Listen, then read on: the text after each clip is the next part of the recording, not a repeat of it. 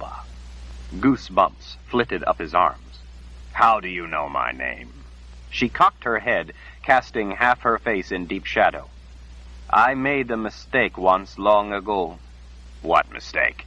I helped save your life, helped your mother get you away from the palace before Dark and Rahl could find out that you existed and kill you. Liar! Oba snatched up the stone from the board. I'm his son. Why would he want to kill me? She hadn't taken her penetrating gaze from him. Maybe because he knew you would listen to the voices, Oba. Oba wanted to cut out her terrible eyes. He would cut them out. He thought it best, though, if he found out more first, if he gathered his courage first. You were a friend of my mother. No, I didn't really know her. Lethia knew her better.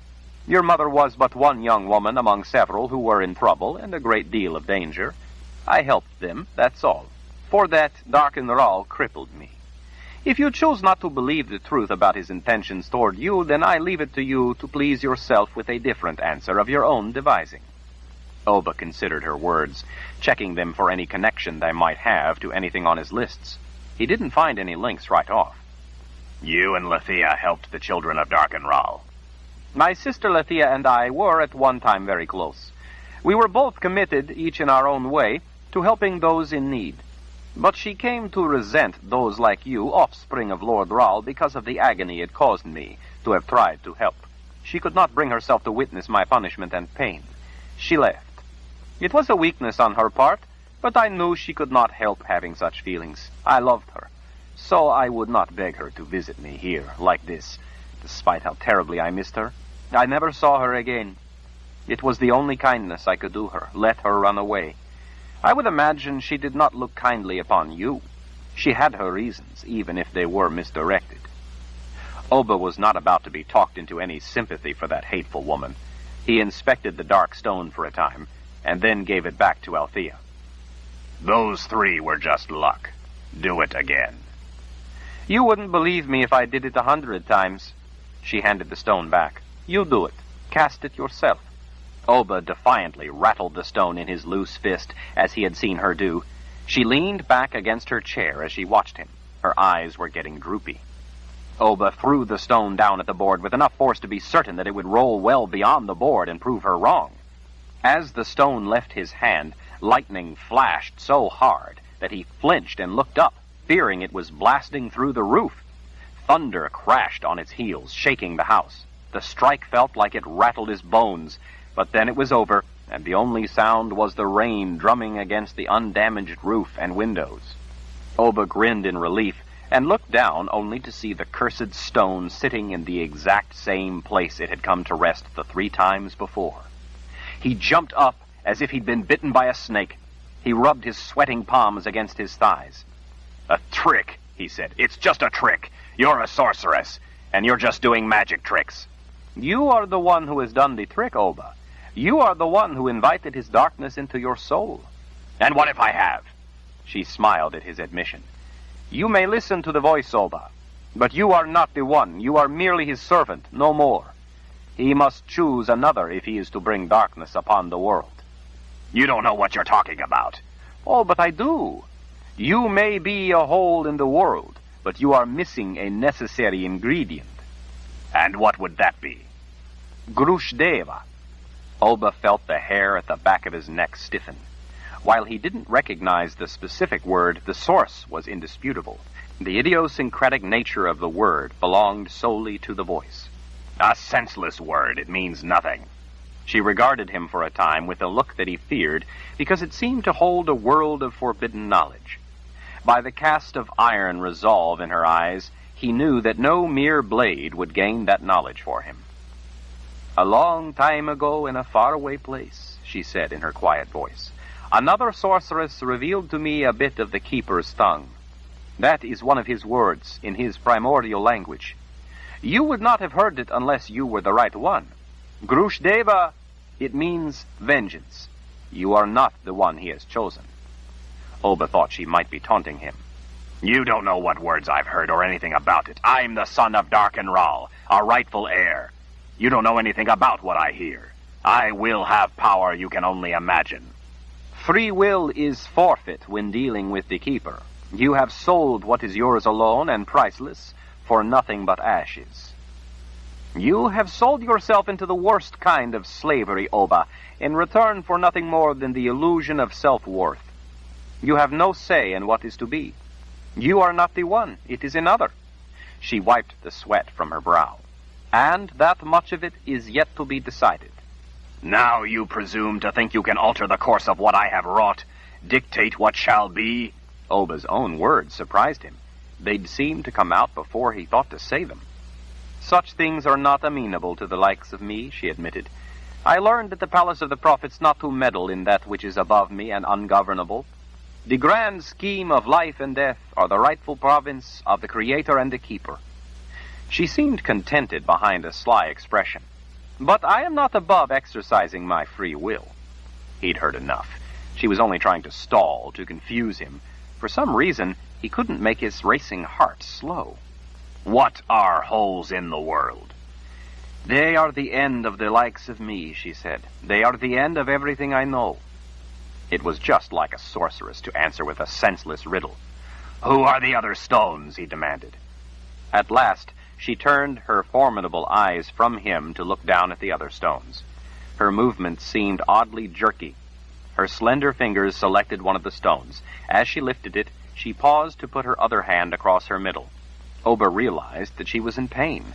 She was trying her best to cover it, but she couldn't cover it now. The sweat beading her brow was from pain. The agony came out in a low moan. Oba watched with fascination. Then it seemed to ebb some.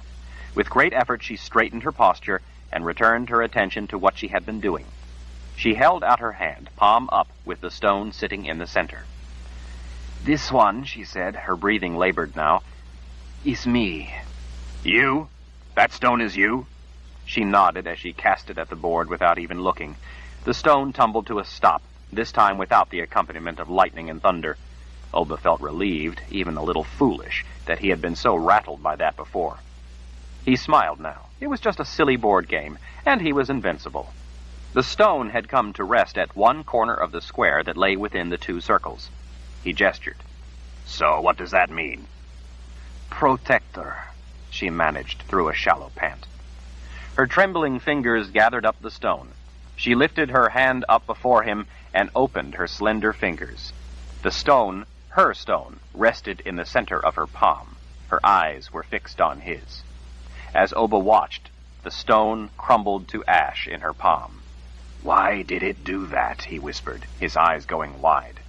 Althea didn't answer. Instead, she slumped and then toppled over. Her arms sprawled out before her, her legs to the side. The ash that had been a stone scattered in a dark smear across the floor. Oba leaped to his feet. His goosebumps were back. He had seen enough people die to know that Althea was dead. Rending slashes of thunderous lightning ignited, lacing the sky with violent flashes of light that lanced in through the windows, throwing blinding white light across the dead sorceress. Sweat trickled down his temple and over his cheek. Oba stood staring at the body for a long moment, and then he ran. Chapter 38. Panting and nearly spent from the effort, Oba stumbled out of the thick vegetation into the meadow. He squinted around in the sudden bright light.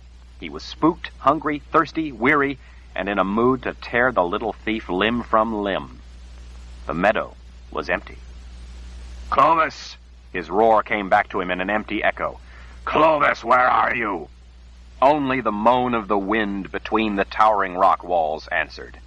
Oba wondered if the thief might be nervous, might be reluctant to come out, worried that Oba might have discovered his fortune missing and suspect the truth of what happened. Clovis, come here, we need to leave. I must get back to the palace at once. Clovis! Oba waited, his chest heaving, listening for an answer. With fists at his sides, he again bellowed the little thief's name into the cold afternoon air. When no answer came, he fell to his knees beside the fire Clovis had started that morning. He thrust his fingers into the powdery gray ash. It hadn't rained up in the meadow, but the ashes were ice cold. Oba stood, staring up the narrow defile through which they had ridden in early that morning. The cold breeze blowing across the empty meadow ruffled his hair. With both hands, Oba ran his fingers back through his hair, almost as if to keep his head from bursting as the awful truth settled in. He realized that Clovis had not buried the money purse he'd stolen. That had never been his plan. He'd taken the money and run as soon as Oba had gone down into the swamp. He'd run with Oba's fortune, not buried it. With a sick, empty, sinking feeling, Oba understood then the full extent of what had really happened. No one ever went in the swamp by this back way. Clovis had talked him into it and guided him there because he believed Oba would perish in the treacherous swamp. Clovis had been confident that Oba would become lost and the swamp would swallow him if the monsters supposedly guarding Althea's back didn't snare him first. Clovis had felt no need to bury the money. He figured Oba was dead. Clovis was gone, and he had Oba's fortune. But Oba was invincible. He had survived the swamp. He had bested the snake. No monsters had dared come out to challenge him after that. Clovis had probably thought that even if the swamp didn't finish his benefactor, there were two other mortal dangers he could count on. Althea hadn't invited Oba in. Clovis had probably figured that she would not take kindly to uninvited guests. Sorceresses rarely did, and they had deadly reputations. But Clovis had not anticipated Oba being invincible. That left the thief only one safeguard against Oba's wrath, and that one was a problem: the Azrith Plains. Oba was stranded in a desolate place. He had no food. Water was nearby, but he had no means to take it with him. He had no horse. He had even left his wool jacket, unnecessary in a swamp, with the underhanded little hawker. Walking out of this place without supplies, exposed to winter's weather, would finish anyone who had somehow managed to survive the swamp and Althea. Oba couldn't make his feet move. He knew that, given his situation, if he struck out and tried to walk back, he would die. Despite the cold, he could feel sweat running down his neck. His head was pounding. Oba turned and stared back down into the swamp. There would be things back at Althea's house: food, clothing, and surely something in which he could carry water. Oba had spent his life making do. He could make a pack, at least a pack good enough to get him back to the palace. He could put together a supply of food from the sorceress's house. She wouldn't be there alone and crippled without food on hand. Her husband would be back, but maybe not for days. He would have left food. Oba could wear layers of clothes to keep himself warm enough to make the trek across the bitterly cold plains. Althea said her husband went to the palace. He would have warm clothes to cross the Azrith Plains, and might have left extra clothes at the house. Even if they didn't fit, Oba could make do. There would be blankets he could take in a pack and wear as a cloak. There was always the possibility, though, that the husband might come back sooner. By the lack of a trail on this side, he would most likely come in the wide path from the other side of the swamp. He could already be there and have discovered his wife's body. Oba wasn't really concerned about that, though. He could deal with the nuisance of a grieving husband. Maybe the man would even be pleased to be out from under the obligation of having to care for a petulant, crippled wife. What good was she anyway? The man should be glad to be rid of her. He might offer Oba a drink to help him celebrate his liberation. Oba didn't feel like celebrating, though. Althea had pulled some evil trick and denied him the pleasure he had so looked forward to, the pleasure he deserved after his long and difficult journey. Oba sighed at how trying sorceresses could be. At least she could provide him with what he needed in order to get back to his ancestral home. But when he got back to the people's palace, he would have no money unless he could find Clovis. Oba knew that was a thin hope. Clovis had Oba's hard-earned fortune now, and might well have decided to travel to fine places, wantonly spending his ill-gotten gain. The little thief was likely to be long gone. Oba didn't have a copper penny. How was he to survive? He couldn't go back to that pauper's life, a life like the one he had had with his mother. Not now, not after he had discovered that he was a Ral, almost royalty. He couldn't go back to his old life. He wouldn't. Simmering with anger, Oba plunged back down the spine of rock. It was getting late in the day. He had no time to waste. Oba didn't touch the corpse. He wasn't at all queasy about the dead. Quite the contrary, the dead fascinated him. He had spent a great deal of time with dead bodies. But this woman gave him the shivers. Even dead, she seemed to watch him as he searched her house, throwing clothes and supplies in a pile in the center of the room. There was something profane, sinful about the woman sprawled on the floor. Even the flies buzzing around the room didn't light on her. Althea had been troublesome, but this woman was different. Althea had pulled some evil trick and denied him the answers he deserved after his long and difficult journey. Oba fumed at how trying sorceresses could be. At least she could provide him with what he needed in order to get back to his ancestral home. There was something unholy about this woman. She had been able to look right into him. Althea had never been able to do that. Of course, he had once thought she could, but she couldn't. Not really. This woman could. She could see the voice in him. Oba wasn't sure if he was safe around her, even if she was dead. Since he was invincible, it was probably only his fertile imagination, he knew, but a person couldn't be too cautious. In the bedroom, he found warm wool shirts. They were not nearly large enough, but by ripping out some of the seams, a little here, a little there, he could get them on. Once he was satisfied with his alterations, he threw the item of clothing on the pile. They would be good enough to keep him warm. He added blankets and shirts to the pile in the center of the main room.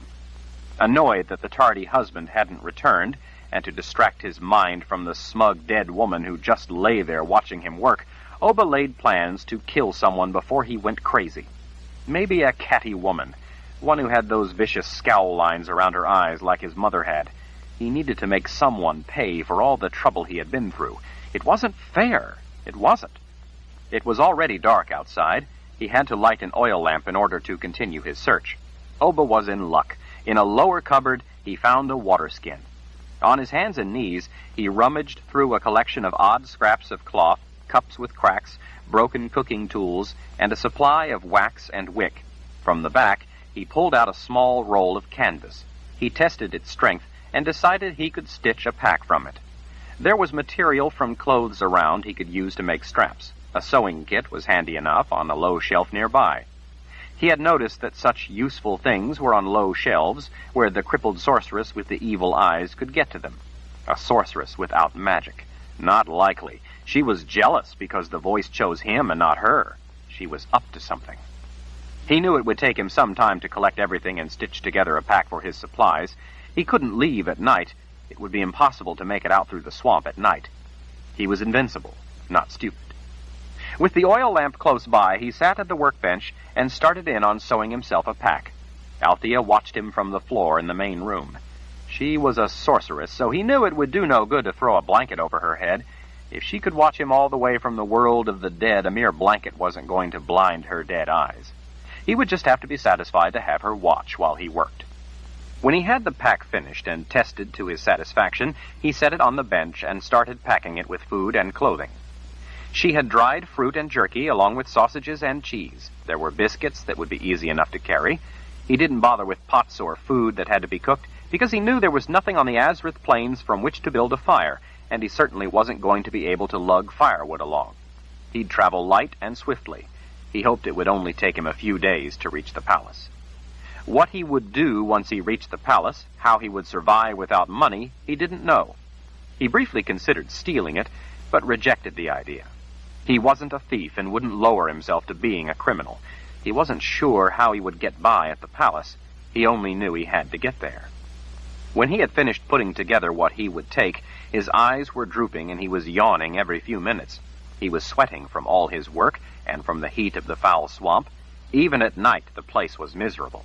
He didn't know how the know-it-all sorceress could stand to live in such a place. No wonder her husband went off to the palace. The man was probably downing ales and moaning to his chums about having to go back to his swamp wife. Oba didn't like the idea of sleeping in the same house with the sorceress, but she was dead after all. He still didn't trust her, though. She might be up to some trick. He yawned again and wiped sweat from his brow. There were 2 well-stuffed sleeping pallets close together on the floor in the bedroom. One was neatly made, the other was less orderly. Judging from the tidy workbench, the neatly made bed was likely the husband's and the other Althea's. Since she was dead on the floor way in the other room, he didn't feel quite so uneasy about sleeping on a nice soft pallet. The husband wasn't going to be coming home in the dark, so Oba wasn't worried about waking to a madman at his throat.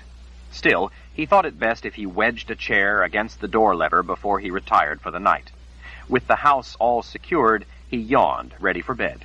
On his way by, Oba gave Althea the cold shoulder. Oba fell right off to sleep, but it was a fitful slumber. Dreams haunted him. It was hot in the swamp house. Since it was winter everywhere else, he hadn't gotten accustomed to such sudden, sultry heat.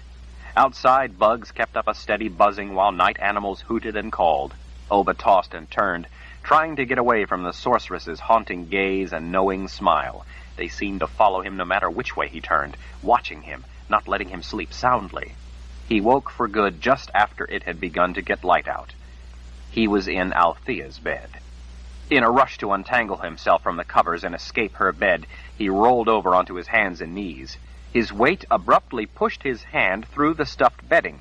In wild alarm, Oba threw back the bedding and overturned the pallet to see what vile trick she had planted for him. She had known he was coming to see her. She was up to something. Under where her pallet had been resting, he saw that a floorboard was loose. That was all it was, a floorboard that had pivoted. Oba frowned in suspicion. A close inspection revealed that the plank had pins in the middle, so it would seesaw. With one careful finger, he pushed the sunken end farther down. The other end of the board rose up. A compartment under the board contained a wooden box. He lifted out the box and tried to open it, but it was locked somehow. There was no hole for a key, and no readily apparent lid, so there was probably some trick to opening it. It was heavy. When he shook it, it made only a muffled sound from inside. It might have simply been a weighted weapon the crippled woman kept under her bed in case she was attacked in the night by a snake or something. With the box in his meaty hand, Oba shuffled to the workbench. He sat on the stool and leaned close. As he selected a chisel and mallet, he noticed that the sorceress was still on the floor in the other room, watching. "What's in the box?" he called to her. Of course she didn't answer. She had no intention of being cooperative. If she had been cooperative, she would have answered all his questions instead of dropping dead after performing her stone-to-ash trick. It gave him shivers just remembering it. Something about the entire encounter had been more than he wanted to contemplate. Oba used the chisel to pry on the box. He tested every joint, but it wouldn't open. He hammered on it with the mallet, but he only succeeded in breaking the mallet's handle. He sighed, deciding that it was probably just a weighted weapon Althea kept for defense. He rose from the bench to go gather his supplies and check that he had everything. He'd had enough of the odd goings-on and the puzzling things she'd left. He needed to be on his way. Oba paused then and turned back at some inner urging. If the heavy box was a weapon, she would have kept it easily at hand. Something about this box was important, or it wouldn't be hidden under a floorboard. Something inside told him so. Resolving to get into the box, he sat again at the bench and selected a narrower chisel and another mallet. He worked the sharp blade between a lengthwise joint near the edge. Sweat dripping off the end of his nose, he grunted with the effort of whacking at the end of the chisel handle, trying to open the joint to see if it was just lead weight inside. All of a sudden, wood split with a loud snap, and the box broke open. Gold and silver coins spilled out like guts from a carp. Oba stood staring at the glut of gold heaped on the bench. The box hadn't rattled only because it had been packed full. There was a fortune, a real fortune. Well, wasn't that just something? There had to be 20 times as much gold as the little weasel Clovis had stolen from him. Oba had thought that poverty had been inflicted upon him by the cowardly little thief, and it turned out he was richer than ever. Richer even than his wildest dreams. He truly was invincible. He had suffered through adversity and misfortune that would have defeated a lesser man, and fate had justly rewarded him for all his struggles. He knew that this could be nothing other than divine direction. Oba smiled across the room at the woman who lay there watching his triumph. In the drawers of the bench, he found tools kept in pouches. There were 3 nice leather pouches containing finely crafted beading planes. The leather pouches were probably used to keep the sharp edges on the blades from being dinged and dulled. A cloth pouch held a set of dividers. Another pouch held rosin, while still others held various odd tools. The husband was exceptionally orderly. Life with his swamp wife had probably driven him mad. Oba wiped sweat from his eyes and then scooped all the coins together in the center of the bench. He divided them up into equal piles, carefully counting each pile out so he would know exactly how much money he had earned. Finished counting, he filled the leather and cloth pouches, putting one in each pocket. For safety's sake, he He tied each pouch with 2 thongs going in different directions to different belt loops. He tied a smaller purse around each leg, letting them rest inside the tops of his boots. He opened his trousers and secured several of the heaviest purses inside, where no one could get to them. He reminded himself that he would have to be cautious of passionate ladies with friendly hands, lest they come up with more than he wished to give them. Oba had learned his lesson. From now on, he wouldn't keep his fortune altogether. A man as wealthy as he had to protect his holdings. The world was full of thieves. Chapter 39. Oba trudged at last into the outer fringes of the open-air market. After the isolation of the barren plains, the raucous swirl of activity was disorienting. Ordinarily, he would be intrigued by all the goings-on, but this time he paid little heed. He had learned before that rooms could be rented up in the palace. That was what he wanted, to get up into the people's palace and get himself a proper room, one that was quiet. After some good food and rest to recover his strength, he would buy some new clothes and then have a look around. But now, he only wanted the quiet room and the rest. For some reason, the thought of food sickened him. It seemed somewhat inappropriate to him that a Rahl should lower himself to renting a room in his own ancestral home, but he would have to deal with that matter later. Now, he just wanted to lie down. His head was pounding. His eyes hurt every time he turned them to look at something, so, as he plodded along with his head hanging, he tried to limit his focus to the patch of dusty ground immediately before his feet. He had made the long journey from the miserable swamp to the palace by sheer force of will. Despite the cold, he was sweating. He probably had been too wary of the cold weather he would encounter crossing the Azrith Plains, and, with all the shirts he was wearing, had overdressed for it.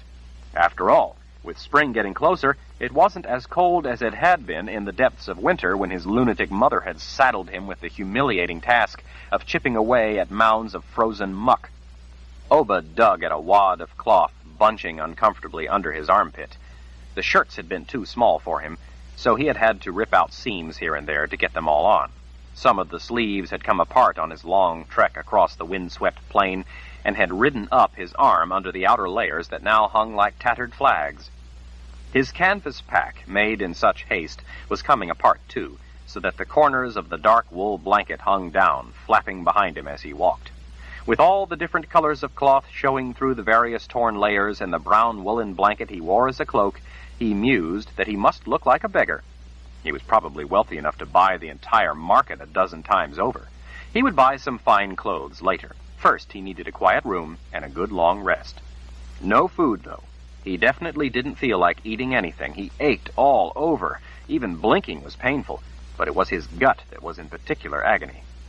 When he had been here before, the savory aromas of cooking had made his mouth water. Now the tendrils of smoke from cooking fires nauseated him. He wondered if it was because he had more refined tastes now. He thought that maybe if he went up into the palace, he could get himself something mild to eat. The thought failed to rally his appetite. He wasn't hungry, just tired. Eyes drooping, Oba slogged onward through the makeshift streets of the open-air market. He aimed himself at the plateau towering over them. The pack on his back felt as if it weighed as much as 3 good-sized men. Probably some trick of the swamp witch, some spell she had cast. Knowing he was on his way to her place, she had probably put some magic lead weights in her sausages. The thought of sausages made his stomach roil. Peering up at the palace, shining in the sunlight far overhead as he walked, he accidentally blundered into someone, driving a grunt from their lungs. Oba was just about to kick the annoying obstacle out of his path when the hunched bundle of rags wheeled to growl a curse. It was Clovis. Before Oba could snatch him, Clovis scrambled out from underfoot and dove between 2 older men passing by. Oba, right behind him, but being wider, knocked the men aside. As the 2 men fell, Oba staggered through, fighting to keep his balance, and went for the little thief. Clovis skidded to a stop.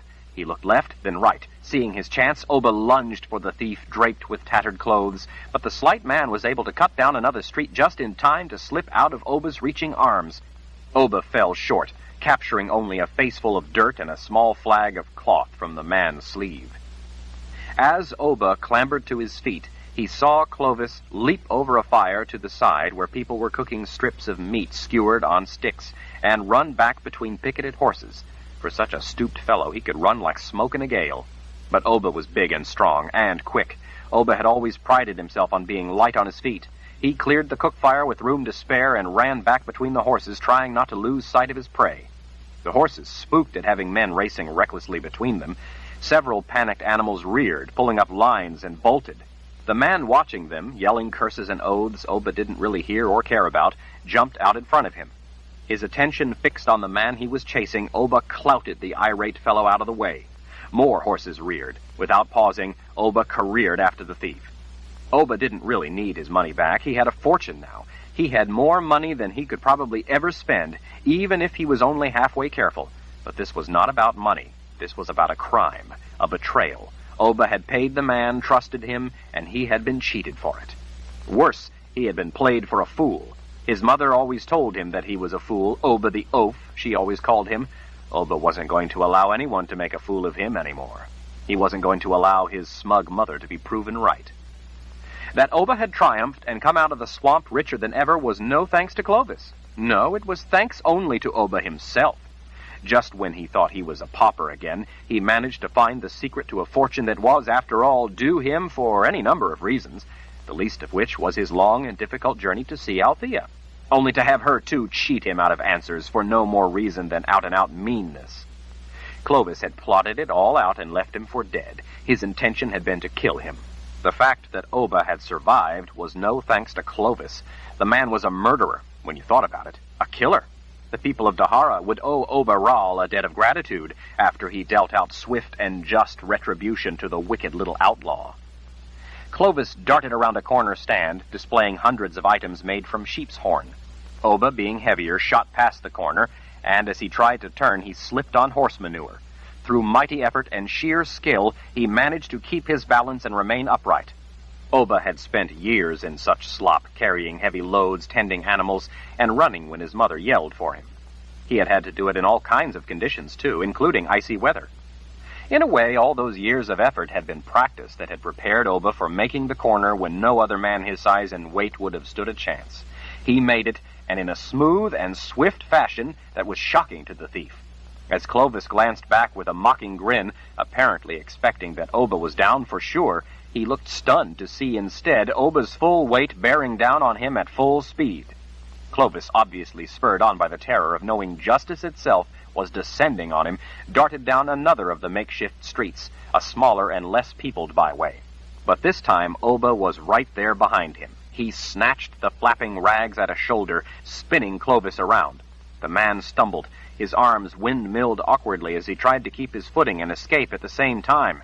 Clovis's eyes went wide, first from surprise and then from the pressure of the hand that had clamped around his throat. Whatever sort of squeal or plea was trying to make its way out didn't get past Oba's vice-like fingers. Fatigue forgotten, Oba dragged the murderous little thief, kicking and twisting, back between two wagons. The wagon's canvas tops shaded the narrow space between. To the rear of the tight space was a tall wall of crates. Oba's back blocked the constricted opening between the wagon beds, closing off the cramped spot from view as effectively as a prison door. Oba could hear people behind him going about their business, laughing and talking as they hurried by in the brisk air.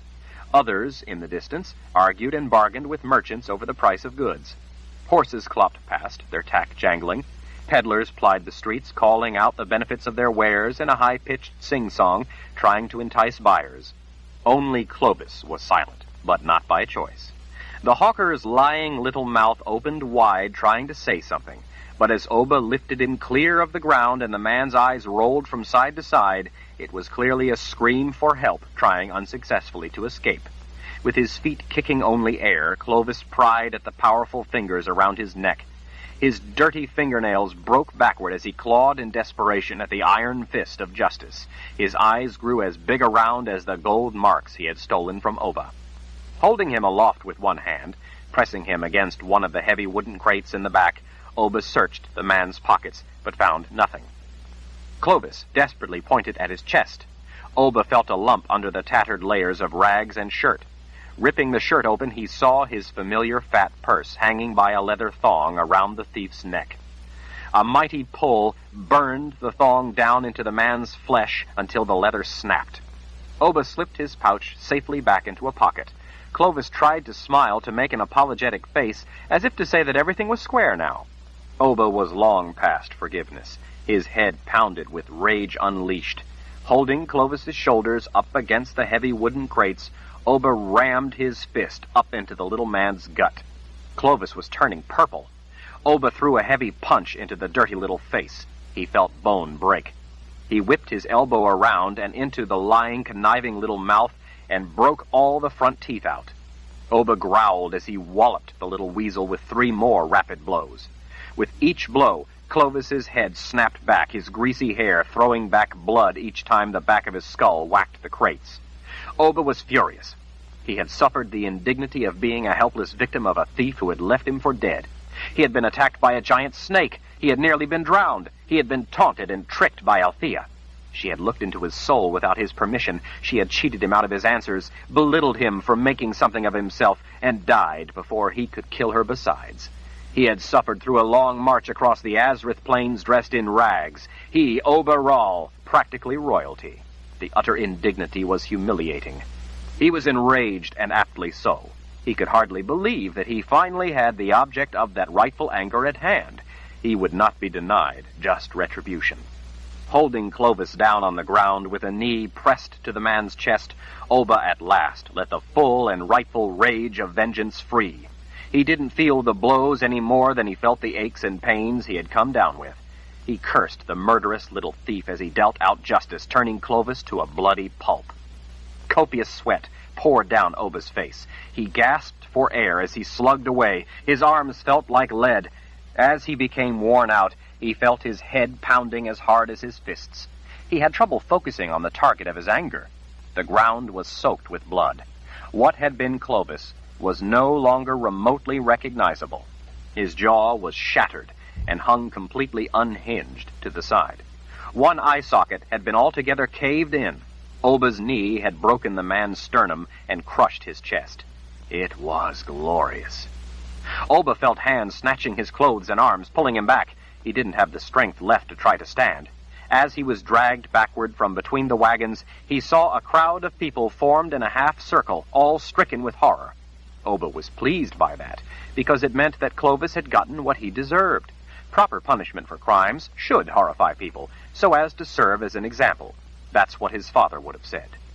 Oba looked up, closer, at the men hauling him out from between the wagons. A wall of leather armor, chainmail, and steel had poured in to surround him. Pikes and swords and axes glinted in the sunlight. They were all pointing at him. He could only blink, too drained to lift a hand to wave them away. Exhausted, out of breath, and soaked in sweat, Oba couldn't hold his head up. As he started to sag in the arms of the men holding him, blackness enveloped him. Chapter 40. In a somber daze, Friedrich used the shovel to steady himself as he sank to his knees. Sitting back on his heels, he let the shovel topple to the cold ground. The chill wind ruffled his hair as well as the long grasses around the freshly turned soil. His world was ashes. Dazed with grief, his mind wouldn't focus on any other thought. A sob overwhelmed him. He worried that he might not have done the right thing. It was cold here. He worried that Althea would be cold. Friedrich didn't want her to be cold. But it was sunny, too. Althea loved sunlight. She always said that she liked the feel of the sun on her face.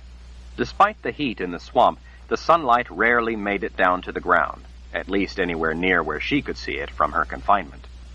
To Friedrich, though, her hair was golden sunlight. She would always scoff at such sentiment, but occasionally, if he hadn't mentioned it in a while, she would innocently ask if he thought her hair was brushed enough and looked all right for visitors due for a telling. She always could keep her face blameless when she was angling for what she wanted. Then he would tell her that her hair looked like sunshine. She would blush like an adolescent girl and say, "Oh, Friedrich." Now, the sun would never shine for him again. He had considered what to do, and had decided this would be better for her, to be up here in the meadow out of the swamp. If he could never take her out of that place in life, at least he could take her out now. The sunny meadow was a better place to lay her to rest than in her former prison. He would have given anything to have taken her out before, to show her beautiful places again, to see her smile carefree in the sunlight. But she could not leave.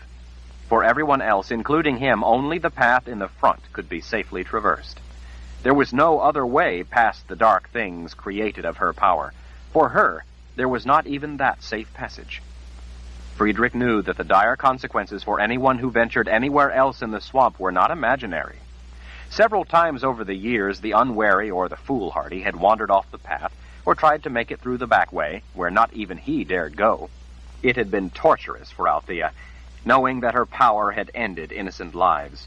How Jensen had made it in the back way unharmed, not even Althea knew.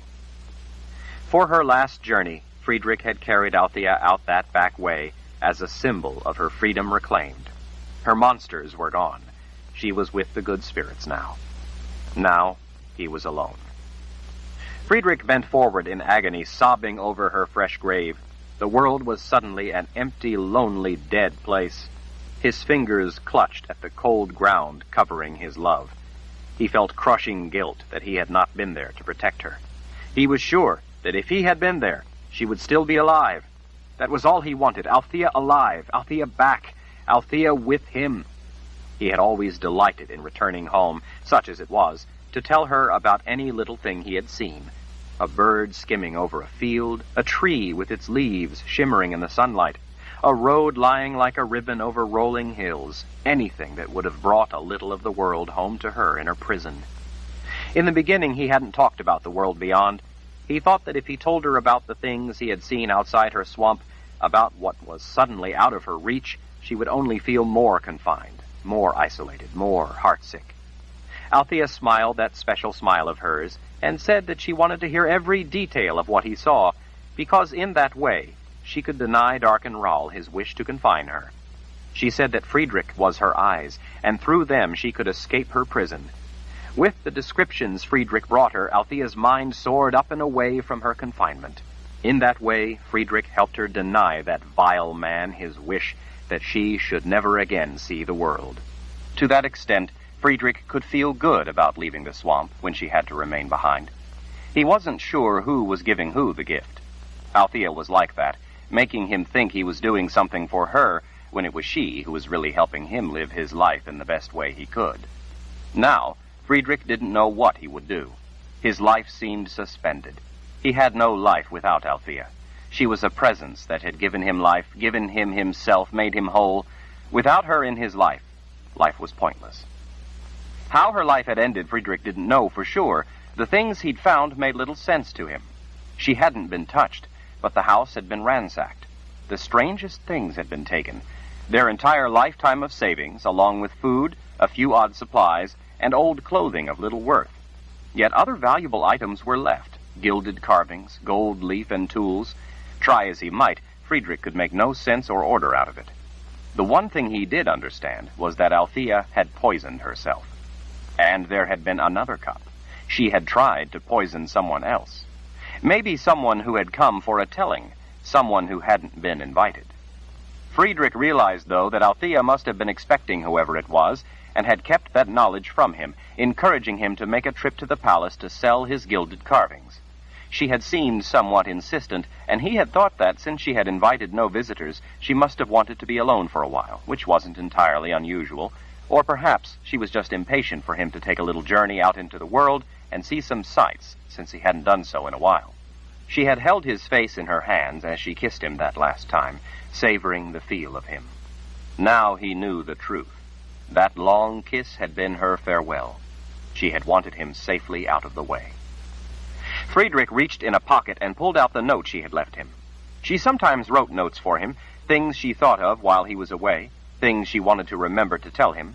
He had checked in the gilded cup he had carved for her, which she kept down on the floor under her chair behind the pillow she sat on, and was surprised to find a letter to him. He carefully unfolded it and read it again, even though he had read it so many times that he knew every word by heart. My beloved Friedrich, I know that you can't understand right now, but I want you to know that I have not forsaken my duty to the sanctity of life. Rather, I am fulfilling it. I realize it won't be easy for you, but you must trust me when I say that I had to do this. I am at peace. I have had a long life, longer by far than nearly any other person is fortunate enough to have. But the best of it was the part I lived with you. I have loved you almost since the day you walked into my life and awakened my heart. Do not let grief crush your heart. We will be together in the next world, and for all time. But in this world, you, like me, are one of the 4 protectors, the 4 stones at the corners on my grace. You remember. You asked who they were, and I told you that Lethea and I were 2 of the stones in my last telling. I wish I could have told you then that you are one as well, but I dared not. I am blind to much of what is happening. But with what I do know, I must do what I can, or the chance for others to live and love would be forever lost. Know that you are always in my heart, and will be even when I cross the veil to be with the good spirits. The world of life needs you, Friedrich. Your part in this has yet to begin. I beg of you that when you are called upon, you will fulfill that purpose. Yours for eternity, Althea. Friedrich wiped the tears from his cheeks, and then read Althea's words again. When he read, he could hear her voice in his head, speaking to him, almost as if she were right there beside him. He feared to let go of that voice, but at last he carefully folded the note and returned it to his pocket. When he looked up, a tall man was standing before him. I was an acquaintance of Althea's. His powerful voice was solemn and earnest. I'm terribly sorry for your loss. I came to pay my respects and to offer my sympathy. Friedrich slowly rose to his feet, watching the older man's dark azure eyes. How could you know? How do you know what happened? Friedrich's anger rose too. What part have you played in this?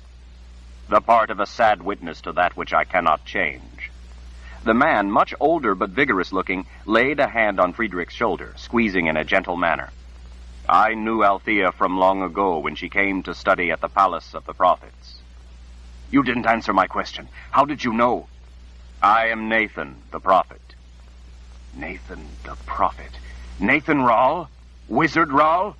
The man nodded as he took his hand away, letting his arm slip back under the edge of his open dark brown cape. Friedrich dipped his head out of deference, but couldn't muster the concern to do more, to bow, even if he was in the presence of a wizard, even if this wizard was a Rahl. The man wore brown wool trousers and high boots, not the robes of a wizard. For the most part, he didn't look like what Friedrich expected of a wizard, and he looked not at all like a man Althea had said was close to 1,000 years old. His strong jaw was clean-shaven. His straight white hair was long enough to touch his broad shoulders. He was not stooped with age, but had the fluid posture of a swordsman, though he wore no sword, and the effortless bearing of authority.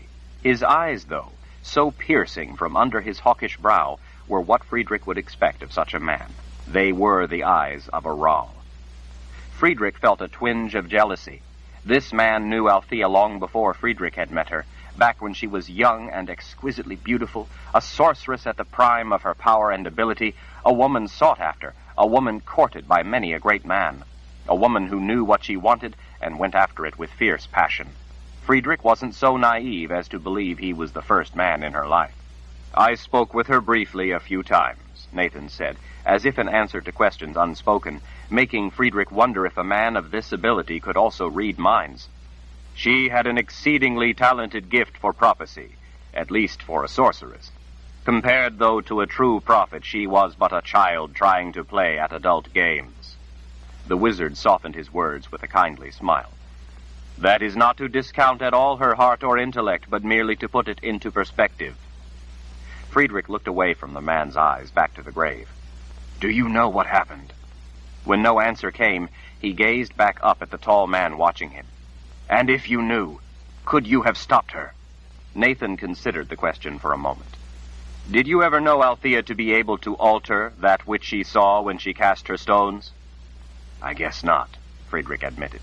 A few times he had held her as she wept with the sorrow of wishing she could change something she saw. She had often told him, when he asked about it, or asked what could be done, that such things were not as simple as they seemed to those without the gift. While Friedrich couldn't understand many of the complexities of her ability, he did know that at times the burden of prophecy nearly crushed her with anguish. Do you know why she would have done this? Friedrich asked, hopeful for some explanation that might make the pain more bearable, or who it was that brought her to it. She made the choice of how she would die, Nathan said in simple summation. You must trust that she made that choice of her own free will and for sound reasons. You must understand that what she did was not only done because it was the best for her and for you, but for others as well. Others? What do you mean? You both know what love brings to life. By her choice, she was doing what she could, so that others might have their chance to know life and love. I still don't understand. Nathan gazed off distantly as he slowly shook his head. I know only bits of what is happening, Friedrich. In this, I feel blind in a way I have never felt before. You mean this has to do with Jensen? Nathan's brow twitched as his eyes focused abruptly and intently on Friedrich. Jensen? His voice was laced with suspicion. One of the holes in the world. Althea said that Jensen is a daughter of Darken Ral. The wizard drew back his cape and propped a hand on his hip. So that was her name. Jensen. His mouth turned up with a private smile. I've never heard that term, hole in the world, but I can see how apt it would seem to a sorceress's restricted gift. He shook his head. Despite her talent, Althea couldn't begin to comprehend what is involved with those like Jensen. The inability of the gifted to recognize aspects of their existence, and so referring to them as a hole in the world, is but the tail of the bull. The tail is the least important part. Hole is not even really accurate. I should think void would be better. I'm not so sure you're right about her not comprehending. Althea was involved with those like Jensen for a long time. She may have been more aware than you realize. She explained to Jensen and me that she didn't know anymore, but that the most important part was that the gifted were blind to them. Nathan grunted a short chuckle of respect for the woman buried before them. Oh, Althea knew more, much more. This hole-in-the-world business was but window dressing for what Althea knew. Friedrich dared not contradict the wizard, for he knew how sorceresses kept secrets, never revealing the true extent of what they knew. Althea did this too, even to Friedrich. He knew that it wasn't a lack of respect or love, but just the way sorceresses were. He couldn't be offended by what was simply her nature. So there is more about those like Jensen, then? Oh, yes. This bull has horns, not just a tail. Nathan sighed. But despite the fact that I understand much of what Althea did not, even I don't begin to know enough to claim to grasp all of what is truly involved in the events beginning to unfold. This part of prophecy is obscured. I know enough, though, to know that this can alter the very nature of existence. You're a Ral. How could you not know of such things? Page 373. At a very young age, I was taken away to the old world by the Sisters of the Light and imprisoned there in the Palace of the Prophets. I am a Ral, but in many ways I know little of my ancestral homeland of Dahara. Much of what I know I learned through books of prophecy. Prophecy is silent about those like Jensen. I only recently have begun to discover why and the dire consequences. He clasped his hands behind his back. So this girl, Jensen, came to see Althea? How did she know of Althea? Yes, Jensen was the cause of... Friedrich's gaze fell away from the man watching him, not knowing how he would feel about his kinsman, but then he decided to say it, even if it brought the man's wrath. When Jensen was young, Althea tried to help protect her from Darken Ral. Darken Ral crippled Althea for it and imprisoned her in the swamp. He stripped her of her power, except for that of prophecy. I know, Nathan whispered, clearly in sorrow. Although I never knew the causes behind it, I saw some of it foretold. Friedrich took a step forward. Then why would you not help her? This time, it was Nathan's gaze that broke away. Oh, but I did. I was imprisoned there at the Palace of the Prophets when she came to see me. Imprisoned for what? Imprisoned for the unjust fears of others. I am a rarity, a prophet. I am feared as an oddity, as a madman, as a savior, as a destroyer. All because I see things others don't. There are times when I cannot help but to try to change what I see. If it's prophecy, how can it be changed? If you changed it, it would be untrue. Then it wouldn't be prophecy. Nathan stared off at the cold sky, the wind lifting his long hair back away from his face.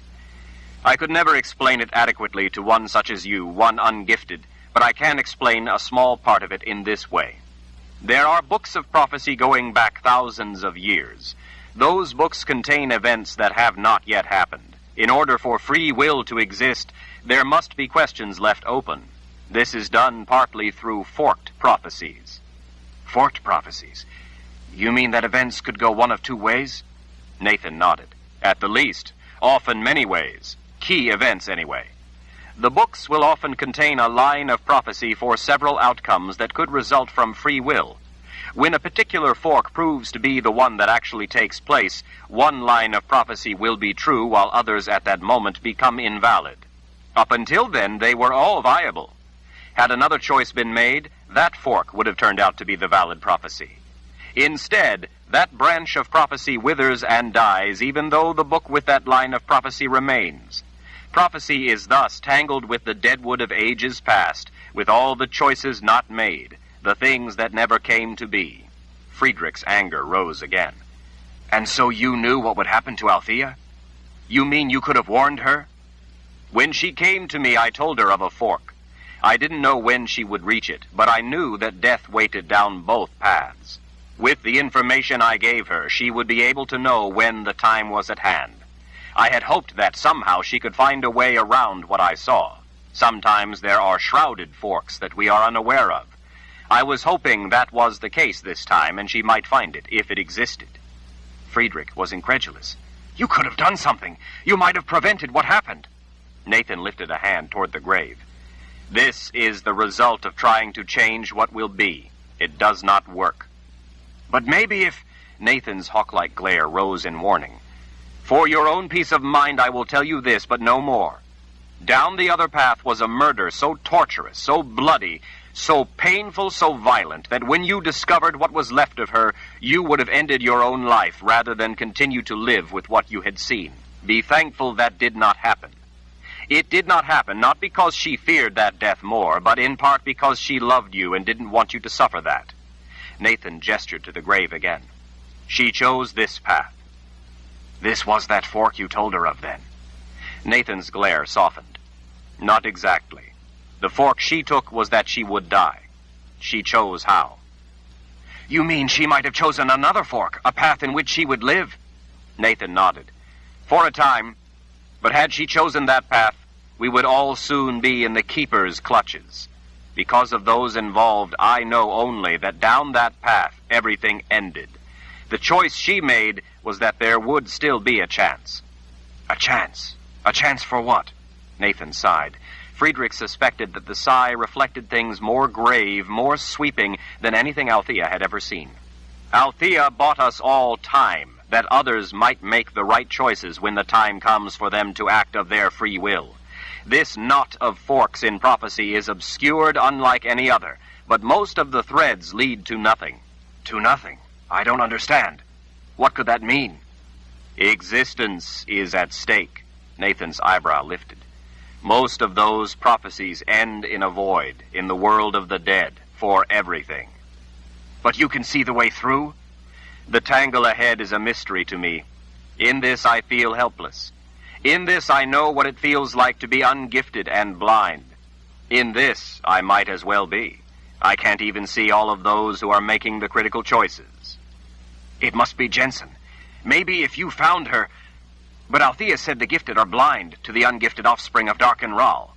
Of any Ral. The gift is of no use in locating such truly ungifted offspring. There is no telling where they are. Unless you could gather all the people in the entire world and parade them before the gifted, there would be no practical way to detect them with the gift. Physical proximity is the only means for the gift to tell you who they are, because your eyes and your gift don't agree, like when I saw Jensen by accident. You think, then, that Jensen is somehow involved in this? Nathan threw his cape closed against the bitter wind. As far as the prophecies are concerned, those like Jensen don't even exist. I have no way of telling if there are others, and if there are, how many there might be. I have no idea what part any of them play in this. I know only that they somehow play a pivotal role. I know some of what is involved and some of those who will stand at critical forks in prophecy. As I said, though, many of those forks in prophecy are obscured. But you're a prophet, a true prophet, according to Althea. How could you not know what prophecy says if the prophecy exists? Nathan gauged him from behind intent azure eyes. Try to understand what I will tell you. It's a concept that few people can grasp. Perhaps it can help you in your grief, for it is the point at which Althea found herself. Friedrich nodded. Tell me then. Prophecy and free will exist in tension. They exist in opposition, yet they interact. Prophecy is magic, and all magic needs balance. The balance to prophecy. The balance that allows prophecy to exist is free will. That makes no sense. They would cancel each other. Ah, but they don't, the prophet said with a sly, knowing smile. They are interdependent, and yet they are antithetical. Just as additive and subtractive magic are opposite forces, they both exist. They each serve to balance the other, creation and destruction, life and death. Magic must have balance to function. Prophecy functions by the presence of its counter, free will. You're a prophet, and you're telling me that free will exists, making prophecy invalid? Does death invalidate life? No. It defines it, and in so doing creates its value. In the silence, none of it seemed to matter. It was too hard for Friedrich to fathom just then. Besides, it changed nothing for him. Death had come to take Althea's precious life. Her life was all the value he had had.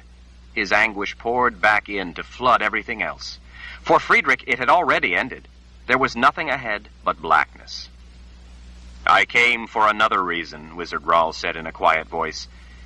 I must call upon you to help in this struggle. Too tired to stand anymore, too grief-stricken to care, Friedrich sank back to the ground beside Althea's grave. You have come to the wrong person. Do you know where Lord Rahl is? Friedrich looked up, squinting against the bright sky. Lord Rahl? Yes, Lord Rahl. You are Daharan, you should know. I guess I can feel the bond. Friedrich gestured off to the south. He's that way. But it's weak. He must be a great distance. Greater than I've ever felt of a Lord Rahl in all my life. That's right, Nathan said. He's in the old world. You must go to him. Friedrich grunted. I've no money for a journey. It seemed the easiest reason. Nathan tossed down a leather pouch. It hit the ground before Friedrich with a heavy, muffled clunk. I know. I'm a prophet, remember? This is more than was taken from you. Friedrich tested the weight of the bag. It was indeed heavy. Where did all this come from? The palace. This is official business, so Dahara will supply you with the money you will need. Friedrich shook his head. I thank you for coming and offering your sympathy, but I'm the wrong man. Send another. You are the man who is to go. Althea would have known it. She would have left you a letter telling you that you are needed in this struggle. She would have asked you to accept when called upon. Lord Rahl needs you. I am calling upon you. You know of the letter? Friedrich asked, as he rose to his feet once more. It's one of the precious few things I know about in this matter. From prophecy, I know you are the one to go. But you must do so of your own free will. I am calling upon you to do so. Friedrich shook his head, this time with more conviction. I'm not the one to do this. You don't understand. I'm afraid that I just don't care anymore. Nathan drew something out from under his cloak. He held it out. Friedrich saw then that it was a small book. Take it, the wizard commanded, his voice suddenly full and rich with authority. Friedrich did so, letting his fingers roam the ancient leather cover as he inspected words embossed with gold leaf. There were 4 words on the cover, but Friedrich had never seen the language before. This book is from the time of a great war thousands of years ago, Nathan said. I only just discovered it in the people's palace after a frantic search among the thousands of tomes there. As soon as I located it, I rushed here. I haven't had time to translate it, so I don't even know what's written in it. It's all written in a different language. Nathan nodded. High Daharan, a language I helped teach Richard. It's vitally important he get this book. Richard? Lord Rahl. The way he said those 2 words gave Friedrich a chill. If you've not read it, how do you know it's the right book? By the title there on the front. Friedrich ran his fingers lightly over the mysterious words. The gilding was still good after all this time. May I ask the book's title? The Pillars of Creation. Chapter 41. Oba opened his eyes, but for some reason that didn't seem to help. He couldn't see. Dismay stiffened him. He was lying on his back on something like rough, cold stone.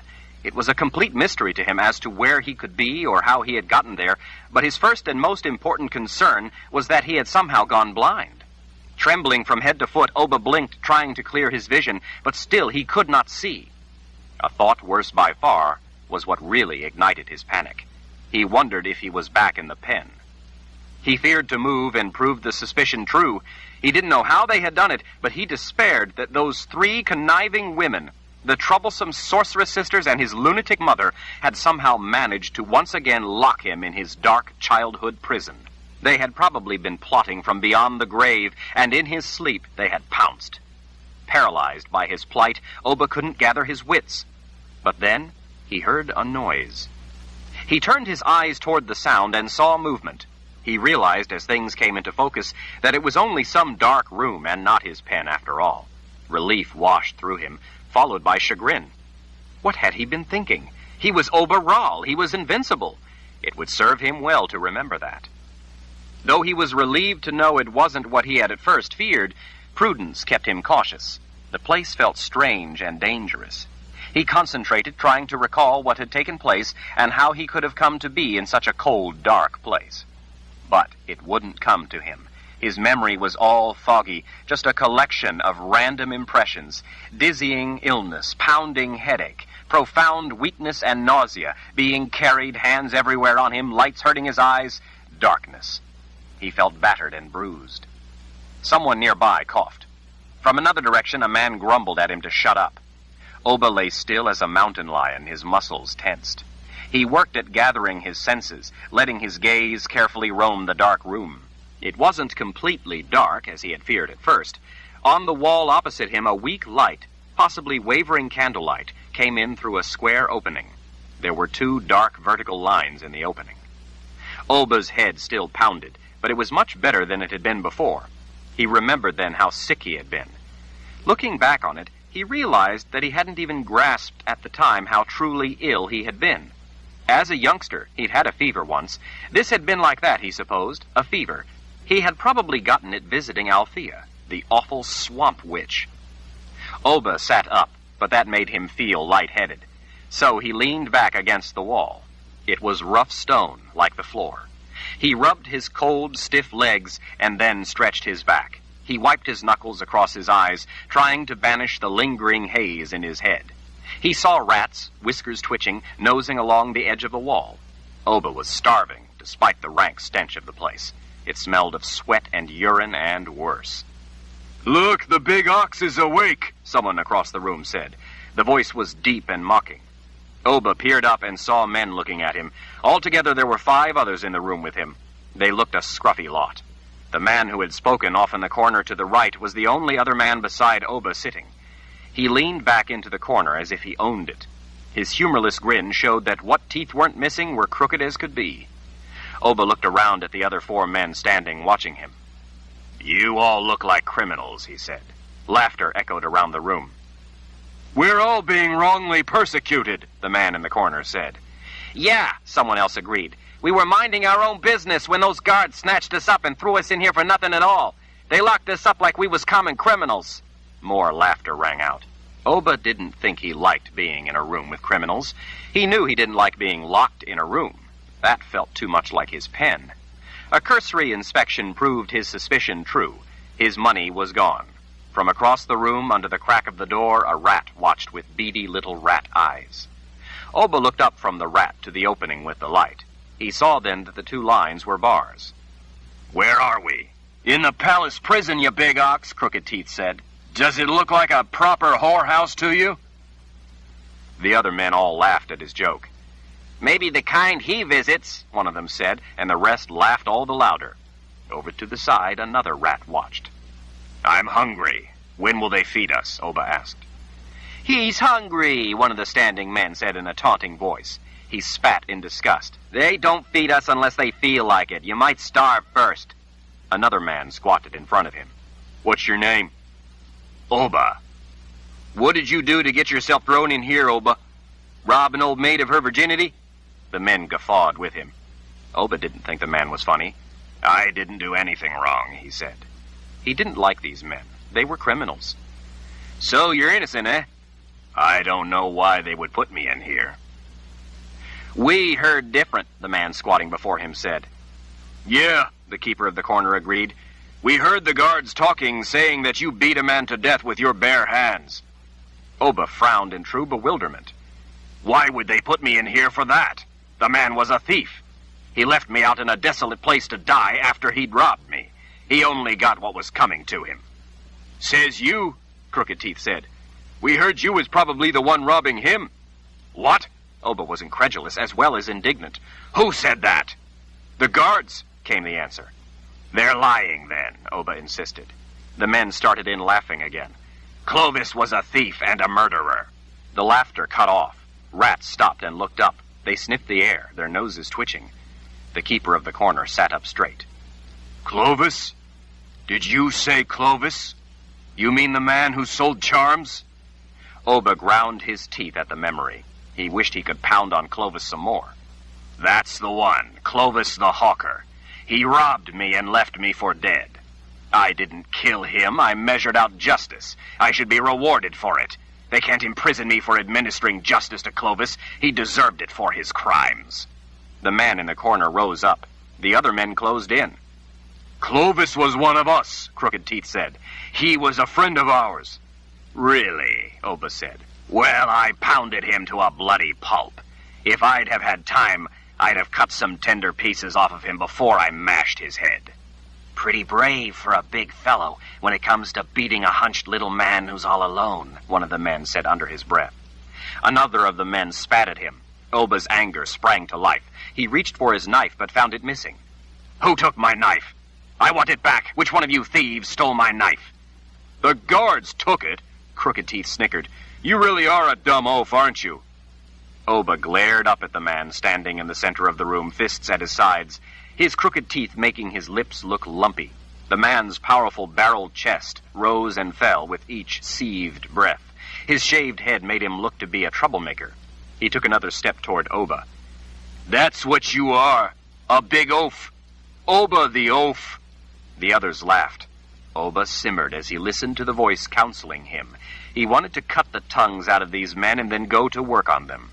Oba preferred doing such things to women, but these men were earning it, too. It would be fun to take his time and watch them squirm, to make them cry, to watch the look in their eyes as death entered their convulsing bodies.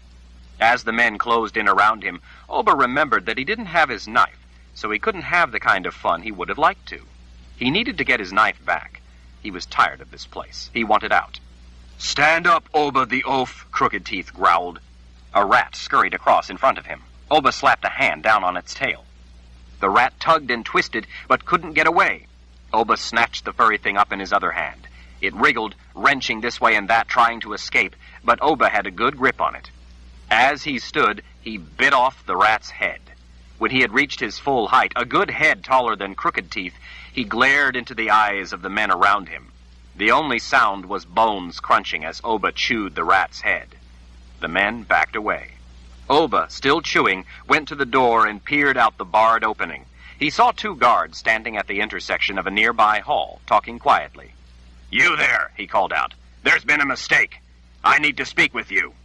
The two men paused in their conversation. "Oh, yeah? What's the mistake?" one asked. Oba's gaze moved between the two, but it was not just his gaze. The gaze of the thing that was the voice also watched from within him. "I am brother to Lord Rahl." Oba knew that he was saying aloud what he had never said to a stranger before, but he felt compelled to do so. He was somewhat surprised to hear himself go on as everyone watched him. "I am falsely imprisoned for measuring out justice to a thief, as is my duty. Lord Rahl will not stand for this false imprisonment. I demand to see my brother." Oba glared at the two guards. "Go get him." Both men blinked at what they saw in his eyes. Without further word, they left. Oba glanced back at the men locked in with him. As he met each man's eyes in turn, he gnawed a hind leg off the limp rat. They moved aside for him to pace as he chewed, little rat bones crunch, crunch, crunching. He looked out the opening again, but saw no one else. Oba sighed. The palace was immense. It might be some time before the guards returned to let him out. The men in the room with him silently backed out of the way as Oba went back to his spot against the wall opposite the door and sat down. They stood watching him. Oba watched back as he tore another chunk off the rat with the teeth at the side of his mouth.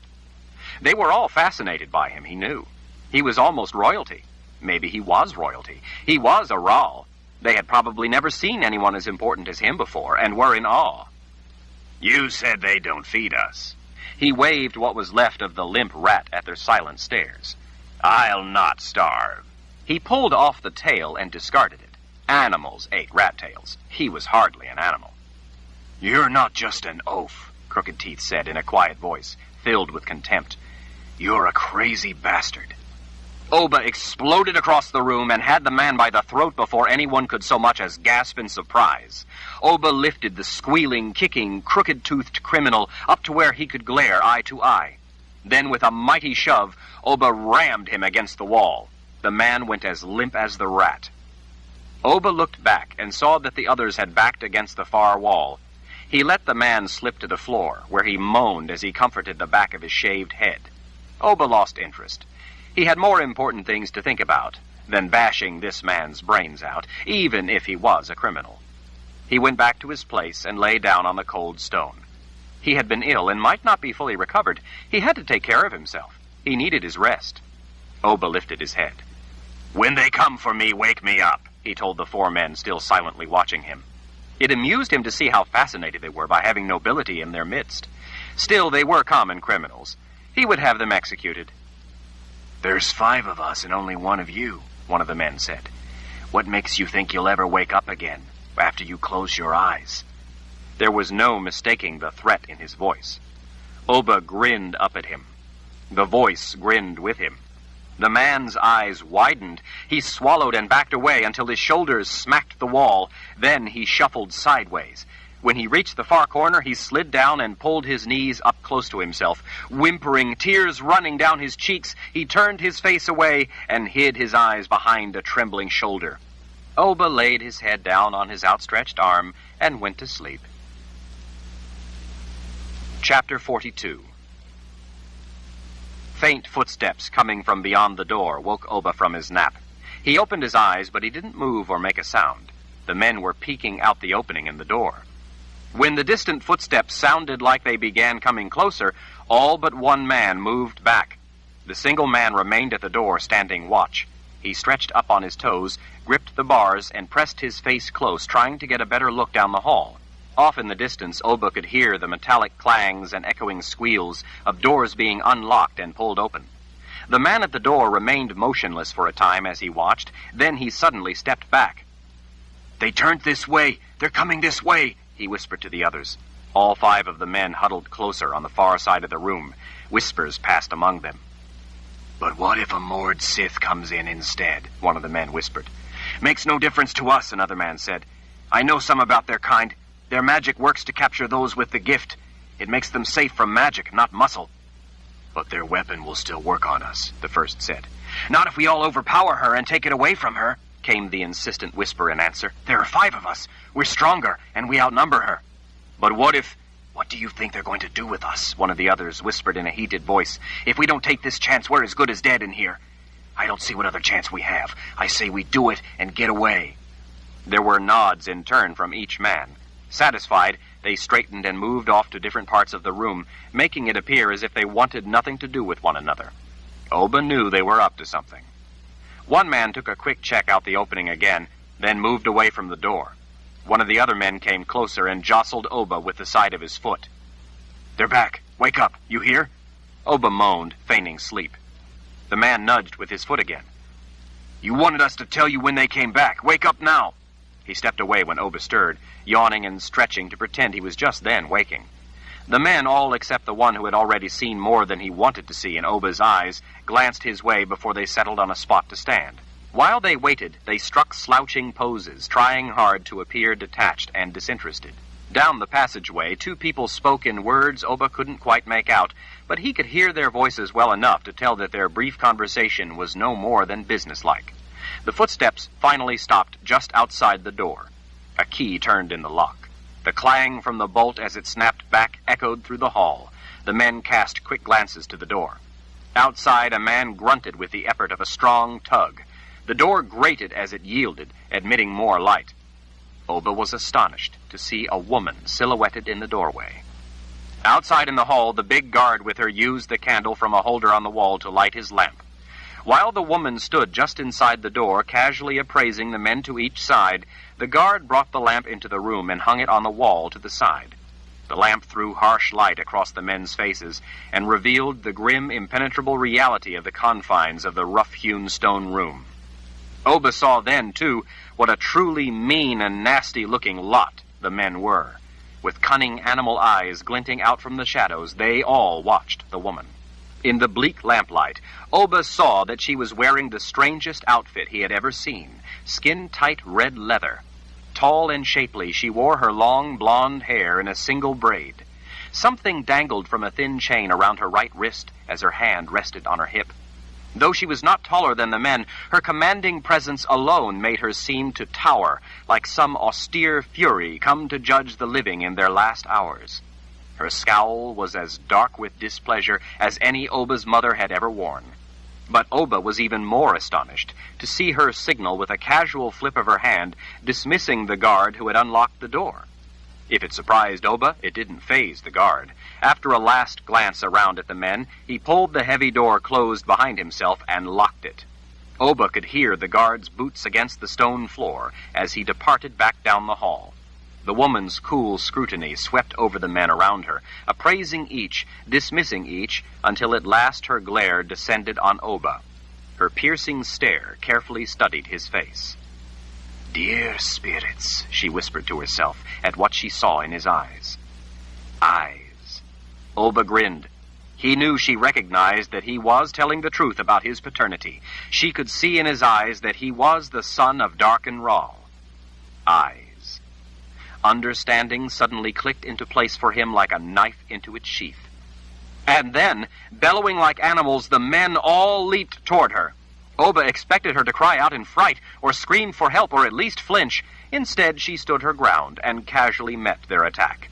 Oba saw some kind of red rod, the one he had seen before hanging near her hand, spin up into her fist. As the first man reached her, she rammed the rod against his chest, pushing him back with a twist of her wrist. He dropped like a hay bale out of the loft, thud onto the stone floor. Nearly at the same time, the others pounced from all directions in a flurry of flailing arms and fists. The woman sidestepped effortlessly, avoiding the trap of meaty arms as it snapped shut. As the men lurched around, hastily trying to renew their attack, she moved with cold grace, meeting each man swiftly and methodically, and with staggering violence. Without turning, she drove her elbow back into the face of the closest man as he tried to seize her from behind. Oba heard bone crack as his head snapped back, throwing a long string of blood against the wall. The third man to the side was checked by her strange red rod against his neck. He crumpled, holding his throat, crying out in a choking, gurgling blubber. Blood frothed at his mouth as he twisted on the floor, reminding Oba of nothing so much as the way the snake in the swamp had wriggled in death. Eluding another lunge, the woman spun away, past and over the man on the floor. As she did so, she hammered the heel of her boot down, smashing his face to finish him. As she swung around, she delivered 3 rapid strikes to the neck of the fourth man. His eyes rolled back in his head before he slowly started corkscrewing down. Her legs swept his feet from under him, pitching him face forward. His forehead smacked the stone floor with a sickening crack. Her economy of motion, the easy flowing evasion, followed by a swift and brutal counterattack, was fascinating to watch. The last man flew at her with his full weight behind the lunge. She wheeled around, backhanding him across the face so hard that it spun him around like a top. She snatched him by the hair at the back of his head, jerked him from his feet, and with a thrust of that strange red rod into his back, drove him to his knees. It was Crooked Teeth. He shrieked louder than Oba had ever been able to get anyone to shriek. Oba was amazed by her ability to inflict pain. She held Crooked Teeth by the hair, on his knees before her, as he screamed in desperate agony, begging for release as he tried without effect to twist away from her. With a knee in his back, along with the red rod, she bent his head back to control him as easily as if he were a child. And then, As she looked up very deliberately into Oba's eyes, she pressed the red rod against the base of the man's skull. His arms thrashed out in a crazy fashion as his entire body convulsed as violently as if he'd been struck by lightning. He went limp, blood running from his ears. Finished with him, the woman released her fist from his hair and let him pitch forward to the stone floor. It was clear to Oba by the boneless way he fell that he was already dead and didn't feel the heavy impact against the unyielding stone. It was all over in what seemed like no more than 5 heartbeats, one for each man killed. Blood everywhere glistened in the light from the lamp. All 5 men lay sprawled in awkward positions around the room. The woman in red leather wasn't even breathing hard. She stepped closer. "Sorry to disappoint you, but you won't escape that easily." Oba grinned. She wanted him. He reached out and grabbed her left breast. With a grimace of rage, she lashed her strange red rod down on the top of his shoulder beside his neck. Oba reached out with his other hand and grabbed her other breast. He gave them both a firm squeeze as he grinned at her. "How could you not?" She fell silent as some profound inner understanding suddenly filled her expression. Oba liked her breasts. They were as nice as any he had ever held. Still, she was quite the unusual woman. He had a feeling that he would learn many new things with her. Her fist came out of nowhere with deadly speed. Oba caught it in the palm of his hand. He closed his fingers tight around her fist, squeezing as he twisted it back, turning her around so that her back was arched and her shoulders pressed against him. She rammed her free elbow toward his middle, but he was expecting it, and snatched her forearm, using the momentum to wrench it up behind her so he could gather it up with the fingers of his other hand already holding her other arm. That left him a hand to feel the delights of her feminine form. He slid his free hand around the front of her waist, in under the leather. She twisted with all her strength, trying to get free. She knew how to use leverage to try to wrench out of an opponent's grip, but her strength wasn't anywhere near up to the task.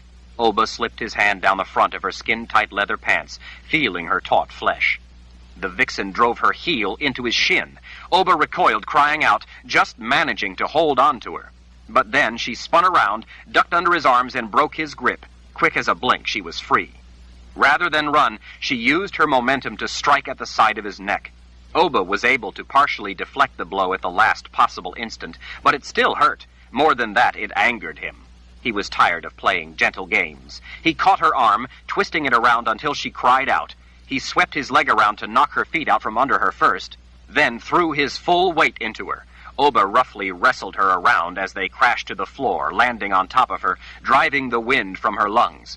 Before she could get a breath, he slammed a good punch into her middle. He could see in her eyes how much it hurt her. He was going to see much more in her eyes before he was done with her. As they struggled on the floor, Oba had the clear advantage and used it. He began tearing at her clothes. She had no intention of making it easy and fought with everything she had. Her fighting, though, was unexpected in Oba's experience. She didn't fight to get away, as other women did. She fought instead to hurt him. Oba knew then how desperately she wanted him. He intended to give her the satisfaction she craved, to give her what she had never been able to get from any man before. His powerful fingers pulled up on the top of her leather outfit, but it was cinched tight around her middle with a thick overbelt. The back of the outfit was crisscrossed with a web of tight straps and buckles. It was too strong to rip. Oba managed instead to strip it up past her ribs. The sight of her flesh ignited him. He fought her hands, her feet, even her head, as she tried to butt his face. Despite her best efforts, he managed to yank and tug the bottom of her tight outfit partway down over the curve of her hips. She struggled ever more violently, trying every move she could to hurt him. He could sense that she wanted him so badly she was hardly able to control herself. As he was devoting his attention to trying to get her bottom off, her teeth seized his other forearm. The shock of pain stiffened him. Instead of pulling back, he rammed the arm in her teeth at her, smacking the back of her head against the stone. The second whack against the stone floor took a lot of the fight out of her, and he was able to free his arm. Oba didn't want her unconscious. He wanted her awake. He watched her eyes as he rolled on top of her, forcing his knee between her thighs, and was pleased to see by the way she gritted her teeth, the way her eyes tracked his, that she was indeed aware of him. Cognition was integral to the experience. It was important that she be aware of what was happening to her, of the transformations that would take place in her living body, aware of death stalking near, waiting, watching. It was essential to Oba that he see all her primal emotions and sensations through her expressive eyes. He licked the side of her neck back behind her ear where the fine little hairs felt soft on his tongue. His teeth raked their way back down. Her neck tasted delightful. He knew she liked the feel of his lips and teeth on her, but she had to fight to keep up the pretense, lest he think her promiscuous. It was all part of her game. By the way she struggled, though, he knew how much she itched for him. As he nuzzled her neck, he worked with his other hand to unbuckle his trousers. "You've always wanted it like this," he whispered hoarsely, nearly delirious with his lust for her. "Yes," she answered breathlessly. "Yes, you understand." This was new. He had never been with a woman before who was comfortable enough with her own needs to admit them aloud, except through the show of moans and cries. Oba realized that she must be frantic with desire to cast off pretense and confess her true feelings. It drove him crazy with hunger for her. "Please," she panted against the shoulder he had pressed to her jaw, holding her head against the floor. "Let me help you." This was definitely new. "Help me?" "Yes," she confided urgently up toward his ear. "Let me help you unfasten your trousers so that you'll be free to touch me where I need it most." Oba was eager to oblige her brazen desires. Leaving her to the treasured task of opening his trousers left him free to grope her.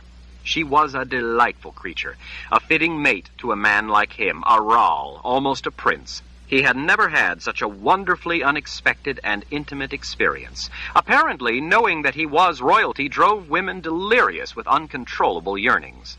Oba grinned at her shameless need while her covetous fingers fumbled at unbuttoning his trousers. He shifted his weight to give her a little room for her work as he leisurely explored her feminine secrets.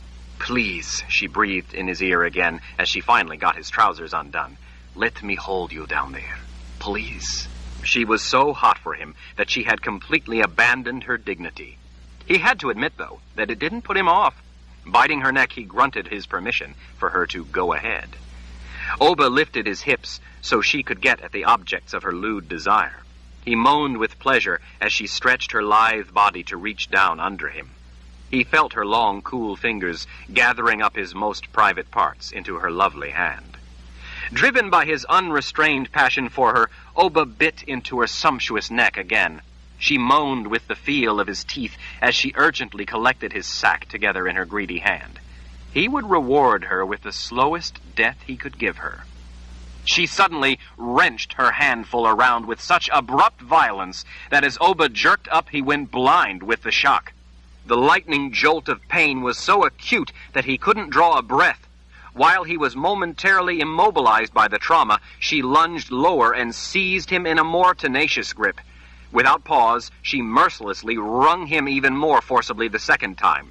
His eyes bulged as he convulsed but once, tenting over her, the spasm fixing his muscles into stiff, stark rigidity. His thinking scrambled. He couldn't hear, see, breathe, or even cry out. He was paralyzed, iron-bound in pure agony. Everything was one long, fiery, sharp, twisting pang. It went on without end. His mouth rounded, trying to scream, but no sound came out.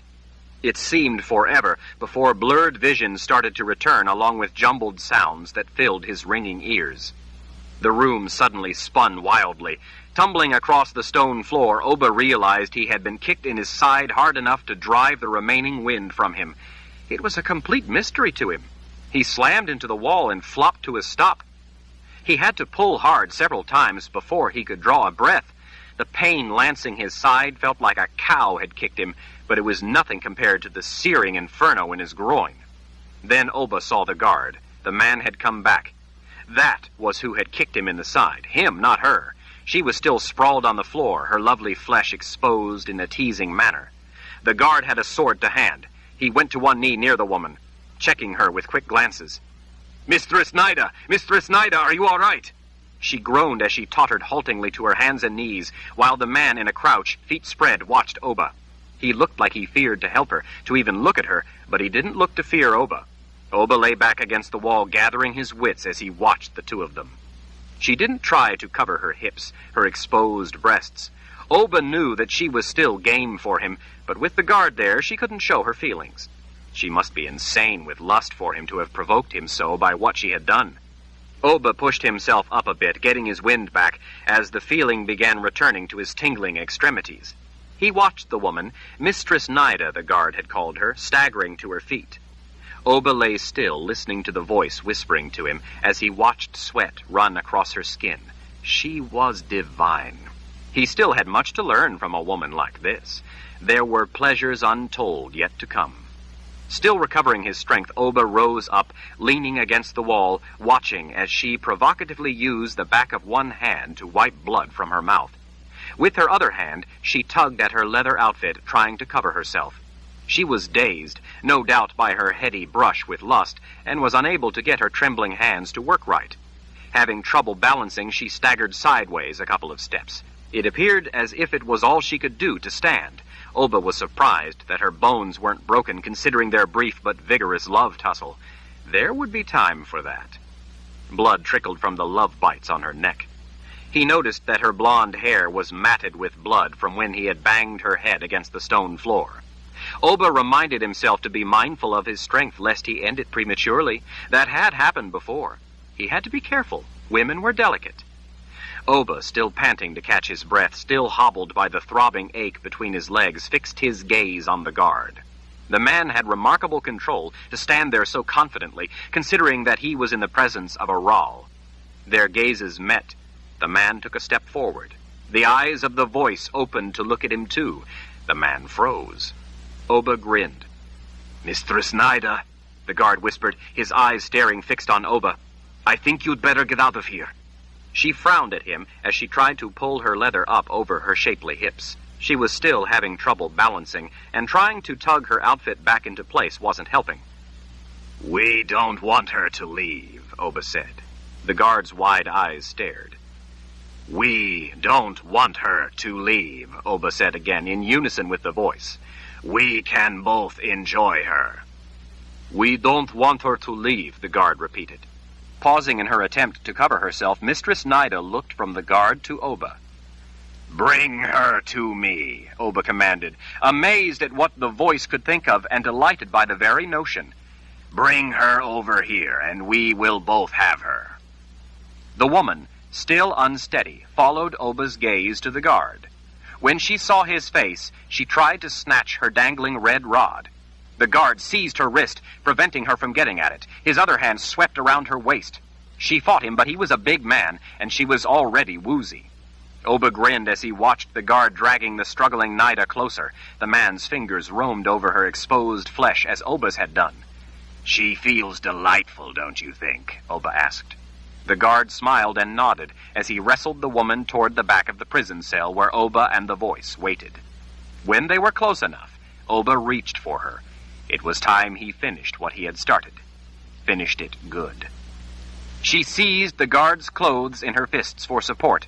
With stunning speed, her whole body twisted in midair. From nowhere, for just an instant, Oba saw the bottom of the heel of her boot flying at his face like a bolt of lightning. Before he could react, the world went black amid a stunning crash of pain. Chapter 43. Oba opened his eyes to darkness. He was lying on his back on a stone floor. His face throbbed in pain. He drew his knees up and comforted his aching groin. That vixen, Nida, had proven as troublesome as any woman he had ever known. It seemed like he was always being tormented by troublesome women. They were all jealous of him, of his importance. They were all trying to keep him down. Oba was getting weary of waking up in cold, dark places, too. He had hated the way throughout his life he was always waking up in some confined place. They were always hot or cold. No place he had ever been locked in was ever comfortable. He wondered if his lunatic mother, or the troublesome sorceress Lethea, or her swamp witch sister had something to do with this. They were selfish and certain to be bent on revenge. This had all the markings of a vindictive act by that pompous trio. But they were dead. Oba wasn't entirely certain that death protected him from those three harpies. They were devious in life. Death wasn't likely to have reformed them. The more he thought about it, though, He had to admit that this was most likely entirely the doing of that vixen in red leather, Nida. She had cleverly pretended to be dizzy and disoriented until the guard had brought her close enough to strike, and then she had kicked him. She was something. It was hard to hold a grudge against a woman who wanted him so badly. The thought of not having Oba exclusively probably drove her to it. She wanted to be alone with him. He supposed he couldn't blame her. Now that he had publicly acknowledged his royal standing, Oba had to recognize that there would be women of such intense passions who would want what he had to offer. He had to be prepared to live up to the demands of being a true Ral. Groaning in pain, Oba rolled over. With the aid of his hands, pushing first against the floor and then a wall, he was finally able to lever himself upright. His own discomfort would only heighten the pleasures of the eventual conquest of his concubine. He had learned that somewhere. Maybe the voice had told him. He saw a small slit of light, much smaller than the opening in the door in the last place, but it at least helped him get his bearings. Feeling along the cold stone walls, he began to take stock of the room. Almost immediately, he came to a corner. He moved his hand sideways from the corner along the rough stone of the wall and was alarmed when he shortly came to another corner. With increasing urgency, he traced the walls and was horrified to discover how tiny the room was. He must have been lying corner to corner, for it wasn't large enough for him to lie down any other way. The suffocating terror of such a small place welled up, threatening to smother him. He couldn't get his breath. He pressed a hand to his throat, trying mightily to pull a breath. He was certain he would go mad being confined in such a small pen. Maybe it wasn't Nida after all. This did have all the marks of his insidious mother's doing. Perhaps she had been watching from the world of the dead, gleefully conniving, plotting how she could harass him. The troublesome sorceress had probably helped her. The swamp witch had no doubt butted in to offer her assistance. Together, the three women had managed to reach out from the world of the dead and help the vixen Nida lock him back in a tiny place. He raced around the cramped little room, feeling the walls, terrified that they were shrinking in toward him. He was too big to be in such a small room where he couldn't even breathe. Fearing he might use up all the air in the room and then slowly suffocate, Oba threw himself against the door and pressed his face up against the opening, trying to suck in the outside air. Weeping with self-pity, Oba wanted nothing so much at that moment as to bash his lunatic mother's head in all over again. After a time, he listened to the voice counseling him, reassuring him, calming him, and began gathering his wits. He was smart. He had triumphed over all those who had conspired against him, despite how evil they were. He would get out. He would. He had to pull himself together and act up to his station in life. He was Oba Ral. He was invincible. Oba put his eyes up to the slit to peer out, but he could see little more than another dim space beyond. He wondered if maybe he was in a box inside a box, and for a time he pounded at the door, screaming and crying at the terror of such a sinister torture. How could they be so cruel? He was a Ral. How could they do this to an important person? Why would they treat him this way? First, they locked him up as a common criminal, in with the scum of humanity, for doing the right thing and dispensing justice to rid the land of a lawless thief, and now this wicked persecution. Oba concentrated, putting his mind to something else. He remembered then the look on Nida's face when she had first gazed into his eyes. She had recognized him for who he was. Nida had known the truth, that he was the son of Darken Ral just by looking into his eyes. Small wonder she had wanted him so badly. He was important. Selfish people were like that. They wanted to be near those who were great, and then they wanted to keep them down. She was jealous. That was why he was locked up. Petty jealousy. It was as simple as that. Oba pondered that look in Nida's eyes when she had first seen him. The look of recognition on her face had sparked memories that enabled him to put odd bits together. He mulled over the new thing he had learned. Jensen was his sister. They were both holes in the world. It was too bad she was kin. She was seductively beautiful. He thought her ringlets of red hair were quite bewitching, even if he worried that they might signify some magical ability. Oba sighed as he pictured her in his mind. He was too principled to consider her as a lover. They shared the same father, after all. Despite her ravishing looks and the way thinking of her made his groin wake, if painfully, his integrity wouldn't allow such a breach of decency. He was Oba Ral, not some rutting animal. Darken Ral had fathered her, too. That was a wonder. Oba wasn't sure what he thought about that. They shared a bond. The two of them stood against a world of jealous people who wanted to keep them from greatness. Lord Ral sent quads to hunt her, so she would have no loyalty there. Oba wondered if it could be that she might be a valuable ally. On the other hand, he recalled the anxiety in her eyes when she looked at him. Maybe she recognized in his eyes who he was, that he too was the son of Darken Ral, like she was. Maybe she already had plans of her own that didn't include him. Maybe she was upset that he existed. Maybe she too would be an adversary, intent on having it all for herself. Lord Ral, their own brother, wanted to keep them down because they were both important. That much seemed likely. Lord Ral didn't want to share all the riches that rightfully belonged to Jensen and Oba. Oba wondered if Jensen would be as selfish. After all, such selfish tendencies seemed to run in the family. How Oba had avoided that wicked aspect of heritage was a wonder. Oba felt his pockets, recalling as he did so that he had done the same thing when he had been in the other room with the criminals, but his pockets were empty. Lord Ral's people had stripped him of his wealth before locking him away. They had probably taken it for themselves. The world was full of thieves, all after Oba's hard-earned wealth. Oba paced, as best he could in such a confined place, trying not to think of how small it was. All the while he listened to the voice advising him. The more he listened, the more things made sense to him.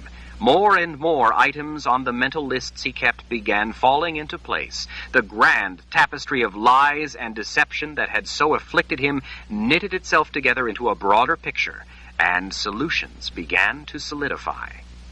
His mother had known all along, of course, how important Oba really was. She had wanted to keep him down from the first. She had locked him in his pen because she was jealous of him. She was jealous of her own little boy. She was a sick woman. Lethia had known, too, and had conspired with his mother to poison him. Neither had the bold nerve to simply do away with him.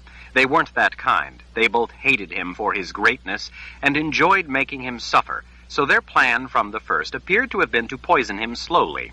They called it a cure so as to soothe their guilty consciences. All along his mother wore him down with menial chores, treated him with contempt, heaped endless scorn on him, and then sent him to Lethia to retrieve his own poison. Loving son that he was, he had gone along with their devious plans, trusting in their words, their instructions, never suspecting that his mother's love was a cruel lie or that they might have a secret plan. The bitches, the conniving bitches.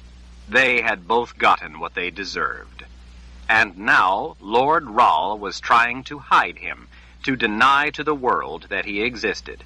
Oba paced, thinking it through. There was too much he still didn't know. After a time he calmed and did as the voice told him. He went to the door and put his mouth near the opening. He was, after all, invincible. "I need you," he spoke into the darkness beyond. He didn't shout the words. He didn't have to, because the voice inside, added to his own, would make it carry. "Come to me," he said into the quiet emptiness outside the door. Oba was surprised by the calm confidence, the authority in his own voice. His endless talents amazed him. It was only to be expected that those less endowed would resent him. "Come to me," he and the voice spoke into the empty darkness beyond. They had no need to yell. The darkness effortlessly bore their voices like shadows traveling on wings of gloom. "Come to me," he said, bending unsuspecting inferior minds to his will. He was Oba Ral. He was important. He had important things to do. He couldn't stay in this place and play their petty games. He had had enough of this nonsense. It was time to assume the mantle of not just his birthright, but his special nature. "Come to me," he said, their voices oozing through the dark cracks of the deep dungeon. He kept calling, not loudly, for he knew they could hear him, not urgently, for he knew they would come, not desperately, for he knew they would obey. Time passed, but did not matter, for he knew they were on their way. "Come to me," he murmured into the still darkness, for he knew that a softer voice yet would draw them in. Off in the distance he heard the faint answer of footsteps. "Come to me," he whispered, enthralling those beyond to listen. He heard a door in the distance grate open. The footsteps grew louder, closer. "Come to me," he and the voice cooed. Closer still, he heard men shuffling along a stone floor. A shadow in the dim light fell across the small opening in the door beyond. "What is it?" a man asked, his echoing voice tentative. "You must come to me," Oba told him. The man hesitated at so pure and innocent a declaration. "Come to me now," Oba and the voice commanded with deadly authority. As Oba listened, the key in the far lock turned. The heavy door rasped open. A guard stepped into the space between the doors. The shadow of the other guard filled the outer doorway. The guard edged closer to the small slit where Oba waited on the other side. Wide eyes peered in. "What do you want?" the man asked in a hesitant voice. "We wish to leave now," Oba and the voice said. "Open the door. It is time for us to go from here." The man bent forward and worked at the lock until the bolt snapped back with a metallic clang that echoed in the darkness. The door pulled back, squeaking on rusty hinges. The other man stepped up behind him, looking in with the same lifeless expression. "What would you like us to do?" the guard asked, his eyes unblinking as he stared into Oba's eyes. "We must leave," Oba and the voice said. "You two will guide us out of here." Both guards nodded and turned to lead Oba away from the dark pen. He would never again be locked in confining little places. He had the voice to help him. He was invincible. He was glad that he had remembered that. Althea had been wrong about the voice. She was just jealous, like all the others. He was alive, and the voice had helped him. She was just dead. He wondered how she liked that. Oba told the two guards to lock the doors of his empty cell. That would make it more likely that it would be a while before he was discovered missing. He would have a small head start to escape Lord Rowell's greedy grasp. The guards led Oba through a labyrinth of narrow, dark passageways. The men moved with unerring steps, avoiding those halls where Oba could hear men talking in the distance. He didn't want them to know he was leaving. Better if he simply slipped away without a confrontation. "I need my money back," Oba said. "Do you know where it is?" "Yes," one of the guards said in a dead voice. They went through iron doors and onward through passageways lined with coarse stone blocks. They turned down a passageway where there were men in cells to each side, coughing, snickering, cursing through the openings in the doors. When they approached the row of doors, filthy arms reached out, clawing the air. As the somber guards, carrying lamps, led the way down the center of the wide hall, men grabbed for them, or spat at them, or cursed them. As Oba passed, the men all fell silent. The arms drew back in through the openings. Shadows trailed behind Oba like a dark cape. The three of them, Oba and his escort of two guards, reached a small room at the bottom of narrow, twisting stairs. One guard led Oba up the stairs while the other followed. At the top, they took him into a locked room and then through another locked door.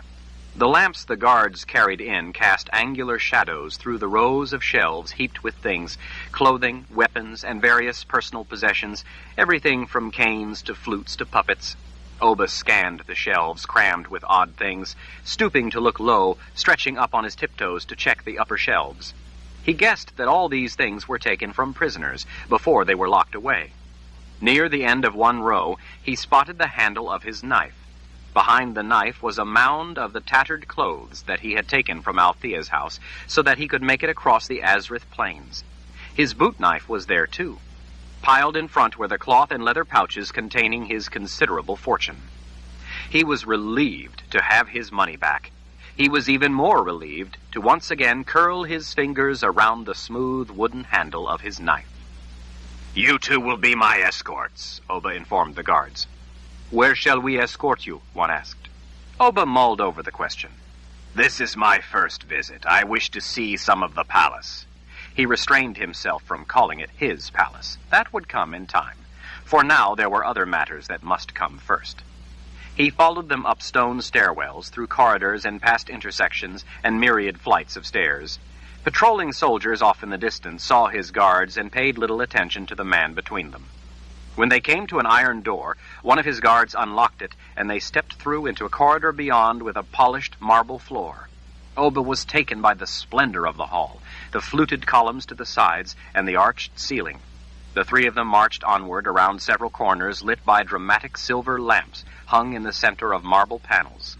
The hall turned again to open into a grand courtyard of such staggering beauty that it cast the hall they had been in, that had been the finest place Oba had ever seen, as little more than a pigsty by contrast. He stood motionless, his mouth hanging, as he stared out at a pool of water open to the sky with trees growing on the other side as if it were a woodland pond, except that this was indoors, and the pond was surrounded by a low, bench-like enclosure of polished, rust-colored marble, and the pond was lined with blue glazed tiles. There were orange fish gliding through the pond. Real fish. Real orange fish, indoors. In his whole life, Oba had never been so struck dumb by the grandeur, the beauty, the sheer majesty of a place. "This is the palace?" he asked his escorts. "Only a tiny part of it," one answered. "Only a tiny part," Oba repeated in astonishment. "Is the rest as nice as this?" "No, most places are much more grand, with soaring ceilings, arches, and massive columns between balconies." "Balconies? Inside?" "Yes. People on different levels can look down on lower levels, down on grand courtyards and quadrangles." "On some levels, vendors sell their wares," the other man said. "Some areas are public areas. Some places are quarters for soldiers or staff. There are some places where visitors may rent rooms." Oba took this all in as he stared at the well-dressed people moving through the place, at the glass, marble, and polished wood. "After I've seen some more of the palace," he announced to his two big uniformed Daharan escorts, "I will want a quiet and very private room. Luxurious, mind you, but someplace out of the way where I won't be noticed. I will first want to purchase some decent clothes and some supplies. You two will stand watch and make sure that no one knows I'm here, while I have a bath and get a good night's rest." "How long will we be watching you?" the other man asked. "We will be missed if we're away for too long. If we're gone even longer, they will search for us and find your cell empty. Then they will come looking for you. They will soon know you are here." Oba considered. "Hopefully I can leave tomorrow. Will you be missed by then?" "No," one of the two said, his eyes empty of everything but the desire to do Oba's bidding. "We were just leaving at the end of our guard watch. We shouldn't be missed before tomorrow." Oba smiled. The voice had chosen the right men. "By then I'll be on my way. But until then I should enjoy my visit and see some of the palace." Oba's fingers glided over the handle of his knife. "Maybe tonight I might even like the company of a woman at dinner, a discreet woman." Both men bowed. Before he left, Oba would leave the two as nothing more than a stain of ashes on the floor of a lonely passageway. They would never tell anyone why his cell was empty. And then, well, it was nearly spring, and in spring who could tell where his fancy might turn?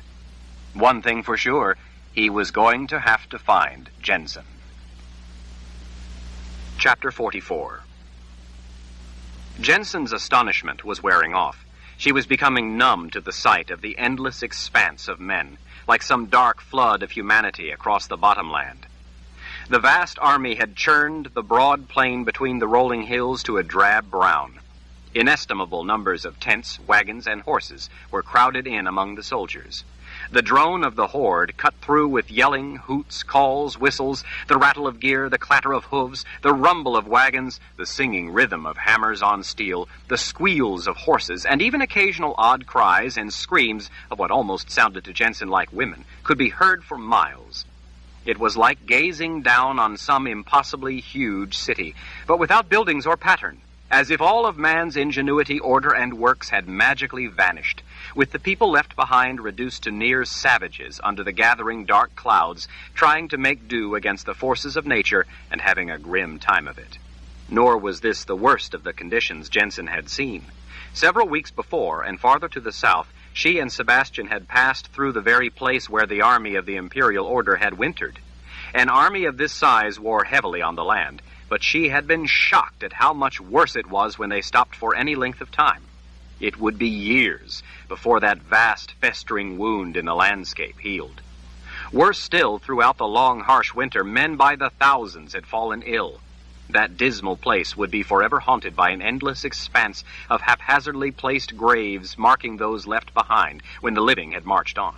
It was horrifying to see such a staggering loss of life to sickness. Jensen feared to imagine the far worse carnage to come in the battle for freedom. With the frost finally out of the ground, the muddy soil had dried and firmed enough that the army had at last been able to strike out from those befouled winter quarters to start their drive toward Adendrill, the seat of power in the Midlands. Sebastian had told her that the force they brought up from the old world was so huge that while the leading edge was stopping here to set up camp, it would be hours before those at the tail end caught up and halted for the night.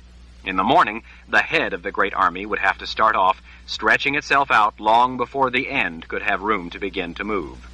While their spring march north was not yet swift, their advance was inexorable. Sebastian said that once the men smelled their prey, their pulse and their pace would quicken. It was a terrible shame that Lord Ral's greed for conquest and rule made this all necessary, that such a peaceful valley should be given over to men at war. With spring, the grasses were at last coming back to life, so that the hills rising up to each side of the valley looked as if they were covered in living green velvet.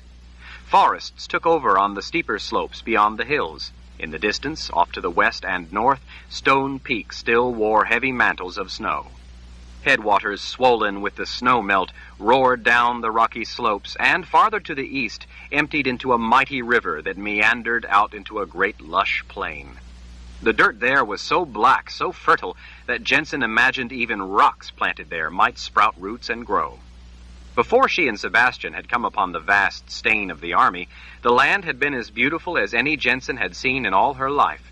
She longed to explore those enchanting forests, and fancied she could contentedly spend the rest of her life among such timber. It was hard for her to cast the Midlands as a place of evil magic. Sebastian had told her that those woods were dangerous places where beasts roamed, and where those who wielded magic lurked. With the things she was learning, she was almost tempted to risk it. She knew, though, that even in those trackless and seemingly endless forests, Lord Ral would still find her. His men had already demonstrated their ability to locate her in even the most remote areas. Her mother's murder was only the first proof of that. Ever since that terrible day, his merciless assassins had somehow been able to hound her up through Dahara and halfway across the Midlands. If Lord Ral's men caught her, they would take her back to the dungeons where Sebastian had been held, and then Lord Ral would have her tortured endlessly before he granted her a slow, agonizing death. Jensen could have no safety, no peace, as long as Lord Ral pursued her. She intended to catch him instead, and seize a life for herself. Another clot of sentries spotted her and Sebastian riding over the open ground, and moved down the slope from their observation post at the top of a hill to intercept them. When she and Sebastian were closer, and the men saw his spikes of white hair and the casual salute he gave them, they turned and swarmed back up the hill to their campfire and cooking their dinner. Like the rest of the Imperial Order army she had seen, the men were a rough-looking lot, in tattered clothes, furs, and hides. Down in the broad valley, many sat around small campfires outside little tents made of hides or oiled canvas. Most looked to have been set up wherever their owners had found enough space, rather than to any order. Randomly set among the tents were local command centers, mess tables, arms stockpiles, supply wagons, paddocks packed with livestock or horses, tradespeople laboring, and even blacksmiths working at transportable forges. Scattered here and there were small trading markets where men gathered to barter or buy small goods. There were even agitated, angry, raw-boned men standing among the throngs, preaching to smatterings of vacant onlookers.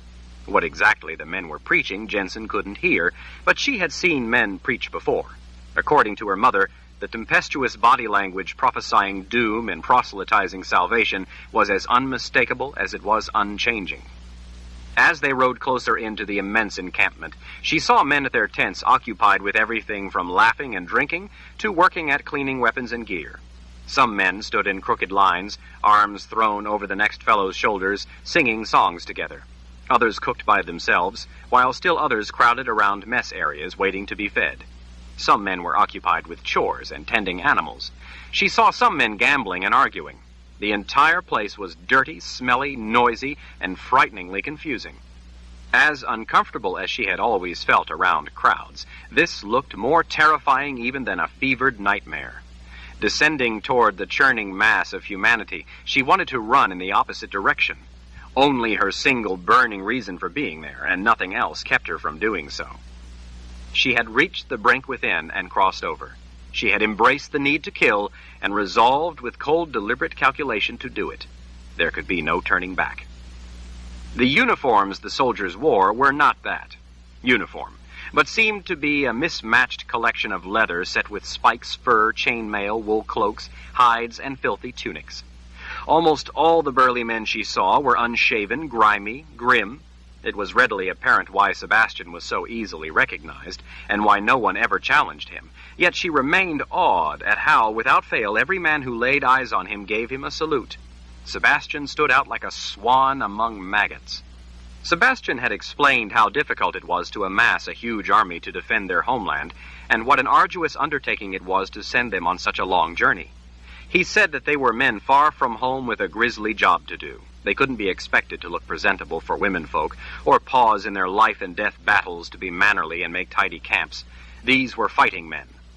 So were Daharan soldiers. These men certainly didn't look anything like Daharan soldiers looked, nor were they as disciplined, but she didn't say so. Jensen could understand, though. As hard as she and Sebastian had been traveling, all the while taking precautions to evade Lord Ral's men by riding until they nearly dropped with exhaustion, often backtracking and working hard at making false trails, she had little time to worry about looking her best. Added to that, it had been a long and difficult journey across mountains in winter.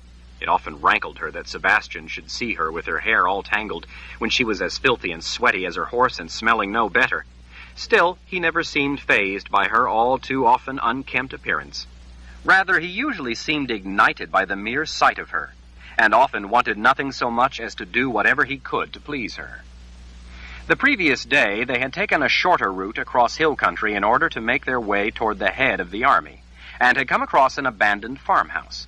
Sebastian had indulged her wish to stay there for the night, even though it was early to make camp. After bathing and washing her long hair in the old tub in the tiny washroom, she put the water to use to wash out her clothes. Sitting before the warm fire Sebastian had built in the hearth, Jensen brushed her hair as it dried. She was nervous about meeting the Emperor and wanted to look presentable. Sebastian, leaning back on an elbow, watched her before the flickering glow of flames, had smiled that wonderful smile of his, and said that even if she went unwashed and with tangled hair, she would be the most beautiful woman Emperor Jagang had ever seen. Now, as they rode along the fringes of the Imperial Order encampment, her stomach was in knots, even if her hair was not. From the looks of the turbulent clouds, moving in past the mountains to the west, a spring storm would be on them before long. Off above distant valleys, lightning flickered through the dark clouds. She hoped the rain didn't arrive to drench her hair and dress right before meeting the Emperor. "There," Sebastian said, leaning forward in his saddle to point. "Those are the Emperor's tents, and those of his important advisors and officers. Not far beyond, up the valley, will be Aidendrill itself." He looked over with a grin. "Emperor Jagang hasn't moved to take the city yet. We've made it in time." The huge tents were an imposing sight. The largest was oval, its tri-peaked roof pierced by 3 lofty center poles. The tent sides bore brightly colored panels. Standards and tassels hung from the eaves.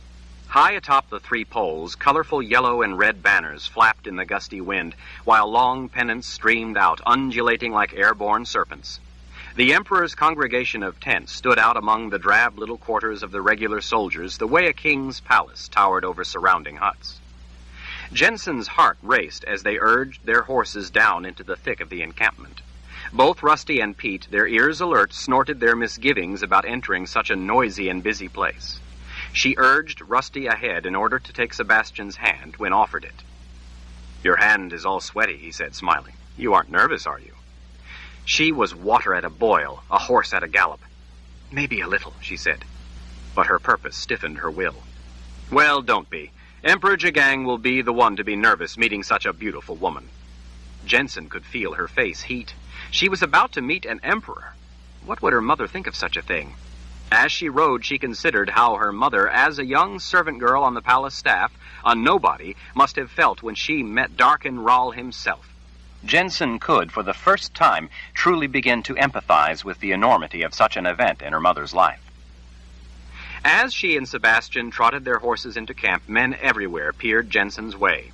Mobs of men crowded closer to see the woman riding in. She saw that there were a number of soldiers with pikes forming a rough line along their route, holding back the press of men. She realized that the guards were clearing the way and preventing any of the more celebratory men from getting too close. Page 409. Sebastian watched her as she took note of the way the soldiers opened a clear path for them. "The Emperor knows we're coming," he told her. "But how?" "When we encountered scouts a few days ago and then sentries this morning as we got closer, they would have sent runners on ahead to inform Emperor Jagang that I've returned and that I'm not alone. Emperor Jagang would want to ensure the safety of any guest I would bring." It appeared to Jensen that the guards were meant to keep the great mass of regular soldiers away from the two of them. She thought it an odd thing to do, but by the drunken nature of some of the soldiers and the rough looks and leering grins of others, she couldn't say that she was sorry about it. "The soldiers look so, I don't know, brutish, I guess." "And as you are about to plunge your knife into Richard Rawle's heart," Sebastian said without pause, "do you intend to curtsy and say please and thank you so that he will see how well-mannered you are?" "Of course not, but—" He turned his halting blue eyes on her. "When those brutes came into your house and butchered your mother, what sort of men would you have wished were there to protect her?" Jensen was taken aback. "Sebastian, I don't know what that has to do—" "Would you trust dressy soldiers with polished leather and polite manners, like some pompous king would have at a fancy dinner party, to be the ones to make a desperate last stand, protecting your beloved mother against the onslaught of vicious killers? Or would you want men even more brutish to be the ones to stand before your mother, protecting her life? Wouldn't you want men steeped in the most brutal traditions of combat to be the ones standing between her and those savage men intent on killing her?" "I guess I see what you mean," Jensen admitted. "These men are serving in that role for all their loved ones back in the old world." The unexpected encounter with that terrible memory was so chilling, so painful, that she had to work at putting it out of her mind. She felt humbled, too, by Sebastian's heated words. She was here for a reason. That reason was all that mattered. If the men arrayed against Lord Rawle's forces were tough and mean, so much the better. It wasn't until they reached the heavily defended compound around the Emperor's tents that Jensen saw other women. They were an odd mix, from young-looking to some who were stooped with age. Most peered curiously, some frowned, and a few even appeared alarmed, but all watched as Jensen rode closer. "Why do the women all have rings through their lower lip?" she whispered to Sebastian. His gaze swept the women near the tents. "As a sign of loyalty to the Imperial Order, to Emperor Jagang." Jensen thought it not just a strange way to show loyalty, but disquieting. Most of the women wore drab dresses, most had unkempt hair. Some were dressed a little better, but only a little. Soldiers took the horses when they dismounted. Jensen stroked Rusty's ear and whispered reassuringly to the nervous animal that it was all right to go with the stranger. Once Rusty was calmed, Pete contentedly followed her toward the stable area. Parting from her constant companion of so long unexpectedly reminded Jensen of how she missed Betty. The women moved farther into the background as they watched, as if fearing to get too close. Jensen was used to such behavior. People feared her red hair. It was a rare, warm spring day, and it had intoxicated Jensen with the promise of more such days. She had forgotten to put her hood up as they came close to the encampment. She started then to put it up, but Sebastian's hand stayed her arm. "It's not necessary." With a tilt of his head, he indicated the women. "Many of them are Sisters of the Light. They don't fear magic, only strangers entering the Emperor's compound." Jensen realized then the reason for the strange looks from a number of the women. They were gifted and saw her as a whole in the world. Their eyes were seeing her, but their gift was not. Sebastian wouldn't be aware of that. She had never told him exactly what Althea had explained about the gifted and the offspring of a Lord Rawle. Sebastian had, on more than one occasion, shown a condescending disgust in the details of magic. Jensen had never felt entirely comfortable talking to him about the specifics of what she had learned from the sorceress, and the even more important things she had figured out on her own. It was all difficult enough for her to reconcile in her own mind, and seemed too personal to reveal to him unless the time and circumstances were right. They never seemed to be. Jensen forced a smile at the women watching from the shadows of the tent. They stared back. "Why is the Emperor insulated from his men and guarded?" she asked Sebastian. "With this many men, you can never be absolutely certain that one isn't an infiltrator or even a deranged madman who might try to make a name for himself by harming Emperor Jagang. Such a foolish act would deprive us all of our great leader. With so much at risk, we have to take precautions." Jensen supposed she could understand. After all, Sebastian himself had been an infiltrator in the People's Palace. Had he come across an important man there, he could have done harm. The Daharans were troubled by such a threat. They had even arrested the right man. Fortunately, Jensen had been able to get him out. How she had been able to accomplish such a thing was part of what she had finally come to terms with, but could never find the right time to share with Sebastian. She didn't think he would understand anyway. He probably wouldn't even believe such a far-fetched notion. Sebastian's arm circled her waist and drew her onward toward two huge, silent men standing guard outside the Emperor's tent. Stepping between the two after they bowed their heads to him, Sebastian lifted aside a heavy doorway curtain covered with gold and silver medallions. Jensen had never even imagined, much less seen, such a lavish tent. But what she saw as she stepped inside was far more opulent than even the outside suggested. The ground was entirely covered with a variety of rich carpets laid every which way. An assortment of woven hangings, decorated with exotic scenes and elaborate designs, defined the space. Delicate glass bowls, fine pottery, and tall painted vases sat on the polished tables and chests around the room. To the side there was even a tall, glass-fronted bureau filled with painted plates displayed on stands. Colorful pillows in a variety of sizes rimmed the floor. Overhead, openings covered with sheer silk let in muted light. Scented candles shimmered everywhere, while all the carpets and hangings imposed a quiet hush to the air. The place felt sacred. There were women inside, each wearing the ring through her lower lip, busily going about duties. While most appeared absorbed in their work, one of the women, polishing a collection of tall, delicate vases in a measured, methodical manner, coolly watched Jensen out of the corner of her eye.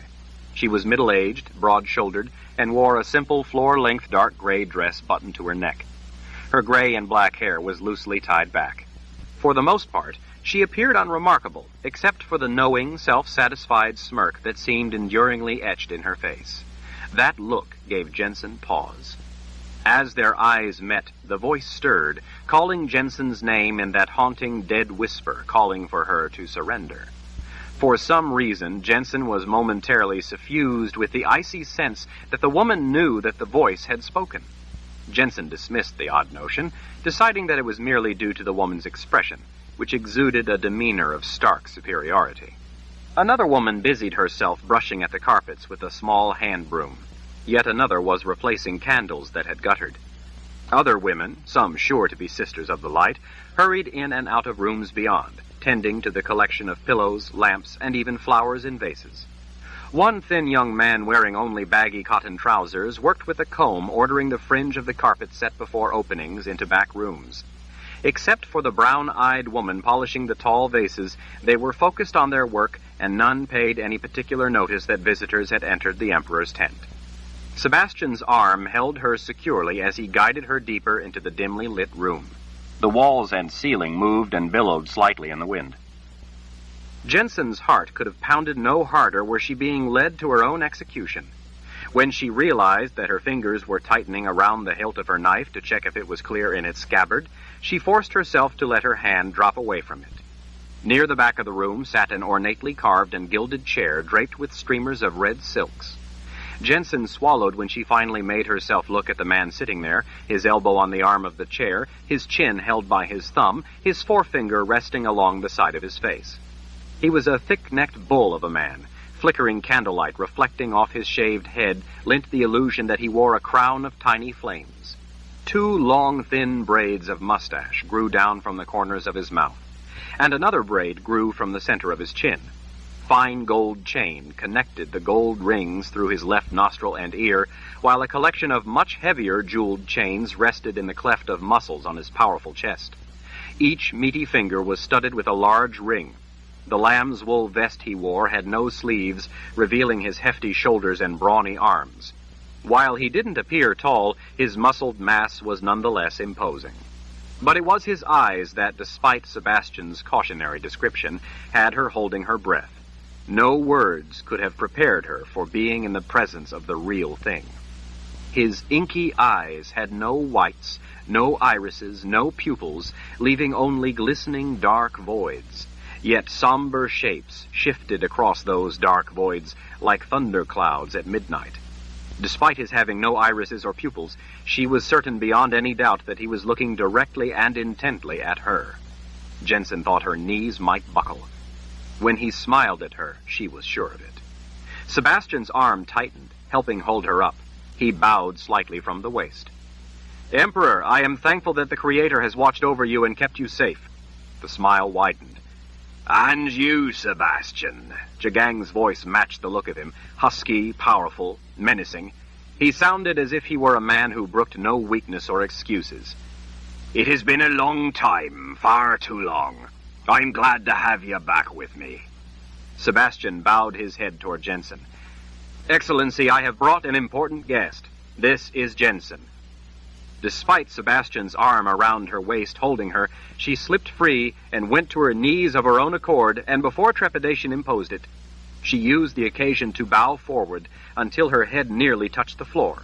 Sebastian hadn't told her that she was supposed to do so, but she felt an overwhelming fear that it was what she must do.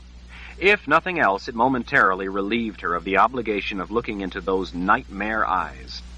She supposed that a man like this, a warrior who hoped to prevail against the invading force from Dahara, had to be a man of brute strength, iron command, and grim tenacity. Being the emperor of a people hoping to be saved from the threatening shadow of enslavement was a job for a man no less than the one she knelt before. "Your Excellency," she said in a trembling voice toward the floor, "I am at your service." She heard a booming laugh. "Come now, Jensen, no need for that."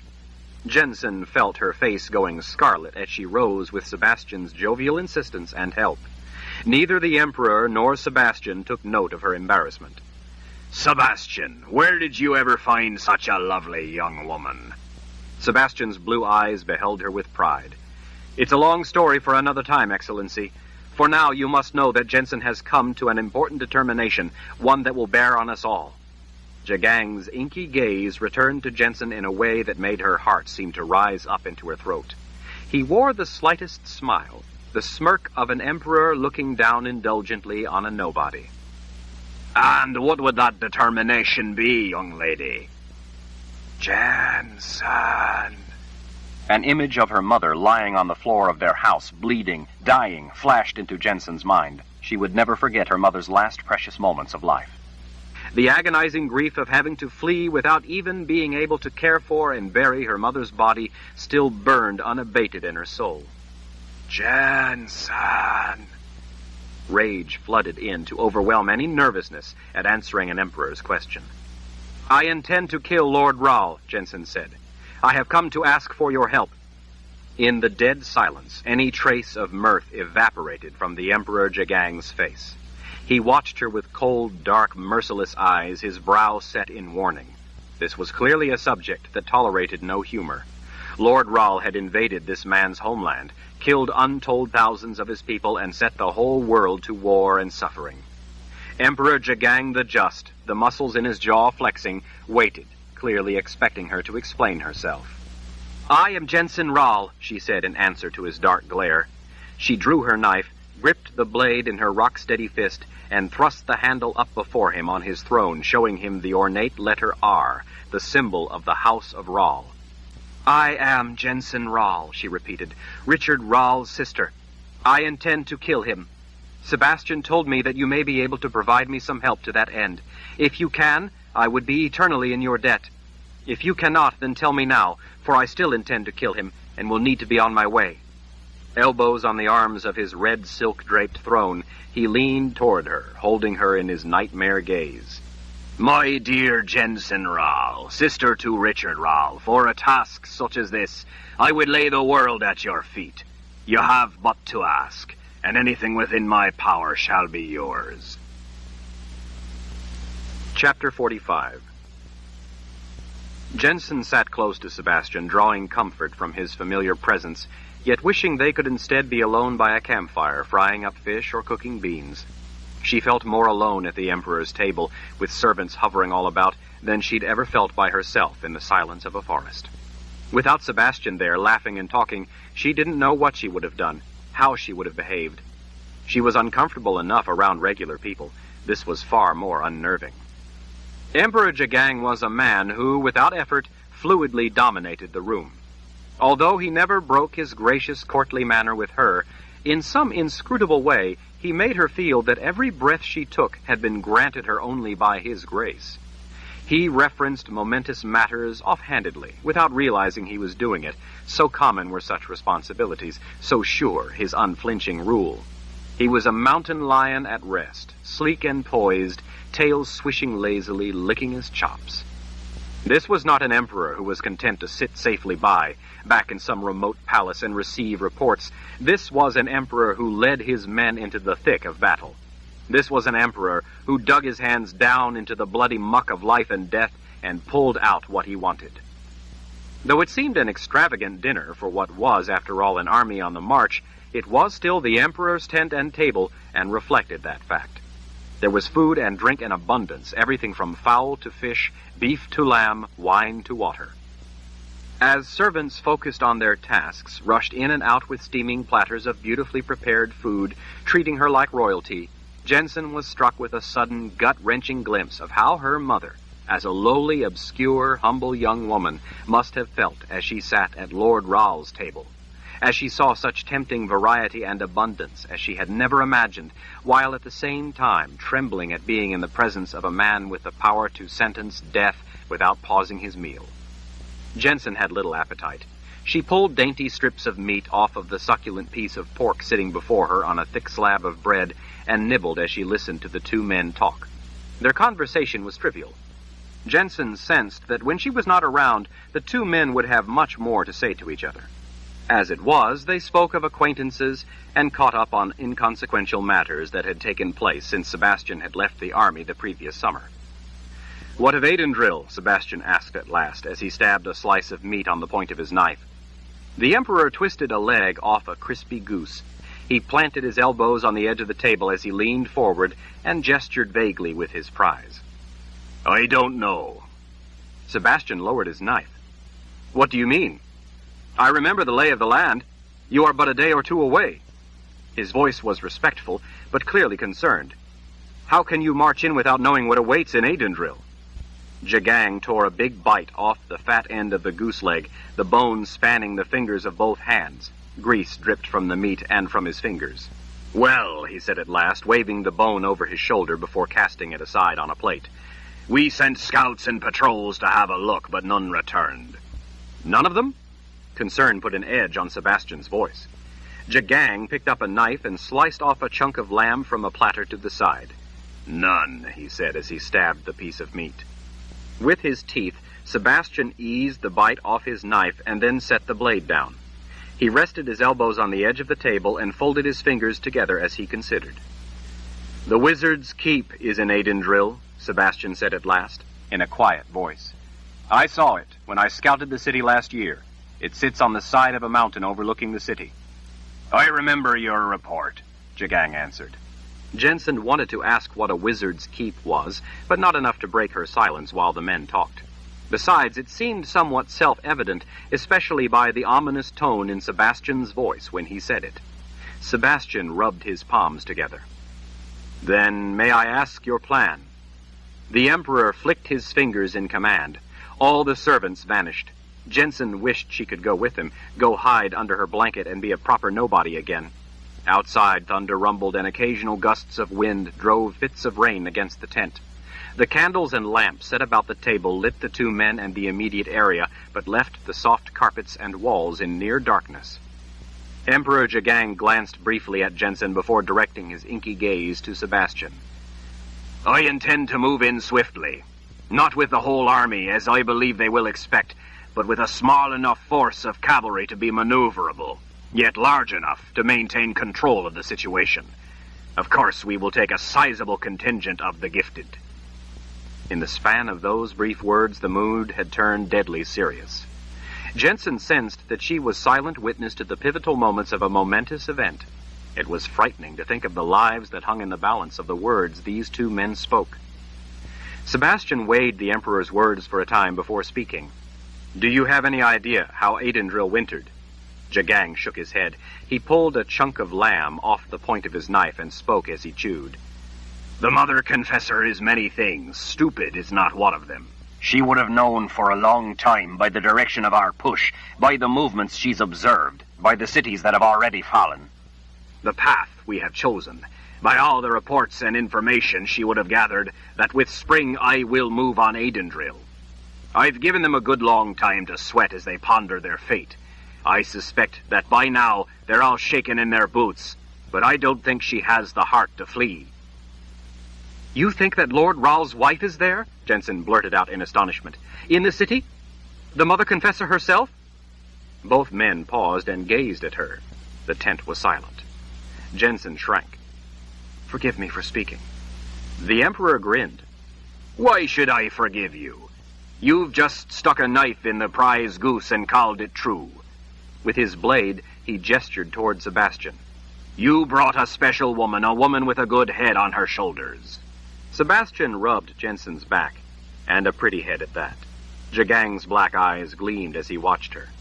"Yes, indeed." His fingers blindly scooped olives from a glass bowl to the side. "So, Jensen Ral, what is your thinking about all this?" Since she had already spoken, she couldn't now decline to answer. She gathered herself and considered the question. "Whenever I was hiding from Lord Ral, I would try not to do anything that would let him know where I was. I tried to do everything I could to keep him blind. Maybe that's what they are doing too, trying to keep you blind." "That's what I was thinking," Sebastian said. "If they're terrified, they might try to eliminate any scout or patrol in order to make us think that they're more powerful than they are and to conceal any defensive plans. And keep at least some element of surprise on their side," Jensen added. "My thought too," Jagang said.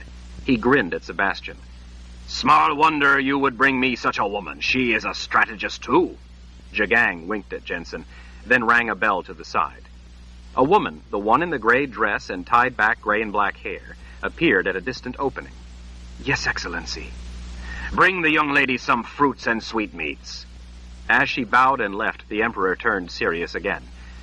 "That's why I believe it best to take a smaller force than they are sure to expect, one able to maneuver quickly in response to what defenses they try to catch us up in. They may be able to overpower our small patrols, but not a sizable force of cavalry and gifted. If need be, we can always pour men into the city. After a winter of sitting on their behinds, they would be more than happy to be unleashed. But I'm reluctant to start out with what those in Adendril are expecting." Sebastian was idly poking a thick slab of roast beef with his knife as he considered. "She might be in the Confessor's palace." He redirected his gaze to the Emperor. "The Mother Confessor very well might have decided to make her stand at long last." "I think so too," Emperor Jagang said. Outside, the spring storm had picked up, the chill wind moaning among the tents. Jensen couldn't restrain herself. "You really think she will be there?" she asked both men. "You honestly think she would remain there when she knows you're coming with an enormous army?" Jagang shrugged. "I can't be sure, of course, but I've battled her all the way up through the Midlands. In the past, she had options, choices, tough though they sometimes were. We drove her army into Adendril just before winter, then sat at her doorstep. Now she and her army have run out of choices, and with the mountains all around, places to flee. Even she knows that a time comes when the choice you're given must be faced. I think this may be where she chooses to at last stand and fight." Sebastian stabbed a portion of meat. "It sounds too simple." "Of course it does," Jagang said. "That's why I must consider that she may have decided to do it." Sebastian gestured north with the red piece of meat on the point of his blade. "She may have pulled back into the mountains and left only enough men to take out scouts and patrols to keep you blind, as Jensen suggested." Jagang shrugged. "Possibly. She is a woman who is impossible to predict. But she's running out of places to pull back to. Sooner or later there will be no ground left. This may not be her plan, but then again, it might be so." Jensen hadn't realized that the old world had made such progress at throwing back the enemy. Sebastian, too, had been away a long time. Matters for the old world were not nearly so bleak as she had thought. Still, it sounded a great risk to take based on such thin conjecture. "And so you're willing to gamble your men on such a battle, hoping she will be there?" "Gamble?" Jagang sounded amused by the suggestion. "Don't you see, it isn't really a gamble at all. Either way, we have nothing to lose.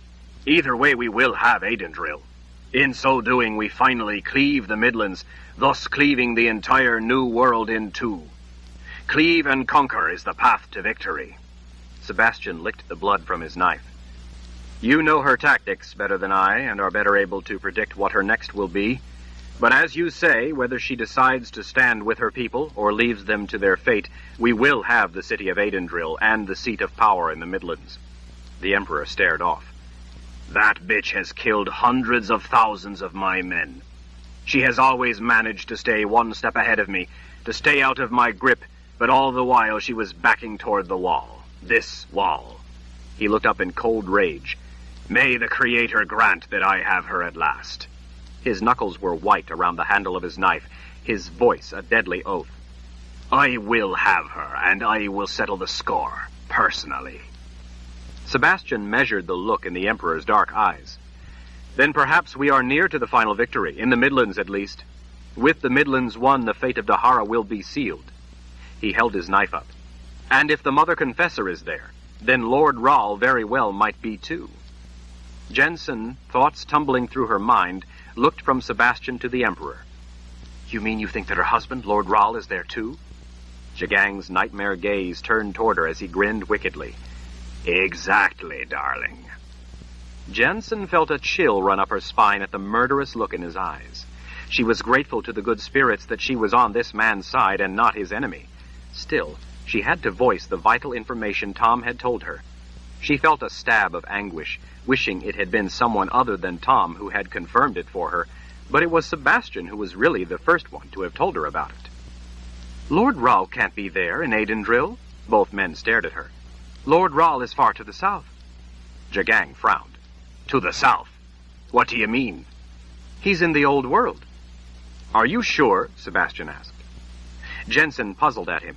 "You told me so yourself, that he led his army of invasion into the old world." A look of recollection came over Sebastian's face. "Yes, of course, Jen, but that was long before I even met you. Way back before I left our troops that I had heard those reports. That was a long time ago. But I know he was in the old world after that." "What do you mean?" Jagang asked in a gravelly growl. Jensen cleared her throat. "The bond. The Daharan people feel a bond to the Lord Rahl." "And do you feel the bond?" Jagang asked. "Well, no, it just isn't strong enough in me. But when Sebastian and I were at the People's Palace, I met people there who said that Lord Rahl was far to the south in the old world." The Emperor considered her words as he glanced over at a woman who had come in with platters of dried fruits, sweetmeats, and nuts. She worked at a distant side table, apparently not wanting to come any closer and disturb the Emperor and his guests. "But, Jen, you heard that last winter when we were at the palace. Have you heard anyone with the bond confirm it since then?" Jensen shook her head. "I guess not." "If the Mother Confessor intends to make her stand in Adendril," Sebastian said thoughtfully, "then it's possible, since we last had this report of him to the south, that he's come north to stand by the Mother Confessor." Jagang leaned in low over the bloody meat before him. "Those two are like that, evil to the end. I've dealt with them both for a long time now. I know from experience that if there's any way for them to be together, they will be, even if it's in death." The implications were staggering.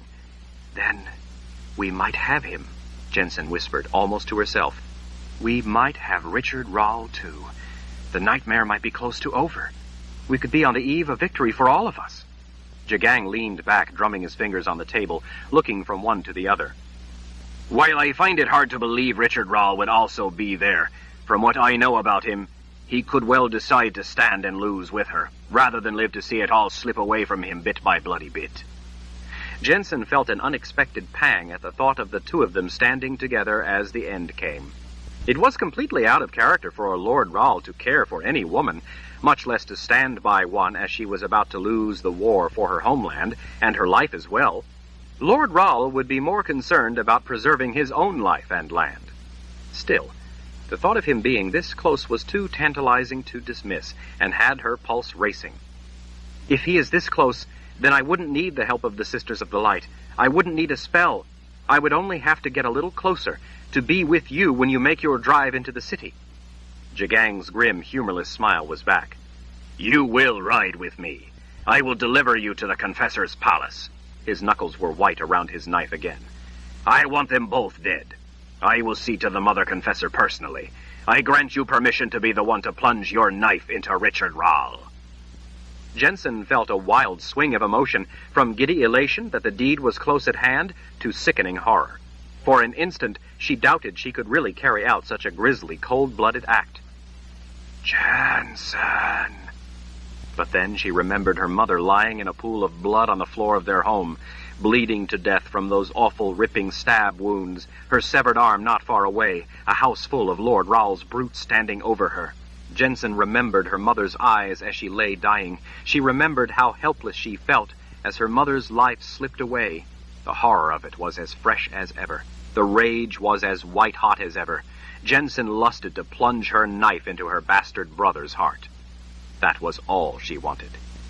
In the searing haze of righteous anger, as she saw herself slamming the knife into Richard Rahl's chest, she only distantly heard Jagang speak. But why is it you wish to kill your brother? What is your reason, your purpose? Grushdeva, she hissed. Behind her, Jensen heard a glass vase hit the floor and shatter. The sound startled her back to where she was. The Emperor frowned at the woman off in the shadows. Her brown eyes were fixed on Jensen. I apologize for Sister Perdita's clumsiness, Jagang said as he glared at the woman. Forgive me, Excellency, the woman in the dark gray dress said as she backed out between the hangings, bowing all the way. The Emperor's frown turned back to Jensen. Now, what was it you said? Jensen hadn't the slightest idea. She knew she'd said something, but she wasn't sure what. She thought that maybe her grief had tied her tongue in knots right when she went to answer. Her sorrow returned like a great grim weight on her shoulders. You see, Excellency, Jensen said as she stared down at her uneaten dinner, all my life, my father, Darken Rahl, has been trying to murder me because I was his ungifted offspring. When Richard Rahl killed him and assumed rule over Dahara, he took up in his father's place, and part of that place was to murder his ungifted siblings. But in this duty he was even more vicious than his father had been. Jensen looked up through watery vision. Just after I met Sebastian, my brother's men finally caught up with us. They brutally murdered my mother. If not for Sebastian being there, they would have had me too. Sebastian saved my life. I intend to kill Richard, because if I don't, I can't ever be free. He will always send men to hunt me. Besides saving my life, Sebastian helped me to see that. Perhaps even more importantly, I must avenge the murder of my mother if I am ever to be at peace. Our purpose is the welfare of our fellow man. Your story saddens me, and is the very reason we fight to eradicate the blight of magic. The Emperor finally shifted his gaze to Sebastian. I am proud of you for helping this fine young woman. Sebastian had turned moody. She knew how ill at ease he felt under the weight of praise. She wished he could feel proud about his accomplishments, his importance, his stature with the Emperor. He laid his knife down across the scraps of his meal. Just doing my job, Excellency. Well, Jagang said with an encouraging smile, I'm glad you've returned in time to see the culmination of your strategy. Sebastian leaned back, nursing a mug of ale. Don't you want to wait for Brother Nariv? Shouldn't he be here to witness it, if this turns out to be the blow that ends it? With a thick finger, Jagang pushed an olive around in a little circle on the table. It was a time before he spoke quietly without looking up. I've not heard from Brother Nariv since Altur-Rang fell. Sebastian came up against the table. What? Altur-Rang fell? What do you mean? How? When? Jensen knew that Altur-Rang was the Emperor's homeland, the city he came from. Sebastian had told her that Brother Narev and the Fellowship of Order were there, in that great shining city of hope for mankind. A great palace would be built there in homage to the Creator, and as a symbol to solidify the unity of the old world. I received reports not long ago that enemy forces overran the city. Al-Turang is very distant, and it was cut off.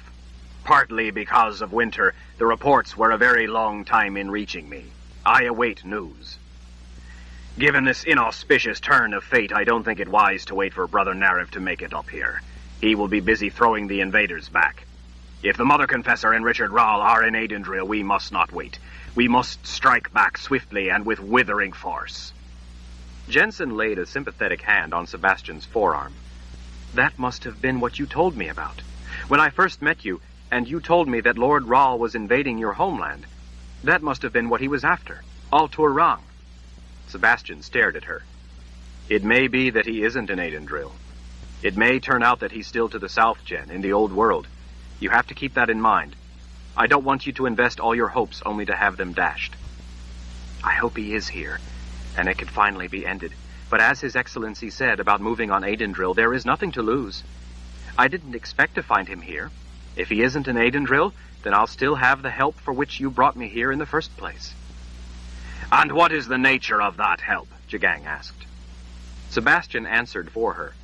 I told her that the sisters might be able to help with a spell, so that she can get past all of Lord Rahl's protection and get close enough to him to act.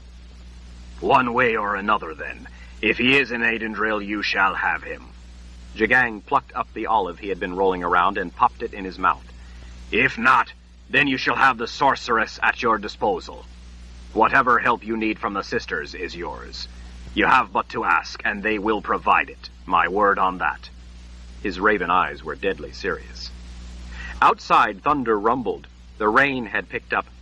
Lightning flickered, lighting the tent from the outside with eerie light that made the candlelight seem all the darker when each flash of lightning ended, leaving them again in near darkness, waiting for the roll of thunder. I just need them to cast me a spell to divert those protecting him, so I can get close enough to him, Jensen said after the thunder had died out. She drew her knife from its sheath and held it up to look at the ornate letter R engraved in the silver handle. Then I can put my knife through his evil heart. This knife, his own knife. Sebastian explained how important it is to use what is closest to an enemy to strike back at them. Sebastian has spoken wisely. That is our way. And why, with the Creator's guidance, we will prevail. Let us pray that we at last have them both, and it can finally be ended, that the scourge of magic will finally be ended, and that mankind will at last be allowed to live in peace as the Creator intended. Jensen and Sebastian both nodded at the invocation. If we catch them in Aidendril, Jagang said, looking her in the eyes, I promise that you will be the one to put your blade through his heart, so that your mother may finally rest in peace. Thank you, Jensen whispered in gratitude. He didn't ask how she could accomplish such a task. Maybe the conviction in her voice had betrayed the fact that there was more to this than he knew, that she had some special advantage that would enable her to accomplish such a thing. And there was more to this than he knew, or Sebastian knew. Jensen had been thinking long and hard about it, putting all the various elements together. Her whole life had been devoted to thinking about this problem, but in the past her thoughts always revolved around how insoluble it was, how it was only a matter of time until Lord Rahl caught her and the nightmare began in earnest. She had always been focused on the problem. Now, since meeting Sebastian and the death of her mother, events had accelerated at a breathtaking pace. But those events had also added bit by bit to her understanding of the larger picture. Questions were beginning to have answers, answers that seemed so simple now, looking back on them. She almost felt as if, deep down inside, she must have known all along. Now she was turning her focus away from the problem. She was beginning to think in terms of the solution. Jensen had learned a great deal from Althea, as it turned out more even than the sorceress knew she was revealing. A sorceress of Althea's power would not be trapped there all those years unless what she said about the beasts in the swamp were true. The snake was different. Friedrich had said that the snake was just a snake. But the beasts were magic. Those beasts kept even a sorceress of Althea's power locked in her prison. Friedrich said that no one, not even he, could come in by the back way. Tom had also said that he had never heard of anyone going in the back way and returning to tell about it. No one used the meadow either because of the things that came out of that swamp.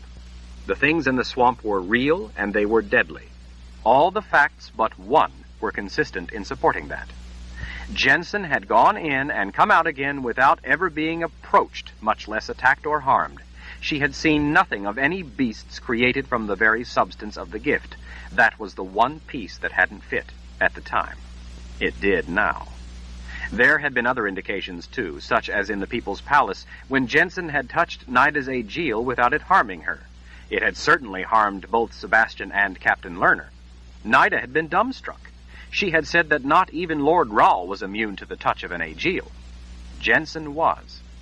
And Jensen had been able to bend Nida's will to helping, rather than what by all rights she should have done, which was to stop this stranger who couldn't be touched with the power of an Aegil, stopped a woman who raised so many unanswered questions until it all could be sorted out and confirmed. Even when Nathan Rahl tried to stop her, Jensen had been able to get Nida to help protect her from a gifted Rahl. Jensen knew now that it was more than just a good bluff. A bluff might have been the kernel, but there was much more wrapped around it. All of those things and more over the course of the long and difficult journey to Adendril had at last come together so that Jensen finally saw the true extent of her unique status and why she was the one to kill Richard Rahl. Jensen had come to understand that she was the only one able to do this, that she was born to do this, because, in a central, critical, cardinal way, she was invincible. She knew now that she had always been invincible. Chapter 46. From atop Rusty, the chill, gusty breeze ruffling her hair, Jensen gazed off at the splendor of the Confessor's palace, crowning a distant rise. Sebastian sat beside her on a nervous peat.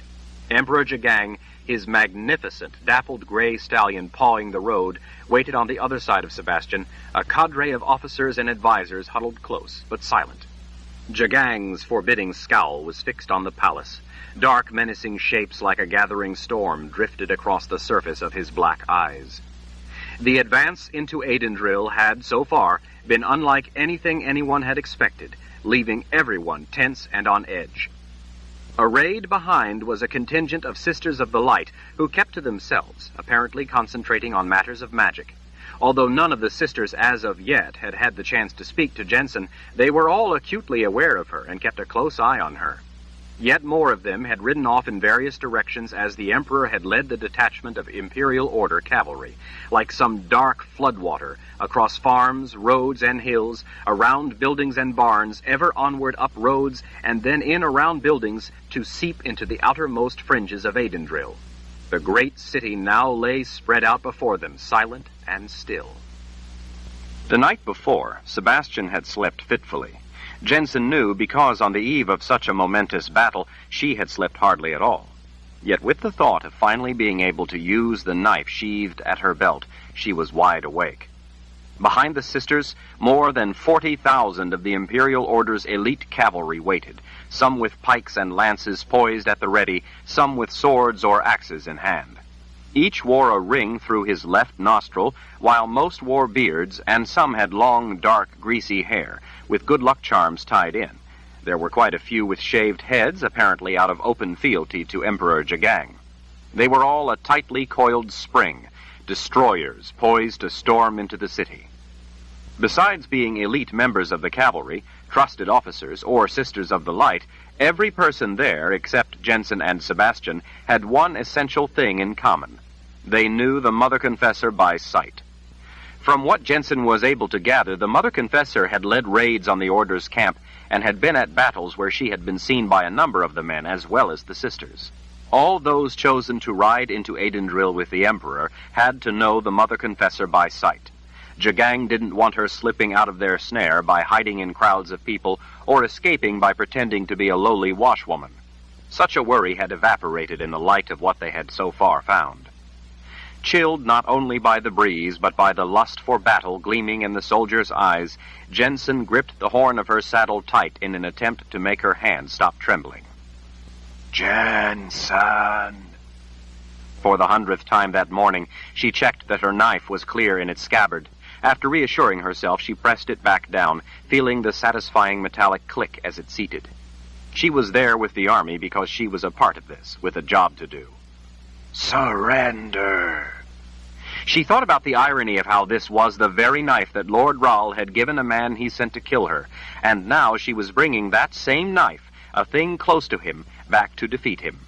At last, she was the hunter, and not the hunted. Whenever she felt her courage waver, she had but to think of her mother, or Althea and Friedrich, or Althea's sister Lethea, or even Jensen's unknown half-brother, the rogue moss healer Dreffen.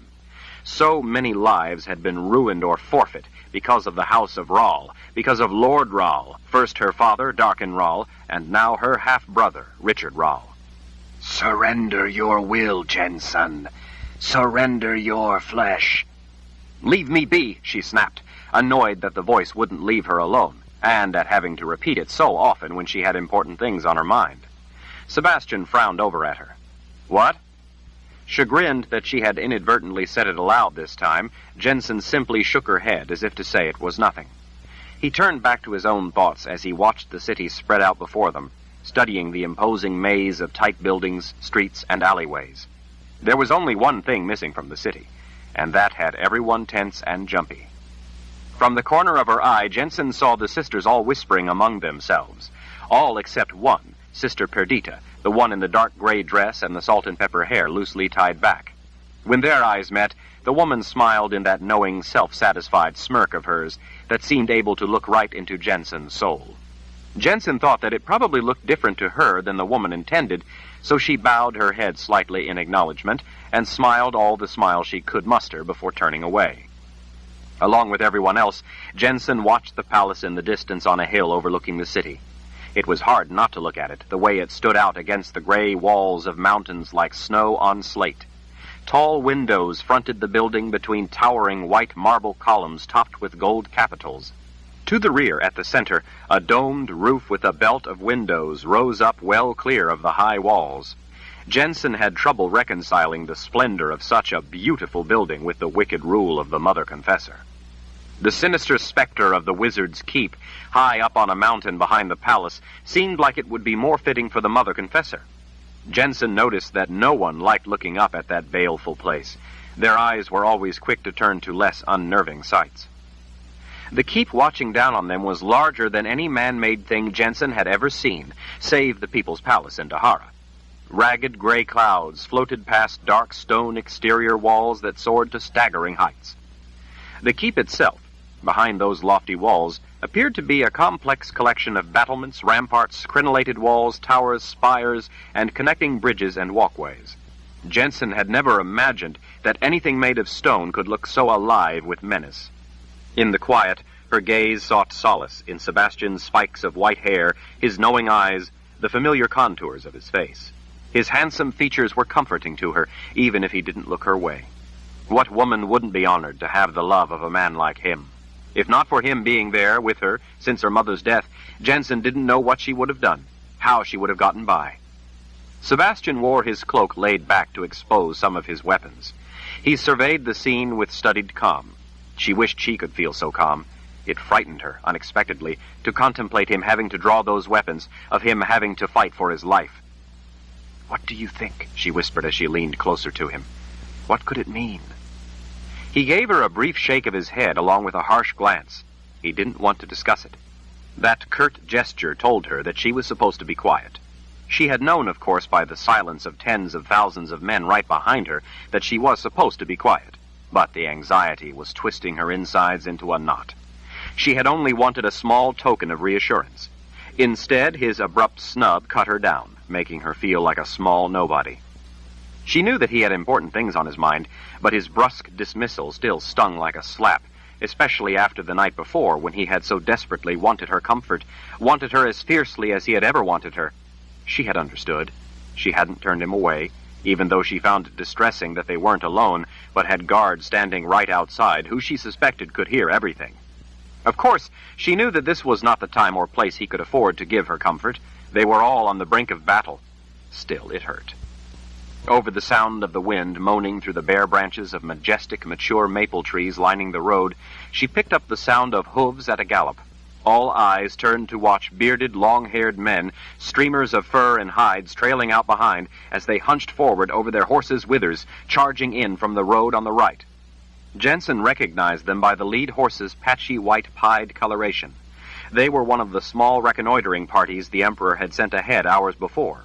In the distance to the west, their counterpart was returning from the opposite direction, but they were yet tiny specks riding down out of the far foothills.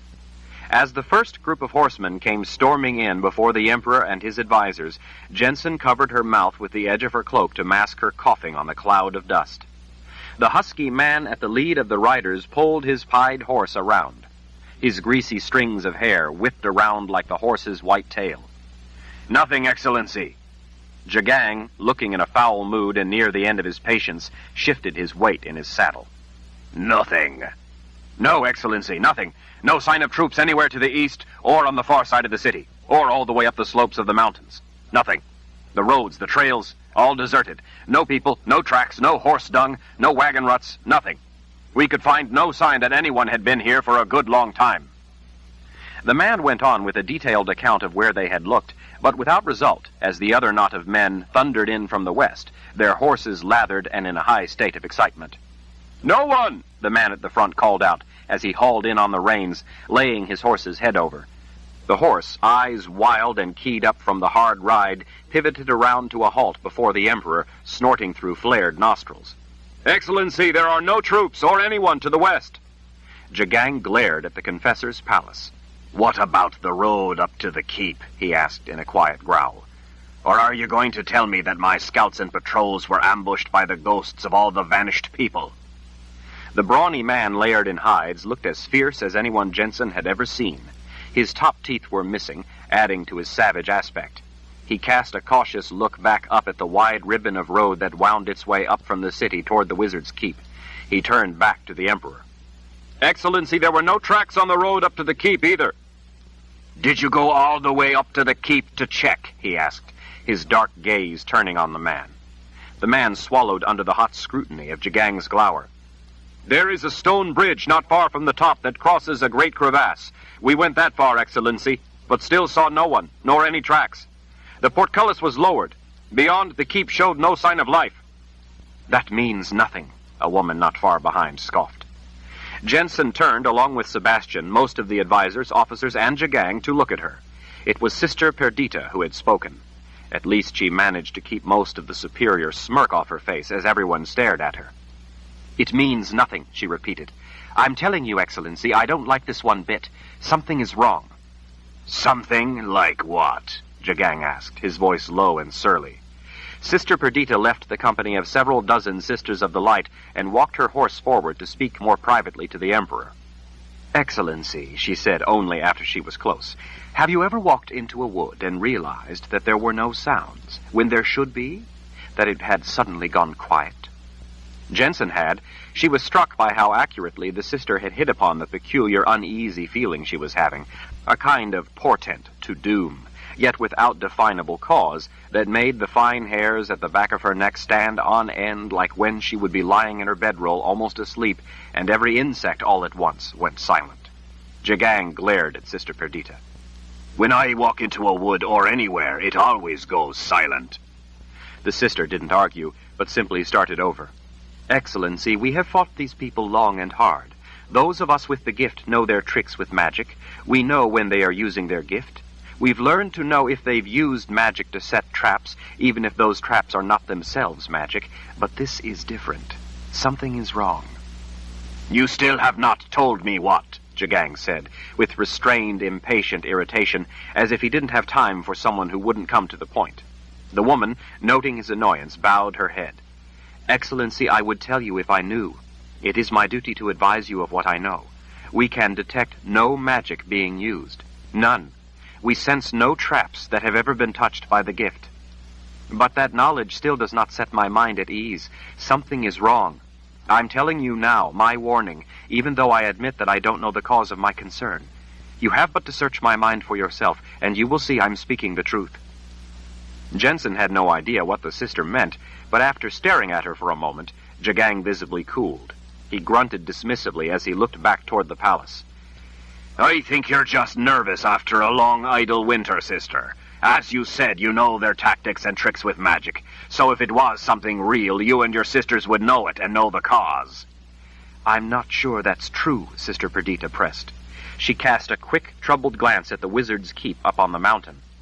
Excellency, we know a great deal about magic, but the keep is thousands of years old. Being from the old world, that place is outside my experience. I know next to nothing about the specific kinds of magic which are likely to be kept in that place, except that whatever magic is kept there will be dangerous in the extreme. That is one purpose of a keep, to safeguard such things. That's why I want the keep taken, Jagang shot back. Those dangerous things must not be left in the enemy's hands to later deal us murder. With her fingertips, Sister Perdita patiently rubbed the creases in her brow. The keep is strongly warded. I can't tell how. The wards were set by wizards, not sorceresses. Such wards could easily have been left untended. No one need stand guard. Such wards can be triggered by simple trespass, much as with any trap without magic. Such wards can be cautionary, but just as likely they can be deadly. Even if the place is deserted, those wards could easily kill anyone. Anyone who so much as tries to get close, much less take the place. Such defensive measures are timeless. They do not wear away. They are just as effective whether they've been there for a month or a millennia. The attempt to take a place so warded could deal us the murder we are trying to avoid. Jagang nodded as he listened. We still must untangle those wards so we can gain the keep. Sister Perdita glanced over her shoulder at the dark stone keep far up on the mountainside before she spoke. Excellency, as I have often tried to explain, our degree of ability and aggregate power doesn't mean we can untangle or defeat those wards. Such a thing is not directly relational. A bear, strong as he is, can't open a lock on a strong box. Strength isn't necessarily the key to such things. I'm telling you that I don't like this, that something is wrong. You have told me only that you are afraid.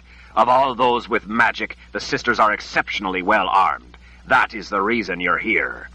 Jagang leaned toward the woman, his patience appearing to be at an end.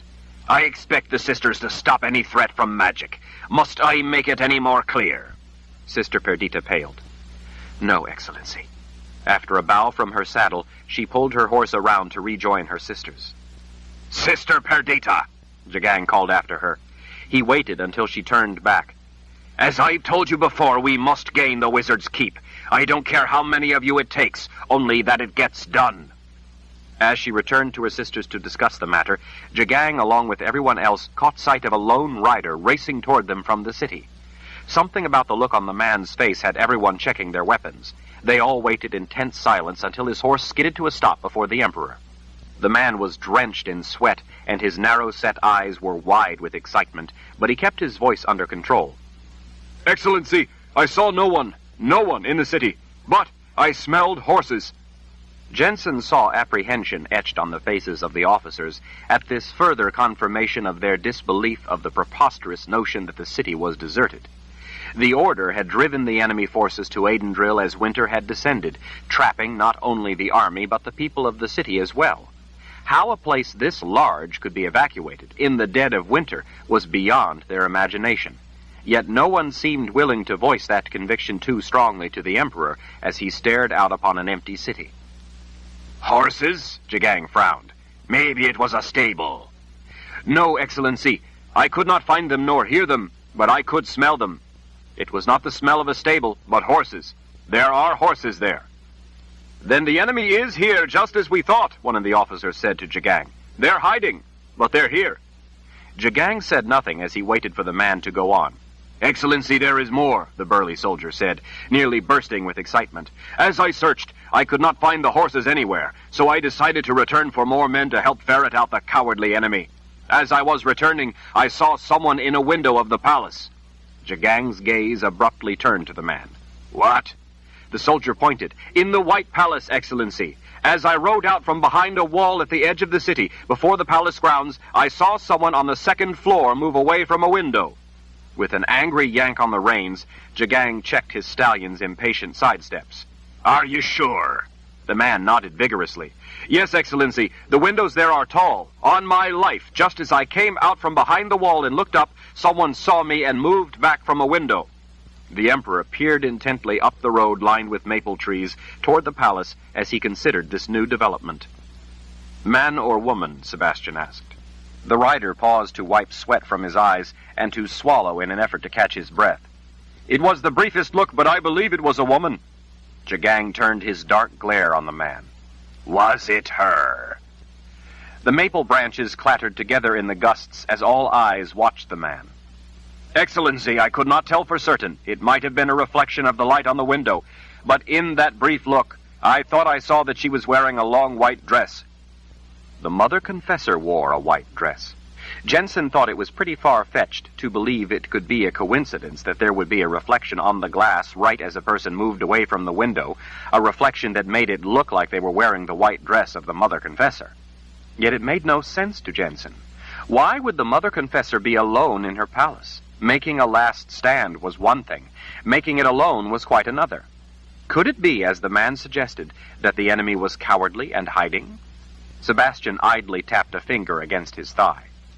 I wonder what they're up to. Jagang drew his sword. I guess we'll find out. He looked then at Jensen. Keep that knife of yours handy, girl. This may be the day you've been praying for. But, Excellency, how could it possibly... The Emperor stood in his stirrups and flashed a wicked grin back to his cavalry. He circled his sword high in the air. The coiled spring was unleashed. With a deafening roar, 40,000 men loosed a pent-up battle cry as they charged away. Jensen gasped and held on to Rusty for dear life as the horse leaped into a gallop ahead of the cavalry racing toward the palace. Chapter 47. Nearly out of breath, Jensen bent forward over Rusty, stretching her arms out to each side of the horse's neck to give her all the reins she needed as they charged at a full gallop out of the fringes of the countryside toward the sprawling city of Adendril. The roar of 40,000 men, yelling battle cries along with the thundering hooves, was as frightening as it was deafening. Yet the rush of it all, the heart-pounding sensation of wild abandon, was also intoxicating. Not that she didn't grasp the enormity, the horror of what was happening, but some small part of her couldn't help being swept up with the intense emotion of being a part of it all. Fierce men with bloodlust in their eyes fanned out to the sides as they raced ahead. The air seemed alive with light flashing off all the swords and axes held high, the sharpened points of lances and pikes piercing the muted morning air. The scintillating sights, the swell of sounds, the swirling passions, all filled Jensen with the hunger to draw her knife, but she didn't. She knew the time would come. Sebastian rode near her, making sure she was safe and didn't become lost in the crazy, headlong, willful stampede. The voice rode with her, too, and would not remain silent despite how she tried to ignore it, or begged in her mind for it to leave her be. She needed to focus on what was happening, on what might soon happen. She couldn't afford the distraction, not now. As it called her name, called for her to surrender her will, to surrender her flesh, called to her in mysterious but strangely seductive words, the surrounding roar of masking sound gave Jensen the anonymity to finally scream at the top of her lungs, "Let me be! Leave me alone!" without anyone noticing. It was a heady purification to be able to banish the voice with such unrestrained force and authority. In what seemed an instant, they suddenly plunged into the city, leaping over fences, skirting poles, and flying past buildings with bewildering speed. With the way they had been in the open and then abruptly had to deal with all the things around them, it reminded her of racing into a stand of woods. The wild charge was not what she had imagined it would be, an ordered, marshaled run across open ground, but instead was a mad dash through a great city, along wide thoroughfares lined with magnificent buildings, then veering suddenly down dark, canyon-like alleys made of tall stone walls that in some places bridged the narrow slice of open sky overhead, and then abruptly impetuous dashes through warrens of narrow, twisting side streets among ancient, windowless buildings laid out to no design. There was no slowing for deliberation or decision, but rather it was one long, reckless, relentless rush. It was made all the more surreal because there were no people anywhere. There should have been crowds scattering in wild panic, diving out of the way, screaming. In her mind's eye, she overlaid scenes she had seen in cities before. Peddlers pushing carts with everything from fish to fine linen, shopkeepers outside their businesses tending tables of bread, cheese, meat, wine, craftsmen displaying shoes, clothes, wigs, and leather goods, windows filled with wares. Now all those windows were strangely empty, some boarded up, some just left as if the owner would be opening any minute. All the windows lining their route stood empty. Streets, benches, parks were mute witness to the onslaught of cavalry. It was frightening to charge at full speed through the convoluted maze of streets, cutting around buildings and obstacles, dashing down dirt alleyways, flying at full speed along curving cobblestone roads, cresting rises only to plummet down the far side like some bizarre, headlong, out-of-control snow sled ride plunging down an icy hill through the trees, and just as dangerous. Sometimes, as they galloped half a dozen abreast, the way suddenly narrowed with a wall or a corner of a building that stuck out. More than one rider went down with calamitous results. Buildings, colors, fences, poles, and intersecting streets flashed by in a dizzying array. Without the resistance of an enemy force, the unbridled rush felt to Jensen like it was out of all control, yet she knew that these were the elite cavalry, so a wanton charge was their specialty. Besides, Emperor Jagang looked in complete control atop his magnificent stallion. The horses kicked up a shower of sod as they suddenly broke past a wide opening in a wall to find themselves charging up the expansive lawns of the Confessor's palace. The fury of yelling riders spread out to each side, their horses tearing up the picturesque setting, the crude and filthy bloodthirsty invaders defiling the deceptively serene beauty of the grounds. Jensen rode beside Sebastian not far behind the Emperor and several of his officers, between widespread flanks of howling men, straight up the wide promenade lined with mature maple trees, their bare branches heavy with buds laced together overhead. Despite everything she had learned, everything she knew, everything she held dear, Jensen couldn't understand why she felt such a sense of being a participant in a profane violation. The impression melted away as she focused her attention instead on something she spotted ahead. It stood not far from the wide marble steps leading up to the grand entrance of the Confessor's palace. It looked like a lone pole with something atop it. A long red cloth tied near the top of the shaft of the pole flew and flapped in the breeze, as if waving to them, calling for their attention, giving them all at last a destination. Emperor Jagang led the charge directly toward that pole with its red flag flying. As they raced across the lawns, she concentrated on the heat of Rusty's obedient and powerful muscles flexing beneath her, finding reassurance in her horse's familiar movements.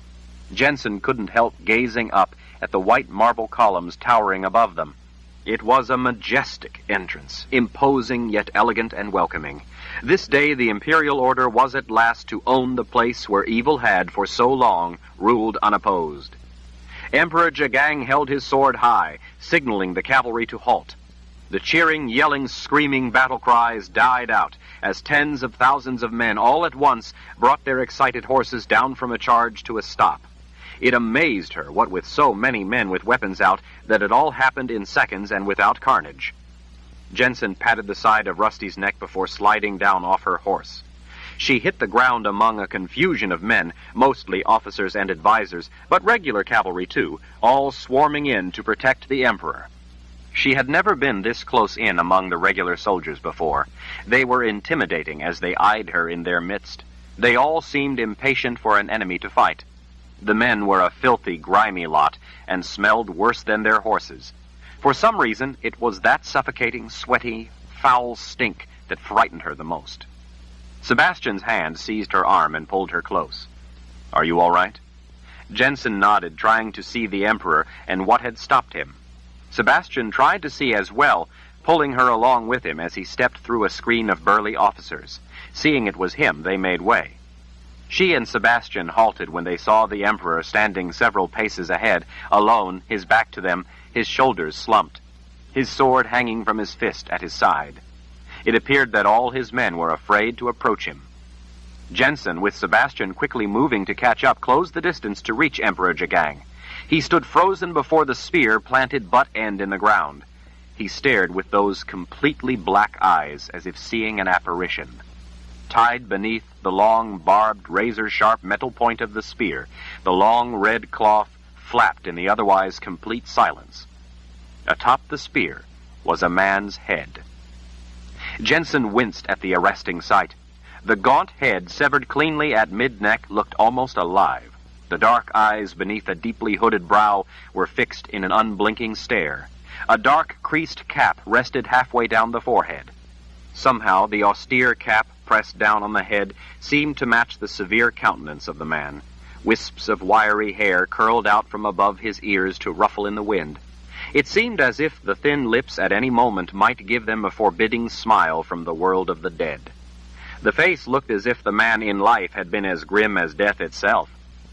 The way Emperor Jagang stood stupefied, staring at the head right before him, impaled on the point of the spear, and the way not one of the thousands of men so much as coughed, had Jensen's heart hammering faster than when she had been riding Rusty at a reckless gallop. Jensen cautiously peered over at Sebastian. He, too, stood stunned. Her fingers tightened on his arm in sympathy for the look in his wide, tearful eyes. He finally leaned closer to her in order to whisper in a choked voice, "Brother Nariv." The shock of those two barely audible words hit Jensen like a slap. It was the great man himself, the spiritual leader of the entire old world, Emperor Jagang's friend and closest personal advisor, a man who Sebastian believed was closer to the Creator than any man who had ever been born, a man whose teachings Sebastian religiously lived by, dead, his head impaled on a spear. The Emperor reached out and pulled free a small folded piece of paper that was stuck in the side of Brother Nariv's cap. As Jensen watched Jagang's thick fingers open the carefully folded small piece of paper, it reminded her unexpectedly of the way she had unfolded the paper she had found on the Daharan soldier that fateful day she had discovered him lying dead at the bottom of the ravine, the day she had met Sebastian, the day before Lord Raoul's men had finally located her and killed her mother. Emperor Jagang lifted the paper out to silently read what it said. For a frightening long time he just stared at the paper. At last, his arm lowered to his side. His chest heaved with a terrible, burgeoning wrath as he stared once more at Brother Nariv's head on the end of the spear. In a smoldering voice bitter with indignation, Jagang repeated the words from the note just loud enough for those standing close to hear. "Compliments of Richard Rahl." The stiff wind moaned through a stand of nearby trees. No one said a word as they all waited on Emperor Jagang for direction. Jensen's nose wrinkled at a foul smell. She looked up to see the head, so perfect only moments before, beginning to putrefy before her very eyes. The flesh sagged heavily, the bottom eyelids drooped, revealing their red undersides, the jaw sank, the thin line of the mouth opened, almost looking as if the head were letting out a scream. Jensen, along with everyone else, including Emperor Jagang, took a step back as the flesh of the face decayed in sudden, ghastly ruptures, revealing festering tissue beneath. The tongue swelled as the jaw dropped lower. The eyeballs sank forward out of their sockets as they shriveled. Reeking flesh fell away in clumps. What would have been long months of decomposition took place in a matter of seconds, leaving the skull beneath that creased cap grinning at them through tattered bits of hanging flesh. "It had a web of magic around it, Excellency," Sister Perdita said, almost sounding as if she were answering a question unspoken. Jensen hadn't heard her come up behind them. "The spell preserved it in that condition until you pulled the note from the cap, triggering the dissolution of the magic preserving it. Once that magic was withdrawn, the remains went through the decomposition that would ordinarily have taken place." Emperor Jagang was staring at her with cold, dark eyes. What he might be thinking, Jensen couldn't be sure, but she could see the fury building within those nightmare eyes. "It was a very complex and powerful ward that preserved it until the right person touched it, to pull the note free," Sister Perdita said in a quiet voice. "The ward was likely keyed to your touch, Excellency." For a long, terrifying moment, Jensen feared that Emperor Jagang might suddenly swing his sword with a wild cry and behead the woman.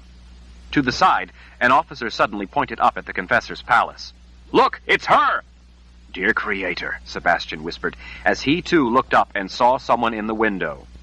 Other men yelled that they saw her too. Jensen rose up on tiptoes, trying to see around the tall soldiers rushing forward and the officers pointing past the reflections on the glass to the person she saw back within the dark interior. She shielded her eyes, trying to see better. Men whispered excitedly. "There!" Another officer on the other side of Jagang cried out. "Look! It's Lord Rahl! There! It's Lord Rahl!" Jensen froze from the jolt of those words. It didn't seem real. She ran the man's words through her mind again. So shocking were they to hear that she felt she had to check again if it really was what she thought she had heard. "There!" another man yelled. "Moving down that way! It's both of them!" "I see them," Jagang growled as he tracked the two fleeing figures in his black glare. "I'd recognize that bitch in the farthest reaches of the underworld.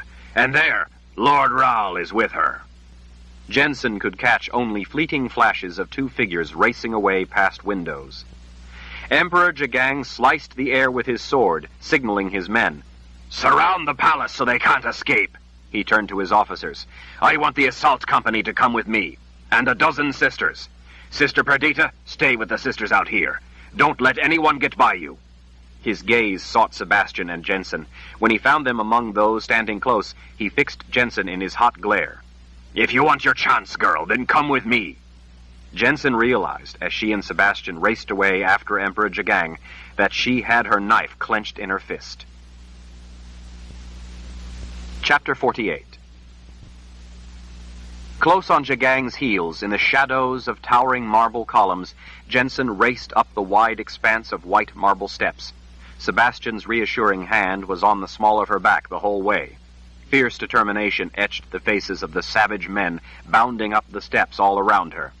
The men of the assault company, sheathed in layers of leather armor, chainmail, and tough hides, wielded short swords, huge crescent axes, or wicked flails in one hand, while on their other arm they all carried round metal shields for protection, but the shields were also set with long center spikes to make them weapons as well.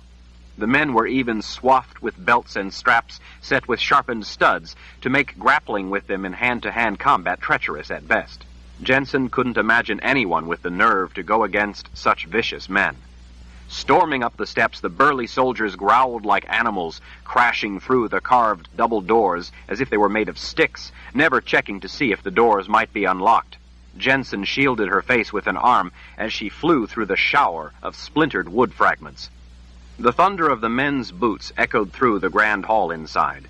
Tall windows of pale blue glass set between polished white marble pillars threw slashes of light across the marble floor where the assault force stormed through.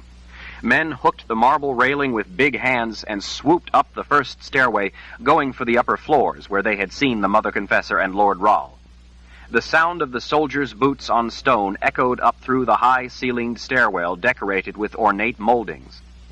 Jensen couldn't help being wildly excited that this might be the day it all ended. She was but one mighty thrust of her knife from freedom. She was the one to do it. She was the only one who could. She was invincible. The fact that she was going to kill a man was only dimly important to her. As she raced up the steps, she thought only about the horror Lord Rahl had brought to her life and the lives of others. Filled with righteous rage, she intended to end it once and for all. The Pillars of Creation by Terry Goodkind. Continuing on page 444. Sebastian, racing right along with her, had his sword out. A dozen of the big brutes were in front of her, led by Emperor Jagang himself. Behind were hundreds more of the grim assault force, all determined to deliver merciless violence to the enemy. Between her and those charging soldiers behind, Sisters of the Light ran up the steps, without weapons but for their gift. At the top of the flight of stairs, they all bunched to a halt on a slick oak floor. Emperor Jagang looked both ways down the hall.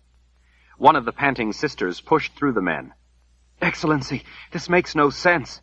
His only answer was a glare as he caught his breath before his gaze moved, searching for his prey. "Excellency," the sister insisted, if more quietly, "why would two people so important to their cause be alone here in the palace? Alone without even a guard at the door? It doesn't make sense. They would not be here alone." Jensen, as much as she wanted Lord Rahl under her knife, had to agree. It made no sense. "Who says they're alone?" Jagang asked. "Do you sense any conjuring of magic?"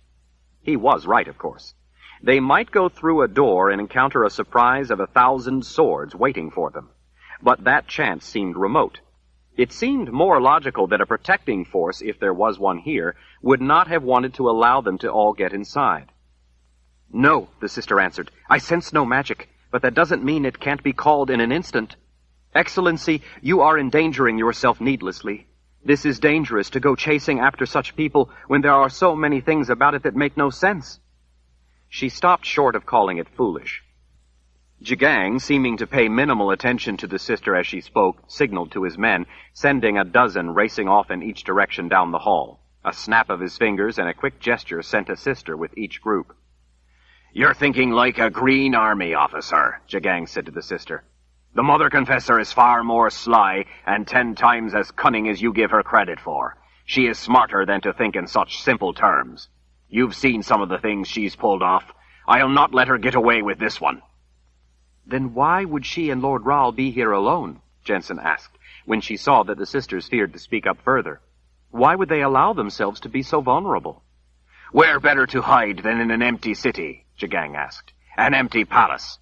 Any guards would tip us to their presence." "But why would they even hide here of all places?" "Because they know that their cause is in jeopardy. They're cowards and want to evade capture. When people are desperate and in a panic, they often run for their home to hide in a place they know." Jagang hooked a thumb behind his belt as he analyzed the layout of halls around him. "This is her home.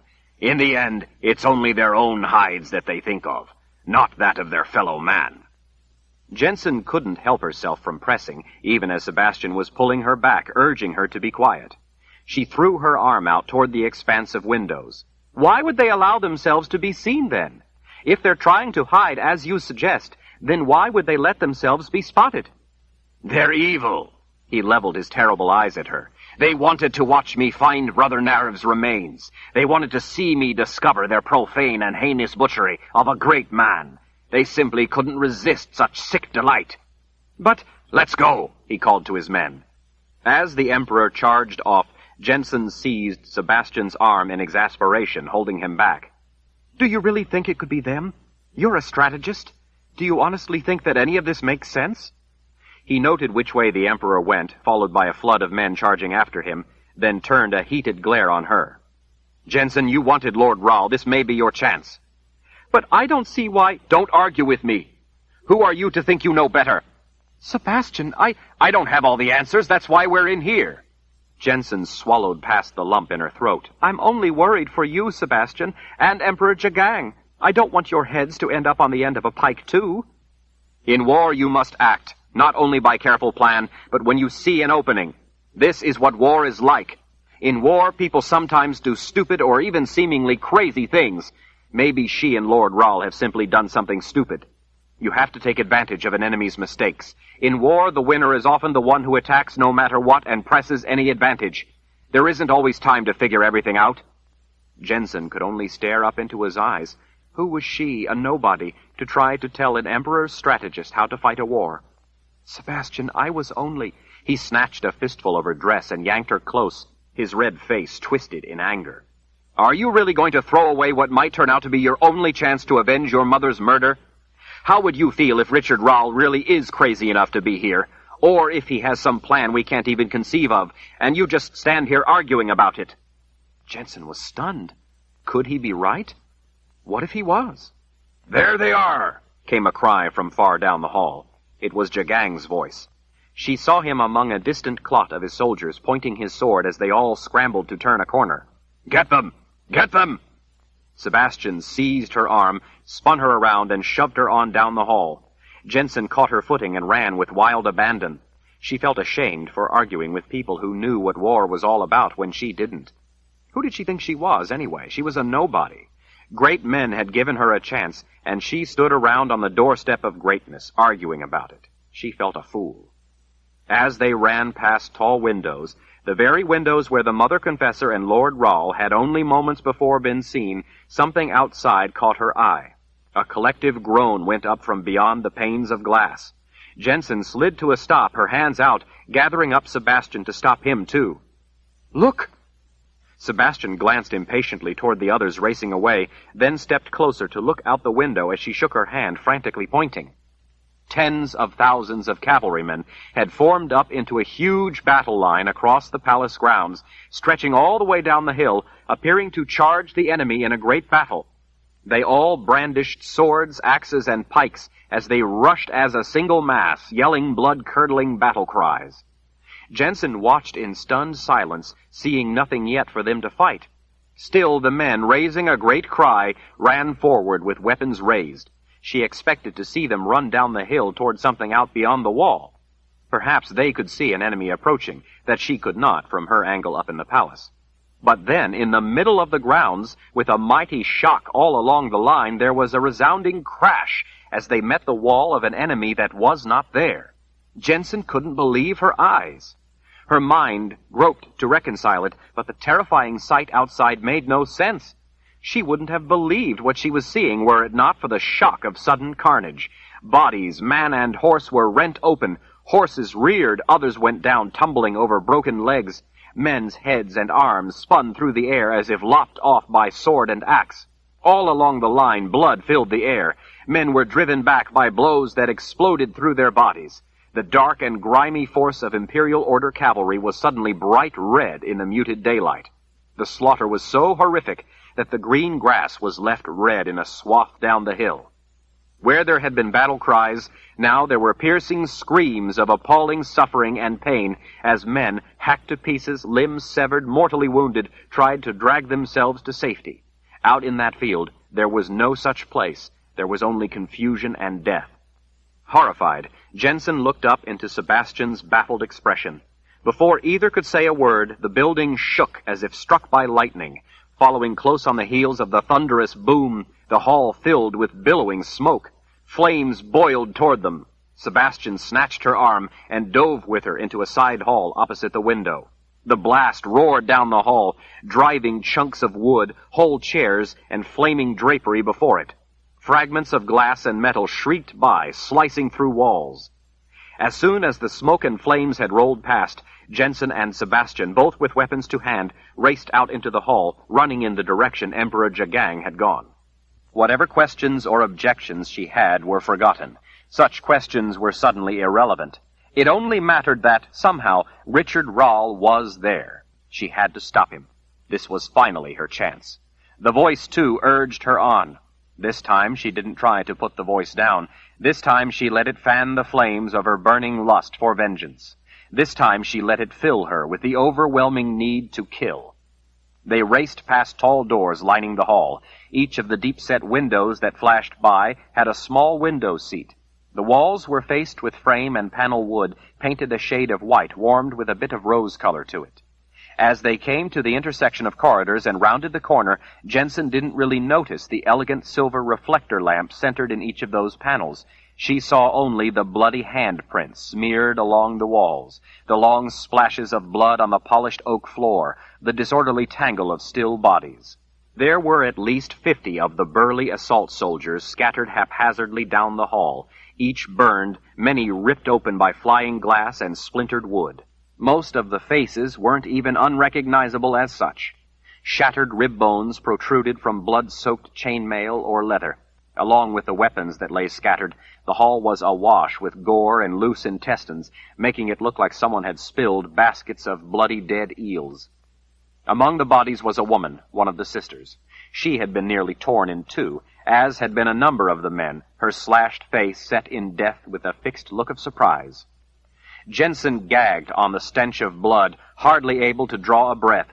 As she followed Sebastian, jumping from one clear space to another, trying not to slip and fall on the human viscera.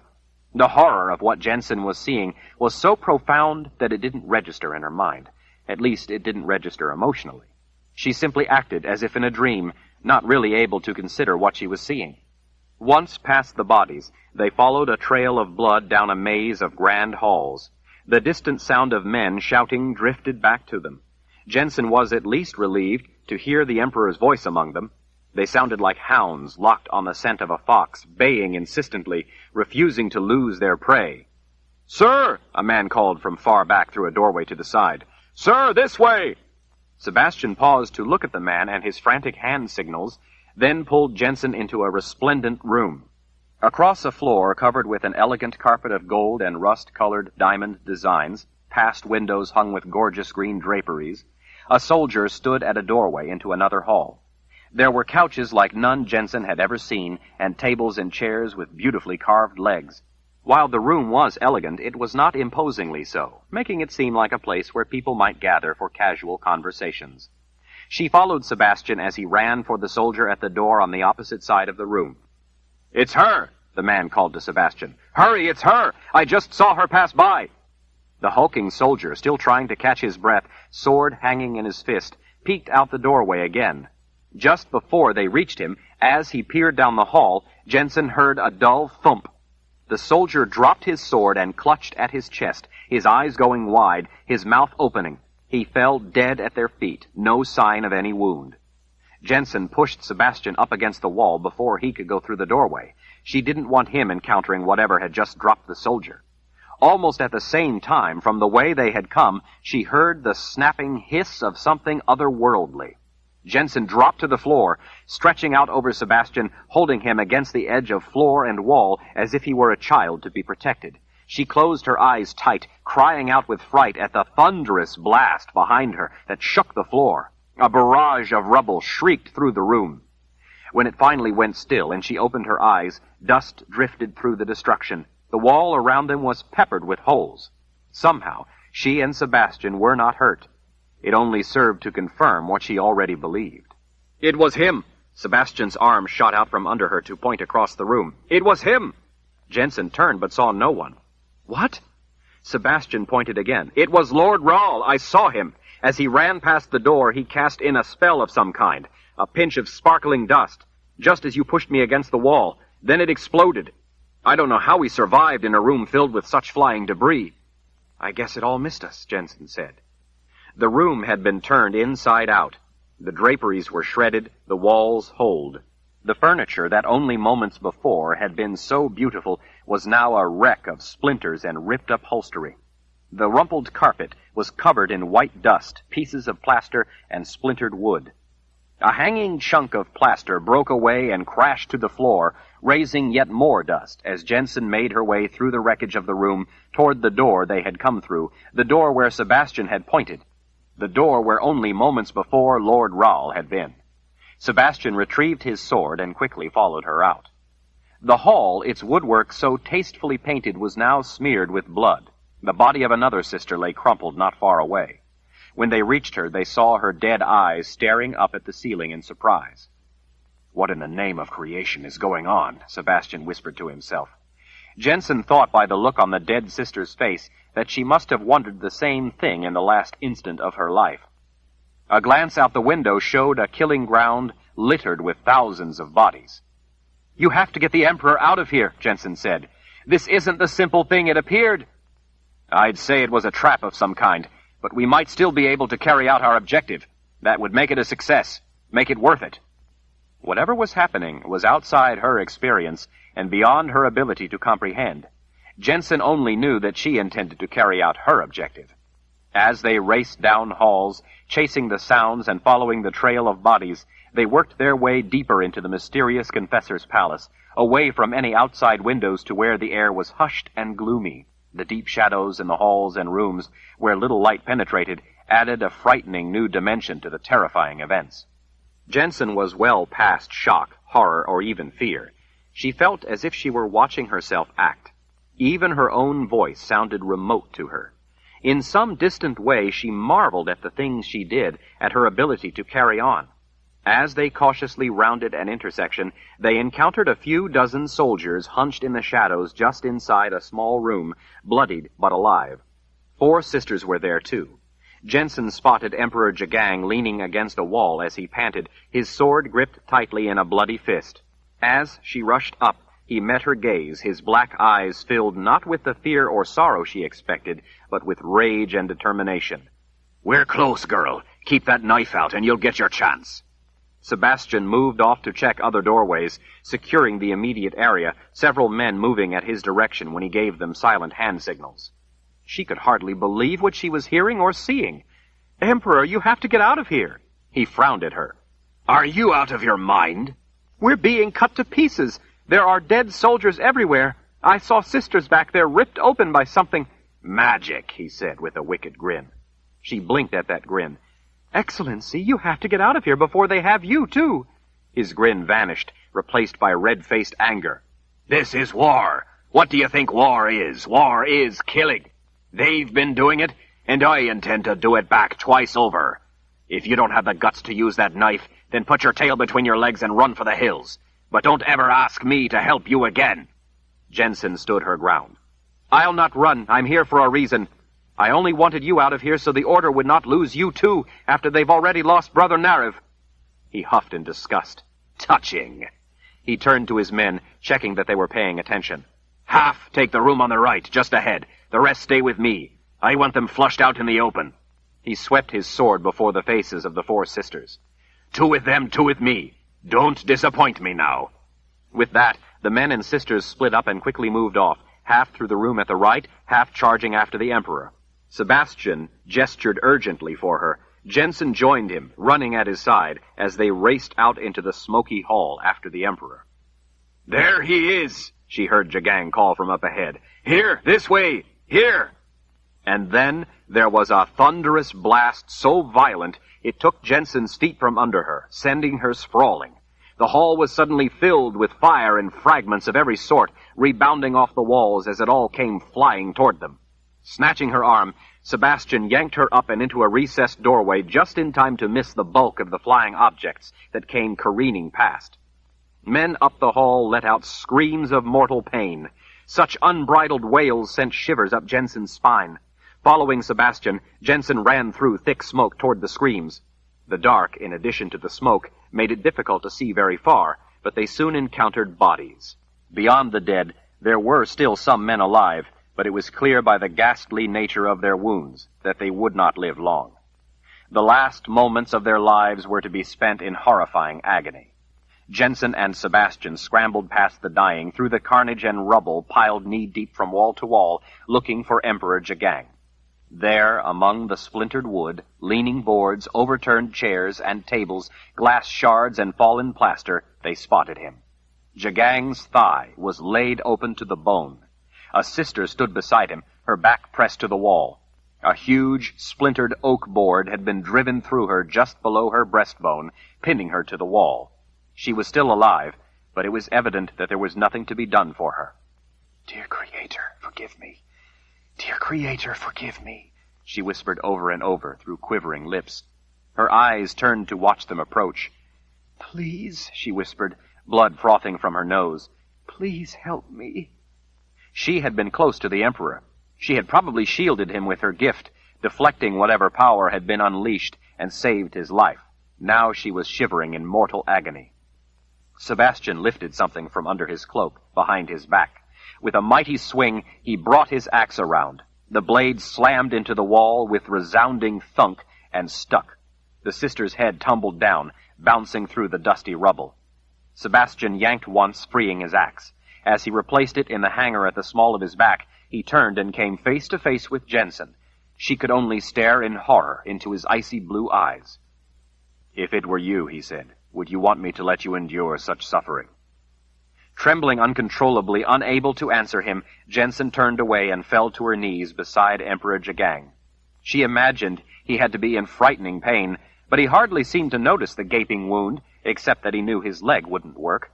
He held the 2 sides of the wound closed as best he could with one hand, but he was still losing a lot of blood. With his other hand, he had managed to drag himself to the side, where he leaned against the wall.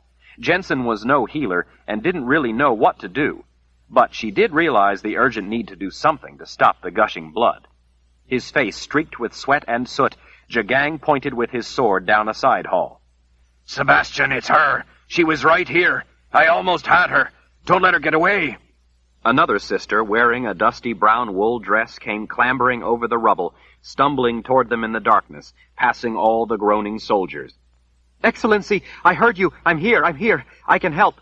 Jagang nodded his acknowledgement, one hand resting on his heaving chest. "Sebastian, don't let her get away! Move!" "Yes, Excellency." Sebastian took note of the sister climbing awkwardly over a broken side table, then pressed a hand to Jensen's shoulder. "Stay here with them. She'll protect you and the Emperor. I'll be back." Jensen snatched for his sleeve, but he had already dashed away, collecting all the remaining men on his way past. He led them off down the hall, disappearing into the darkness. Jensen was suddenly alone with the wounded Emperor, a sister of the light, and the voice. She snatched up the end of a strip of a sheer curtain and pulled it out from under the rubble. "You're losing a lot of blood. I need to close this as best I can." She looked up into Emperor Jagang's nightmare eyes. "Can you help hold it closed while I wrap it?" He grinned. Sweat coursed down his face, leaving streaks through the dusty grime. "It doesn't hurt, girl. Do it. I've had worse than this. Be quick about it."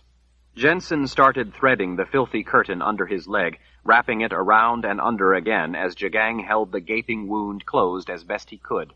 The fine fabric almost immediately turned from white to red with all the thick blood flowing across it. The sister put a hand to Jensen's shoulder as she knelt down to help. As Jensen continued wrapping, the sister laid her hands flat on each side of the massive gash in the meat of his thigh. Jagang cried out in pain. "I'm sorry, Excellency," the sister said. "I have to stop the bleeding or you'll bleed to death." "Do it then, you stupid bitch! Don't talk me to death!" The sister nodded tearfully, clearly terrified by what she was doing, yet knowing she had no choice but to do it. She closed her eyes and once more pressed trembling hands to Jagang's hairy, blood-soaked leg. Jensen pulled back to give her room to work, watching in the dim light as the woman apparently wove magic into the Emperor's wound. There was nothing to see at first. Jagang gritted his teeth, grunting in pain as the sister's magic began to do its work. Jensen watched, spellbound, as the gift was actually being used to help someone instead of cause suffering. She wondered briefly if the Imperial Order believed that even this magic, used to save the life of the Emperor, was evil.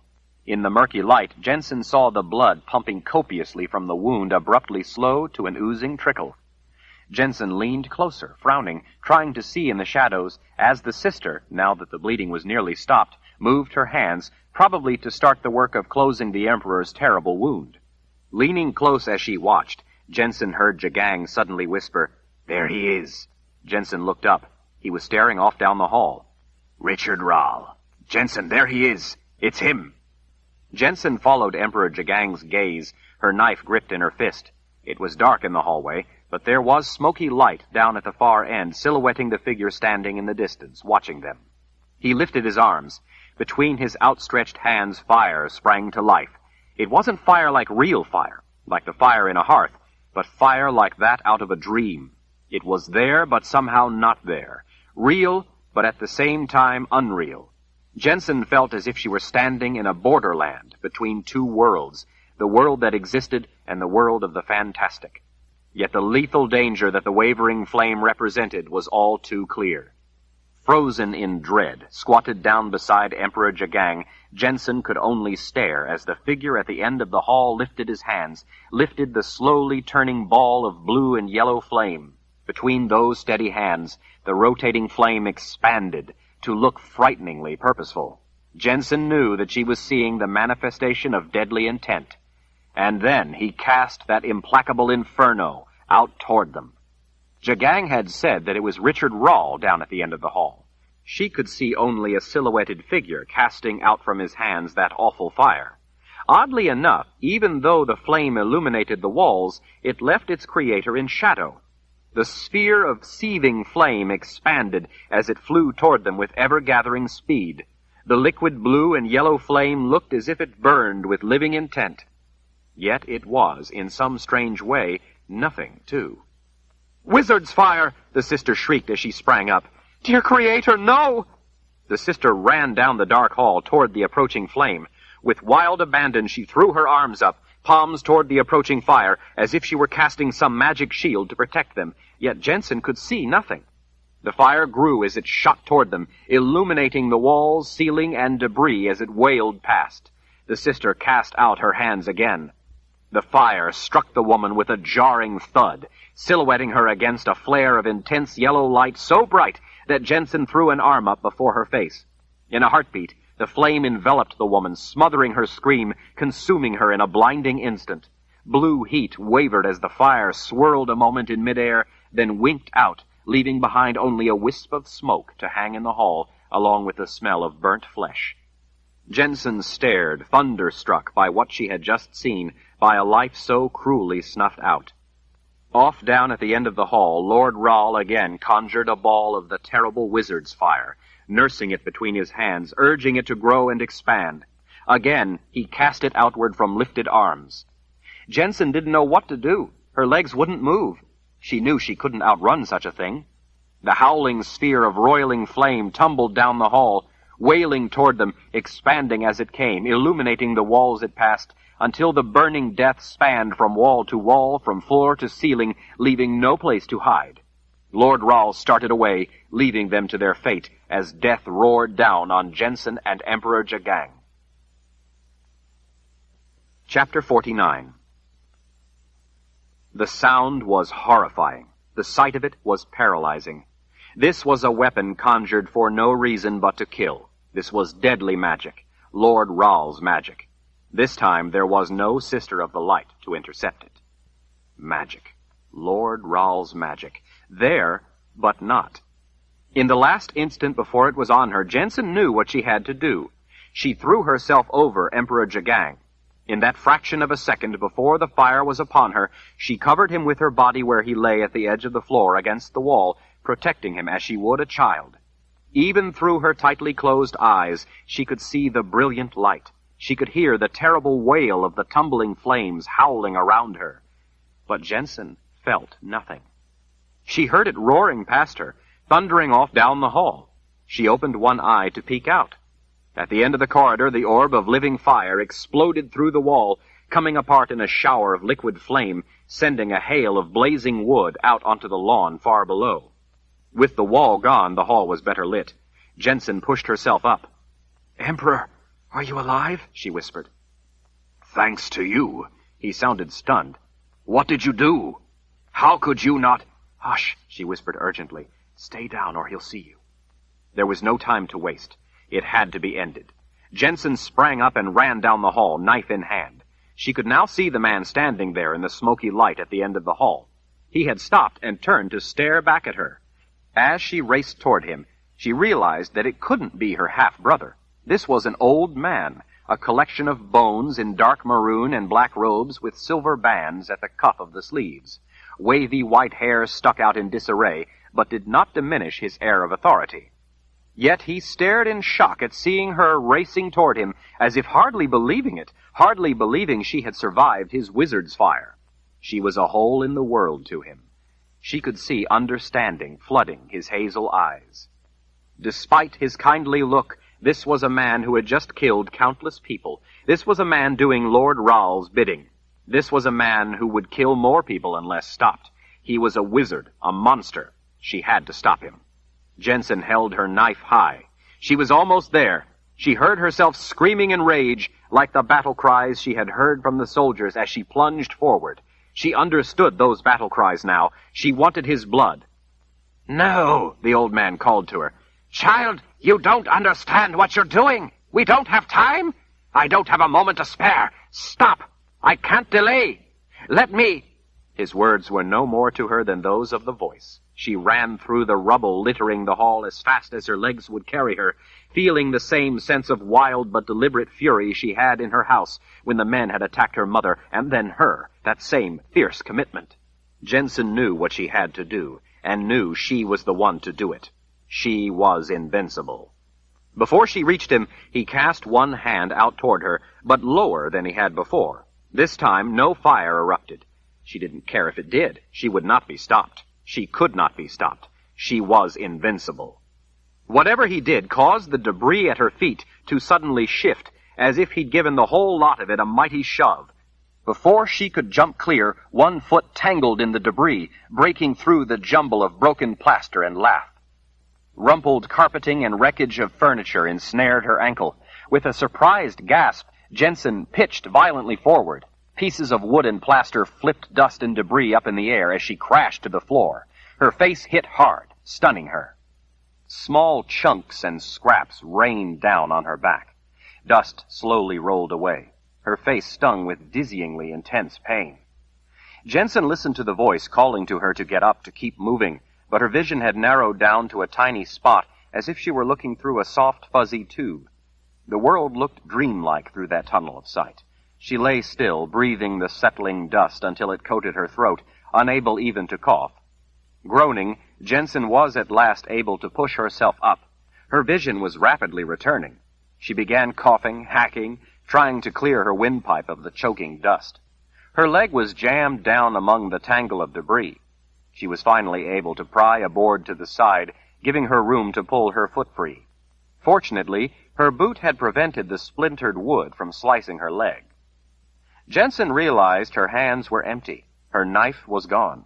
On her hands and knees, she rummaged madly through the wreckage of wood, plaster, and tangled fabric of draperies, throwing things aside, searching for her knife. She thrust her arm under a nearby overturned table, groping blindly. With the tips of her fingers, she felt something smooth. She groped along it until she touched the ornately engraved letter R.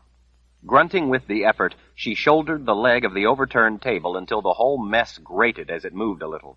At last she was able to reach in far enough to pull her knife free. When Jensen was finally able to scramble to her feet, the man was long gone. She went after him anyway. When she reached the intersection of passageways, a quick look revealed only empty halls. She ran down the corridor she thought he had taken, looking in rooms, searching alcoves, making her way ever deeper into the murky palace. She could hear people in the distance, soldiers, yelling for others to follow them. She listened for Sebastian's voice, but didn't hear him. She heard, too, the sound of magic being unleashed, like the crack of lightning, only indoors. It sometimes shook the entire palace. Sometimes, too, the screams of dying men could be heard.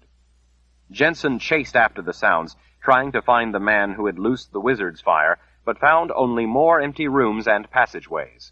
Some places were littered with dead soldiers. She couldn't tell if they had been there from the first, or had been left in the wake of the fleeing wizard. Jensen heard the sound of running soldiers, their boots rumbling through corridors, and then she heard Sebastian's voice call out, "That way! It's her!" Jensen raced for an intersection and turned down a hall, running off in the direction she had heard Sebastian's voice. Her footfalls were muted by a long green carpet with gold fringe running the length of a grand corridor. It was all the more startlingly beautiful after coming out of ruined areas. A window overhead lit the variegated brown and white marble columns that supported arches to each side, like silent sentinels watching her race by. The palace was a maze of corridors and exquisite chambers. Some of the rooms Jensen cut through were lavishly furnished in muted tones, while yet others were decorated with carpets, chairs, and draperies in a riot of colors. She dimly noted that the grand sights were astoundingly beautiful as she concentrated on not getting lost. She imagined the place as a vast forest, and noted landmarks along the way so as to find her way back. She had to help get Emperor Jagang to safety. Racing down the wide passageway lined with granite recesses in the walls to each side, each holding a delicate object of one kind or another, Jensen burst through double gold-bound doors into an enormous chamber. The sound of the doors rebounding echoed back from the room beyond. The size of place, the splendor of the sight caught her up short. Overhead, rich paintings of figures in robes swept across the inside of the huge dome. Below the majestic figures, a ring of round windows let in ample light. A semicircular dais sat off to the side, along with chairs behind an imposing carved desk. Arched openings around the room covered stairways up to curving balconies edged with sinuous, polished mahogany railings. Jensen knew by the imposing architecture that this must be the place from where the Mother Confessor ruled the Midlands. All the seating up in the balconies must have provided visitors or dignitaries a view of the proceedings. Jensen saw someone making their way among the columns on the other side of the chamber. Just then, Sebastian burst through another door not far to Jensen's right. A company of soldiers funneled through the doors after him. Sebastian lifted his sword, pointing. "There she is!" He was nearly out of breath. Rage flashed in his blue eyes. "Sebastian!" Jensen ran to his side. "We have to get out of here. We need to get the Emperor to safety. A wizard came and the sister was killed. He's alone. Hurry!" The men were fanning out, a jangling dark mass clad in chainmail and armor and gleaming weapons, spreading around the edge of the vast chamber like wolves stalking a fawn. Sebastian heatedly pointed his sword across the room. "Not until I have her. Jagang will at last have the Mother Confessor." Jensen peered off to where he pointed, and saw then the tall woman across the room. She wore simple, coarsely woven flaxen robes, decorated at the neck with a bit of red and yellow. Her black and gray hair was parted in the middle and cut square with her strong jaw. "The Mother Confessor," Sebastian whispered, transfixed by the sight of her. Jensen frowned back at him. "Mother Confessor?" Jensen couldn't envision the Lord Ra wedding a woman as old as his great-grandmother. "Sebastian, what do you see?" He flashed a smug look. "The Mother Confessor." "What does she look like? What's she wearing?" "She's wearing that white dress of hers." His heated expression was back. "How can you miss her?" "She's a beautiful bitch," a soldier on the other side of Sebastian said with a grin, unable to take his eyes from the woman across the room. "But the Emperor will be the one to have her." The rest of the men, too, started across the room with that same disturbing, lecherous look. Jensen seized Sebastian by the arm and yanked him around. "No," she whispered harshly. "Sebastian, it's not her." "Are you out of your mind?" he asked as he glared at her. "Do you think I don't know what the Mother Confessor looks like?" "I've seen her before," the soldier beside him said. "That's her, all right."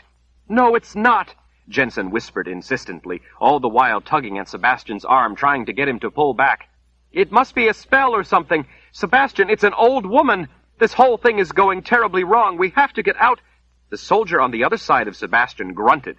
His sword clattered to the marble floor as he clutched his chest.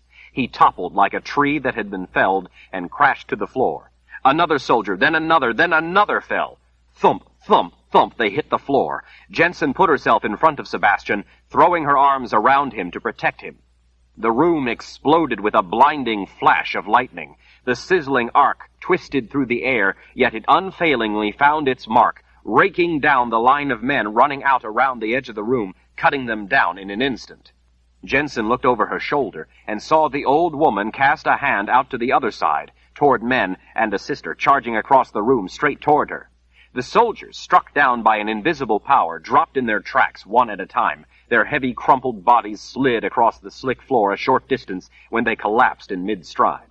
The sister cast out her hands, Jensen assumed to protect herself with magic of some kind, although she could see nothing of it.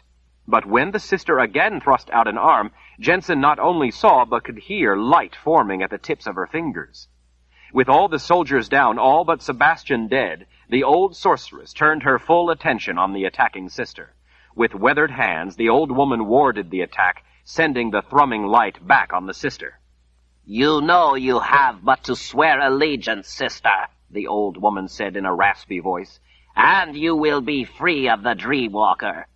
Jensen didn't understand, but the sister surely did. "It won't work. I'll not risk such agony. May the Creator forgive me, but it will be easier for us all if I kill you." "If that be your choice," the old woman rasped, "then so be it." The younger woman started to cast her magic again, but fell to the floor with a sudden cry. She clawed at the smooth marble, trying to whisper prayers between grunts of terrible agony. She left a smear of blood on the marble, but before getting far, she stilled. Her head sank to the floor as she expelled one long, last, rattling breath. Knife in hand, Jensen ran for the murderous old woman. Sebastian followed, but had taken only a few steps when the woman wheeled and cast a shimmering light at him just as Jensen stepped into her line of sight. Only that prevented the streak of glimmering light from hitting him square. The light glanced off his side in a shower of sparks. Sebastian fell with a cry. "No, Sebastian!" Jensen started for him. He pressed his hands to the side of his ribs, clearly in pain. If hurt, at least he was alive. Jensen swung back to the old woman. She stood immobile, her head cocked, listening. There was confusion in her manner, and a curious kind of awkward helplessness. The sorcerer wasn't looking at her, but instead had an ear turned to her. Being a little closer now, Jensen noticed for the first time that the old woman had completely white eyes. Jensen stared, at first from surprise and then with sudden recognition.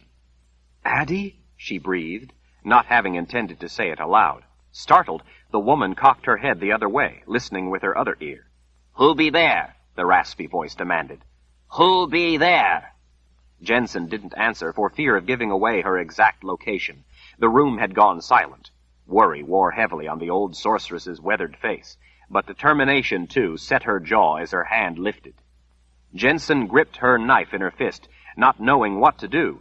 If this really was Addie, the woman Althea had told her about, then according to Althea, she would be completely blind to Jensen. But she was not blind to Sebastian. Jensen crept a step closer. The old woman's head turned to the sound. Child, do you be a sister of Richard? Why would you be with the Order? Maybe because I want to live. No, the woman shook her head with stern disapproval. No, if you be with the Order, then you have chosen death, not life. You're the only one intent on bringing death. That be a lie. All of you came to me with weapons and murderous intent, she said. I did not come to you. Of course, because you defile the world with your taint of magic, Sebastian called from behind. You would smother mankind, enslave us all with your wicked ancient ways. Ah, Addie said, nodding to herself. It be you, then, who has deluded this child. He's saved my life. Without Sebastian, I would be nothing. I would have nothing. I would be dead, just like my mother. Child, Addie said in a quiet rasp, that too be a lie. Come away from them. Come with me. You'd love that, wouldn't you? Jensen shrieked. My mother died in my arms because of your Lord Ral. I know the truth. The truth is that you'd love to deliver the prize plum to Lord Ral at last. Addie shook her head. Child, I don't know what lies be filling your head, but I do not have the time for this. You must come away with me, or I cannot help you. I cannot wait a moment longer. Time be in short supply, and I have used all I have. As the woman spoke, Jensen used the opportunity to take small, quiet steps forward. She had to take this chance to end the threat. She knew she could take this woman out. If it was only a matter of muscle and skill with a knife, then Jensen would have the distinct advantage. A sorceress's magic was useless against someone who was invincible, against a pillar of creation. Jen, take her! You can do it! Avenge your mother! Jensen was still only a quarter of the distance from Sebastian to Addie. Knife held tight. She took another step. If that be your choice, Addie rasped at hearing the whisper of the footstep, then so be it. When the sorceress lifted her hand out toward Sebastian, Jensen realized with horror what she meant. The price of her choice was that Sebastian would be forfeit. Chapter 50.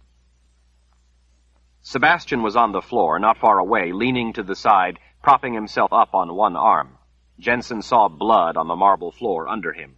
Since Addie couldn't stop Jensen, she intended to finish him as the price. The appalling reality of seeing Sebastian in pain, of knowing he was about to be murdered, shook Jensen to her very soul.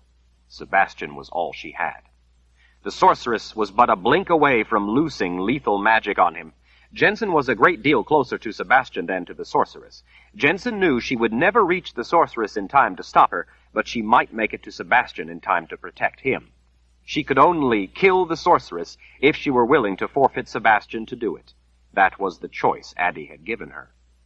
Jensen abandoned her attack, and instead dove for Sebastian, putting herself in the woman's line of sight, making a hole in the world where she was trying to aim her terrible conjured fire. The magic the sorceress loosed missed Sebastian, raking crackling lightning across the polished marble floor, ripping it up in a line right beside him. The air was filled with a burst of flying stone shards. Jensen scooped Sebastian protectively into her arms as she fell to his side. "Sebastian, can you move? Can you run? We have to get out of here." He nodded. "Help me up." His voice was labored, his breathing shallow. Jensen ducked her head under his arm and strained with the effort of lifting him to his feet. With her help, they hurriedly worked their way toward the door. Behind, Addie lifted her hands again, her white eyes tracking Sebastian's movements, if not Jensen's. Jensen twisted sideways, putting herself in the way. A blast of lightning laced past, missing them by inches, blowing the heavy metal-clad door off its hinges. The door went skittering down the hall. Jensen and Sebastian scuttled through the smoking opening and hastened down the wide hall. Jensen realized as she watched the heavy doors crashing down the hall, bouncing off walls, tearing out great chunks of stone, that if something like that hit her, she would be crushed. She noticed, too, that her arm was bleeding from small cuts from the stone shards that had struck her.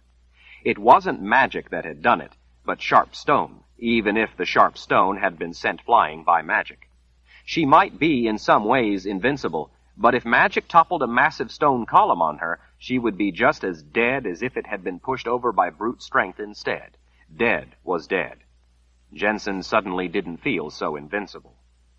At the first intersection, she took them to the right, getting Sebastian out of the line of sight of Addie's gift and her weapons of magic as quickly as possible. Jensen could feel his warm blood running over the arm she had around him. Despite his injury, Sebastian didn't ask her to slow to spare him any pain.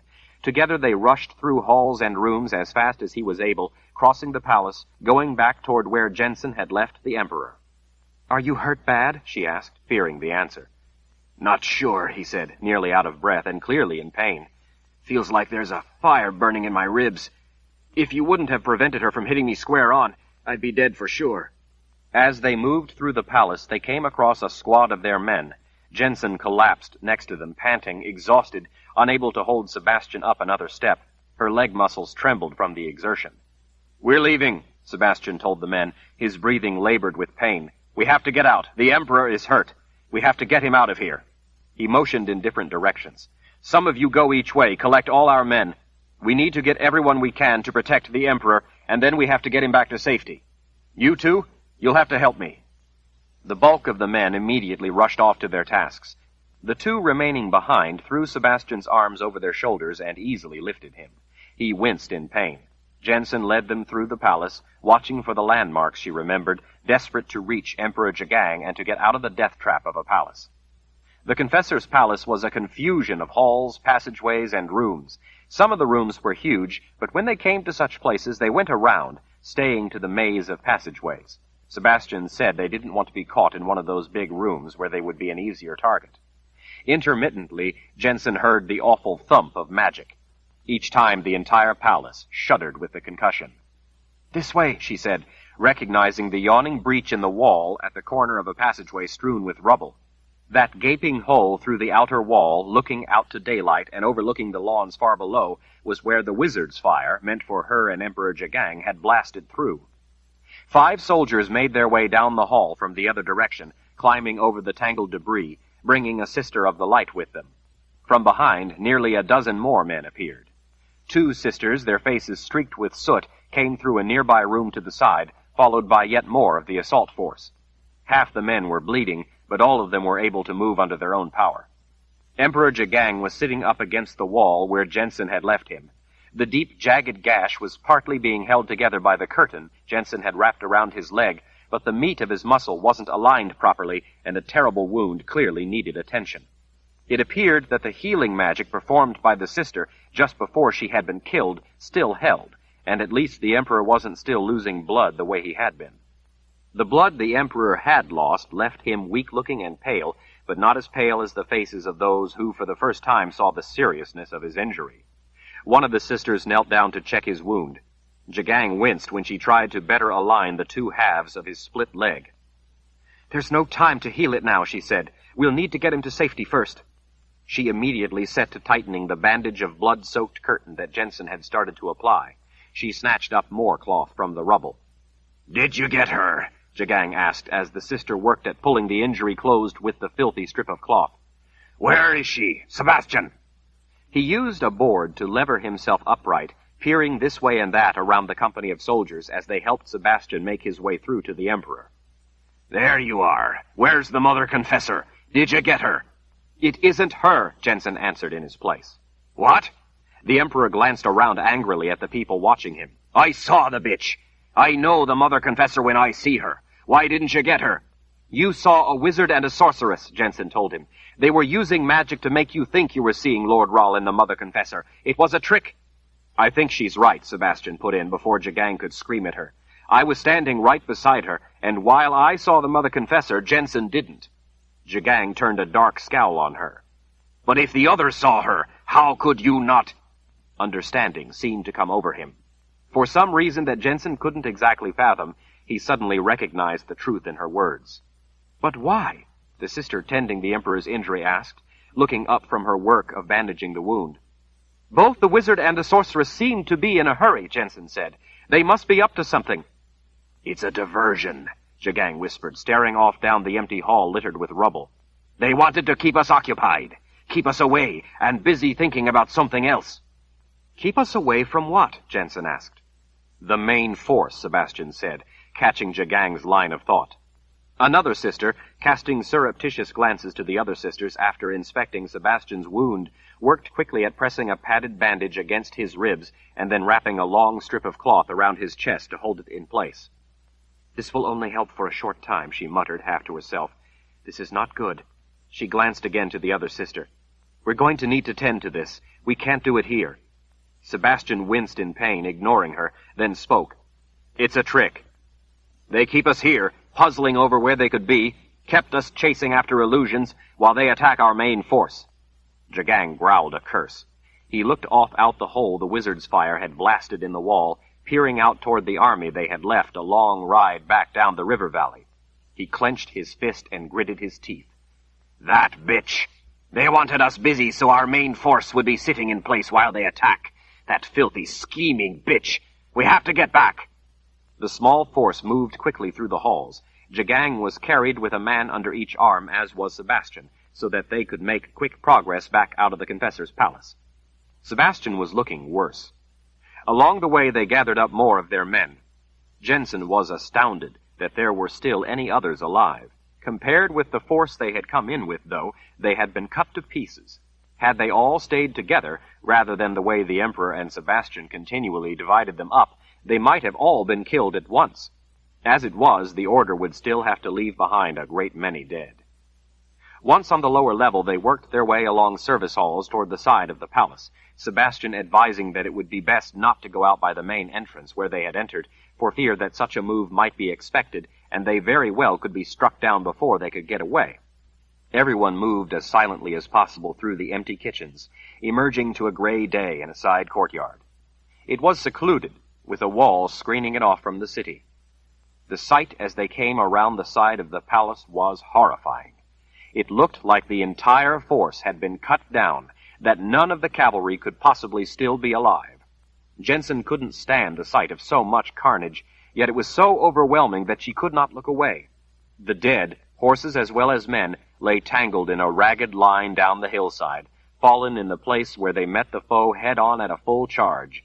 In the distance near the trees, a few scattered horses, their riders no doubt dead, nibbled at the grass.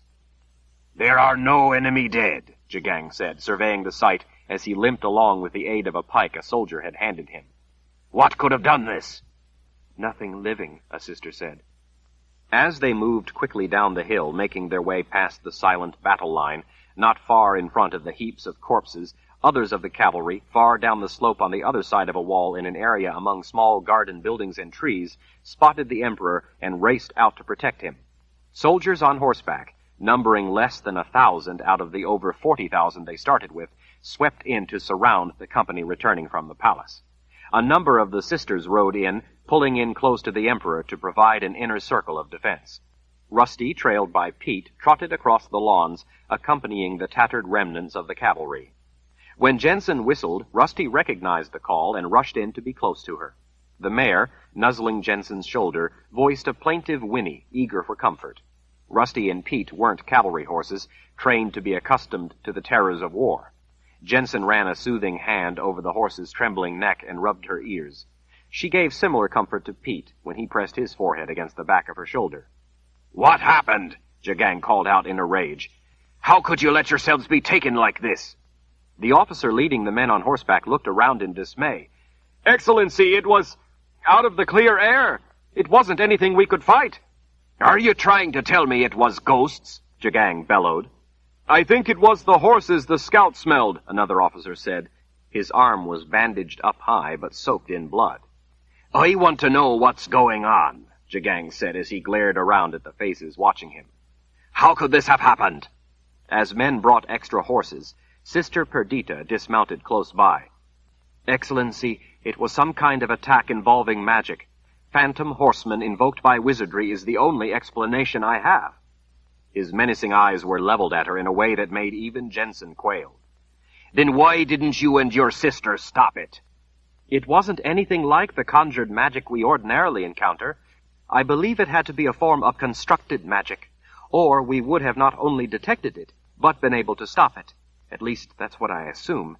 I've never actually seen any constructed magic, but I've heard of it. Whatever this was that attacked us would not respond to anything we tried. The Emperor was still frowning darkly at her. Magic is magic. You should have stopped it. That's what you were here for. Constructed magic is different than conjured, Excellency. Different how? Rather than using the gift on the spot, constructed magic has already been made up in advance. It can be preserved for a great period of time, thousands of years, maybe even forever. When it's needed, the spell is triggered and the magic is loosed. Triggered by what? Sebastian asked. Sister Perdita shook her head in frustration. By just about anything, as I've heard it told. It just depends on how it was constructed. No wizard now is able to construct such a spell. We know little about those ancient wizards or what they could do, but from what little we do know, a constructed spell could be something kept dry that comes to life when you get it wet. For example, something to help fertilize crops when the spring rains come. It could be triggered by heating, like a cure taken for a fever. The cure carries a construction in, and the fever triggers it. Others are triggered by a little magic, some by an elaborate application of incredibly intricate wizardry and great power. So, Jensen reasoned, someone with magic must have unleashed something so powerful as these phantom horsemen? A wizard or a sorceress or something? Sister Perdita shook her head. It could be that kind of constructed magic, but it could just as easily be a spell, albeit an incredibly powerful one, kept in a thimble and triggered by exposing the construction to anything. Horse dung, even. Emperor Jagang waved off the very notion. But something that small and easily triggered wouldn't be this powerful. Excellency, the sister said, in this you can't equate the apparent material size of the construction or its trigger with the result. They have no relational value, at least not in the terms in which most people think. The trigger has no bearing on the power of the construction. Even the construction and its trigger are not necessarily relational. There is simply no rule by which to judge a construction. The Emperor swept an arm out before the tens of thousands of men and horses tangled in death. But surely something of this magnitude had to have been something more. The army of phantom horsemen who carried out this attack might have been triggered by a wizard drawing spells in magic dust while speaking an incredibly complex invocation, or it could just as easily have been a book containing a cavalry counter that is simply opened to the proper page and held out before the attacking force, even from miles away. Even the simple fear of a person holding out such a construction could be the trigger. You mean anyone might accidentally trigger one then? Jensen asked. Of course, that's what makes them so dangerous. But from what I've read, that kind is exceedingly rare. Because they can be so dangerous, most are layered in complex precautions and fail-safe mechanisms involving the most profound knowledge of the application of magic.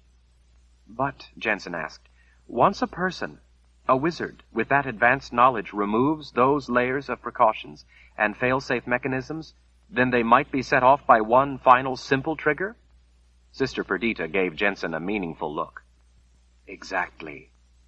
So, Jagang said, gesturing around at the thousands of bodies, this force of phantom cavalry might be sent out again at any moment to finish us off.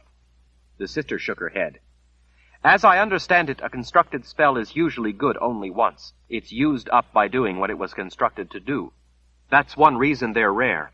Once used, they're gone forever, and there are no longer any wizards alive who can make more. Why haven't we encountered such constructed spells before? Sebastian asked with growing impatience. And why now all of a sudden? Sister Perdita stared at him for a moment, a picture of bottled anger that Jensen knew she would never have dared direct at the Emperor, even though the attack on the Confessor's palace, which he ordered, against her warning, had resulted in the deaths of many of her Sisters of the Light. With a show of deliberate care, Sister Perdita pointed up at the dark keep hard against the mountain above them. There are 1,000 rooms in the Wizard's Keep if there's one, she said in a low voice. A good many of them will be stuffed full of nasty things. It's likely that when we drove them here for the winter, that wizard of theirs, Wizard Zorander, finally had the good long time he needed to search through the keep, looking for just the kinds of things he hitherto lacked, so as to be ready for us when spring arrived and we advanced toward Aidendrill. I fear to think what catastrophic surprises he yet has in store for us. That keep has stood invincible for thousands of years. Sebastian's glare turned as dark as Jagang's. Why haven't you warned us about this? I never heard you say anything. I did. You were gone. You've also advised against many other things as well, and we've overcome them, Jagang growled at her. When you fight a war, you must expect to take risks and to take casualties. Only those who dare win. Sebastian gestured up at the keep. What other things might we expect? Constructed spells are only one of the dangers in fighting these people. None of us sisters really considered constructed spells a great threat because they're so rare, but as you can see, even one constructed spell is profoundly perilous. Who knows what even more deadly things might be waiting to be unleashed? What's more, there's a whole world of dangers we can't even begin to conceive of. Their winter weather alone has killed hundreds of thousands of our men without the enemy having to lift a finger or risk a single man. That alone has done more damage to us than almost any battle or calamity of magic. Did we expect such losses from something so simple as snow and cold weather? Did our size and strength protect us from it? Are those hundreds of thousands any less of a loss because they died of fever rather than some fancy application of magic? What difference does it make to the dead or those left to fight? I admit to a soldier winning because your enemy falls ill might not seem very glamorous or heroic, but dead is dead. Our army outnumbers these people many times over, yet we lost those hundreds of thousands to fever because of simple weather, not the magic you are so worried about us protecting you from. But in a real fight, Sebastian scoffed, then our numbers really mean something and will win out. Tell that to those who died of fever. Numbers don't always determine the winner. That's outlandish, Sebastian shot back. Sister Perdita pointed at the line of dead. Tell it to them. We must take risks if we're to win, Jagang said, settling the matter. What I want to know is if the enemy can be expected to throw more of these constructed spells at us. Sister Perdita shook her head as if to say she had no idea. I doubt that Wizard Zorander knows much about the constructed spells kept there. Such magic is no longer understood well. He apparently understood one of them pretty well, Sebastian said. And that might have been the only one he understood well enough to use. As I said before, once used, constructed spells are used up. But it's also possible, Jensen interrupted, that there are more constructed spells he does understand. Yes, or for all anyone knows, this could have been the last constructed spell in existence. On the other hand, he might be sitting in there with 100 of them in his lap, all much worse than this one. There is simply no way to know. Jagang's black eyes gazed out at his fallen cavalry elite. Well, he certainly used this one to cut. There was a sudden blinding flash off at the horizon. The world around them lit with the intensity of a flash of lightning, but the flash didn't die out as lightning did. Jensen seized the reins just under Rusty and Pete's bits to keep them from bolting. Other horses spooked, rearing up. White-hot light flared up from the river valley down over the hills in the direction of the army. The light was so white, so pure, so hot, that it lit the clouds from underneath all the way to the opposite horizon. It was a light of such power, such intensity, that many of the men dropped to a knee in alarm. The incandescent glow expanded outward with incredible speed, dwarfing the hills, yet it was so distant that they heard nothing. The rocky slopes of the mountains ringing the city were all illuminated in the harsh glare. And then Jensen heard at last a deep, rumbling boom that vibrated in her chest. It shook the ground beneath their feet. The powerful, resonant boom stretched out into a growing, clacking roar. A dark dome expanded up through the light. Jensen realized that because of the distance, what looked to her like a spreading dome of dust had to be debris at least as big as trees, or wagons. As the dark cloud expanded upward through the light, it dissipated, as if evaporating in the might of that consuming heat and light. Jensen could see a wave, like the rings made by tossing a rock in a pond, radiating outward, except this was a single wave racing across the ground. As everyone stood transfixed, gripped in fright, a sudden wall of wind, driving dirt and sand before it, blasted up the hill toward them. It was the shock of the wave that had finally reached them. It was so abrupt and so powerful that if the branches were not already bare, they would have been stripped of leaves right then and there. Limbs snapped as trees shuddered under the concussion of wind. More horses panicked, bucking and bolting. Men dropped to the ground to protect themselves from what might come next. Jensen, staggered by the blast of wind, shielded her eyes with a hand, while huge soldiers recited prayers learned in childhood, begging the Creator for salvation. Jagang stood facing the sight with angry, defiant challenge. "Dear spirits," Jensen finally said, squinting, blinking the dust from her eyes as the aftermath seemed to abate. "What could that have possibly been?" Sister Perdita had gone ashen. "A light web." Her voice was low and heavy with what Jensen had never detected from her before, dread. "Impossible!" Emperor Jagang roared. "There are sisters down there warding for light spells." Sister Perdita said nothing. She couldn't seem to take her gaze from the arresting sight. Jensen could tell that the pain was wearing heavily on Sebastian, but he spoke forcefully. "I've been told that a light web can't do any more damage than—" He gestured back at the palace. "Perhaps to destroy a building." Sister Perdita said nothing, and with that silence offered the evidence to the contrary that was clearly before his eyes. Jensen took the reins to both horses in one hand and put the other to Sebastian's back in sympathy. She ached for him and wanted him to be somewhere safe where his injury could be tended to. The sisters had said that it was serious and needed their attention. Jensen suspected that the wound he suffered at the hands of the sorceress needed the intervention of magic. "How can it be a light web?" Jagang demanded. "There's not even anyone here. No troops, no army, no force, except maybe a couple of their gifted." "That's all it would take," Sister Perdita said. "Such a thing needs no supporting troops. I told you that something was wrong. With the keep here in Aidendrill, there's no telling what even a lone wizard might be able to do to hold off an army, even our army." "You mean," Sebastian asked, "it's like the way a small force in a high pass, for example, can hold off a whole army?" "That's right." Jagang looked incredulous. "You mean to say that you think that even that one skinny old wizard in a place like the keep might be able to do all that?" Sister Perdita's gaze shifted to the Emperor. "That one skinny old wizard, as you call him, has just managed to do the impossible. He has not only found what was probably a light web constructed thousands of years ago, but even more inconceivable, he somehow managed to ignite it." Jagang turned to stare off to where the light was finally dying. "Dear Creator," he whispered, "that's right where the army is." He wiped a hand back across his shaved head as he considered the frightening implications. "How could they ignite a light web among our army? We're warded for that. How?" Sister Perdita's eyes turned toward the ground. "There is no way for us to tell, Excellency. It could be something as simple as a box containing an ancient light web from which he removed all the fail-safes and then left it for us to come across. As our men set up camp, maybe a man found it, wondered what was in the innocent-looking little box, opened it, and the light of day was the final trigger. It could be something else entirely that we could never begin to dream up or imagine, much less forestall. We'll never know. Whoever triggered it is now part of that cloud of smoke hanging over the river valley." "Excellency," Sebastian said, "I urgently advise that we get the army out of here, move them back." He paused to wince in pain.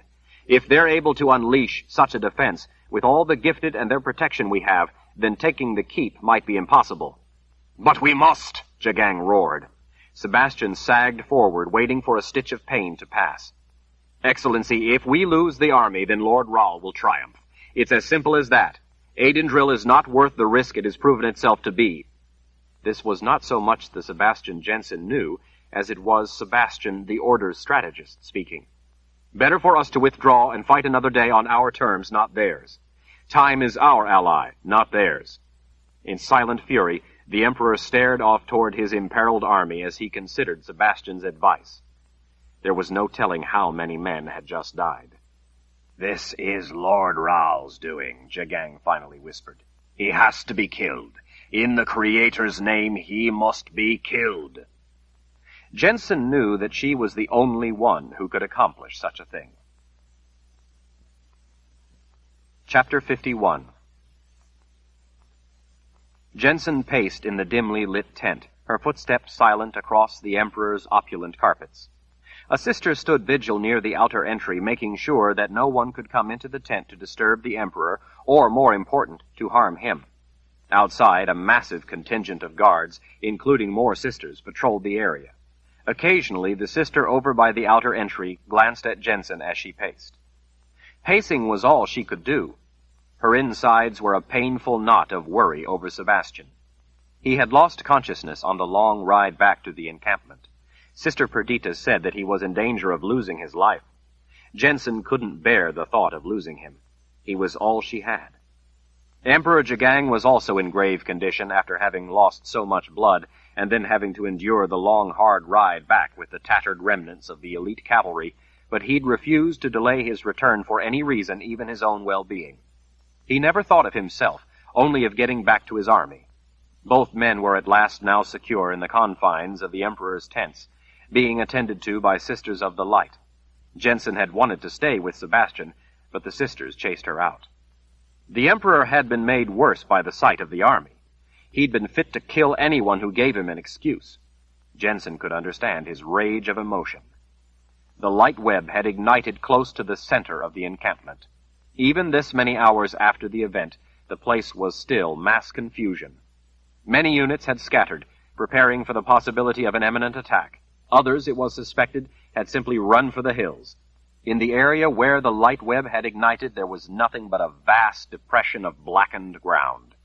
In the ensuing chaos, no one had been able to determine how many men had been killed. It was next to impossible, with so many either killed or scattered, to get an accurate count of units, much less individuals, but there was no argument that the devastation was staggering. Jensen had overheard whispers of over 500,000 men turned to dust in an instant, and maybe as many as twice that number. In the end, the number killed might prove to be much higher. There were inestimable numbers of seriously injured soldiers, men burned or blinded, men severely cut or with limbs taken off by flying debris, men partially crushed by heavy wagons and equipment toppling on them, men made deaf, men so insensate, so stupefied, that they could only stare unblinking at nothing. There were not enough army surgeons or Sisters of the Light to even begin to attend to the tiniest fraction of the wounded. With every hour that passed, thousands of those who survived the initial blast died of their injuries. As staggering a blow as it was not fatal to the great beast of the Imperial Order Army. The encampment was immense, and precisely because it was so vast, much of it had survived. According to the Emperor, it was only a matter of time before they replaced the dead with fresh troops, and then he would unleash his men to seek vengeance on the people of the New World. Jensen was beginning to understand why Sebastian had always been so adamant that all magic must eventually be eliminated. There was no good that she could think of that could offset such wickedness. She hoped magic could at least spare his life. Despite Emperor Jagang's conviction that their forces would soon recover, there were difficult times ahead for them. Much of the food had been destroyed, along with vast amounts of equipment and weapons. Every tent in the entire encampment had been at least knocked down. It was a cold night, and many men would be exposed to the elements. Fortunately, even though the Emperor's tent had been flattened, men had been able to erect it again for the injured Emperor and Sebastian. Jensen paced, burning not only with worry but with rage. She doubted that a greater monster than Richard Rahl had ever lived. Surely no single man had ever been the cause of so much suffering in the world. It was inconceivable to her that anyone could have such a lust for power that they would lead a cause that could murder so many people. She didn't see how Richard Rahl could be a part of creation. Surely he was the Keeper's disciple. Tears ran down Jensen's cheeks at her gnawing apprehension. She prayed fervently to the good spirits that Sebastian would not die, that the sisters could heal him. In agonizing worry, she halted in her pacing and leaned on a table she had not seen the last time she had been in the tent. When the tent had fallen, it had been hastily erected, and this table, probably from the Emperor's private quarters, apparently hadn't been replaced in its proper location. There was a small bookcase at the rear of the top. Looking for something that might divert her mind from the ache of anxiety while she waited for word of Sebastian, Jensen idly scanned the old books. She didn't understand the words on any of them. For some reason, though, one in particular drew her attention, something about the rhythm of the foreign words. She pulled the book out and turned it toward the candlelight, trying to read the title. She ran her fingertips over the 4 gilded words on the cover. They made no sense to her, yet they seemed somehow almost familiar. Jensen gasped in surprise when the sister, who had been over by the door, lifted the book from her hands.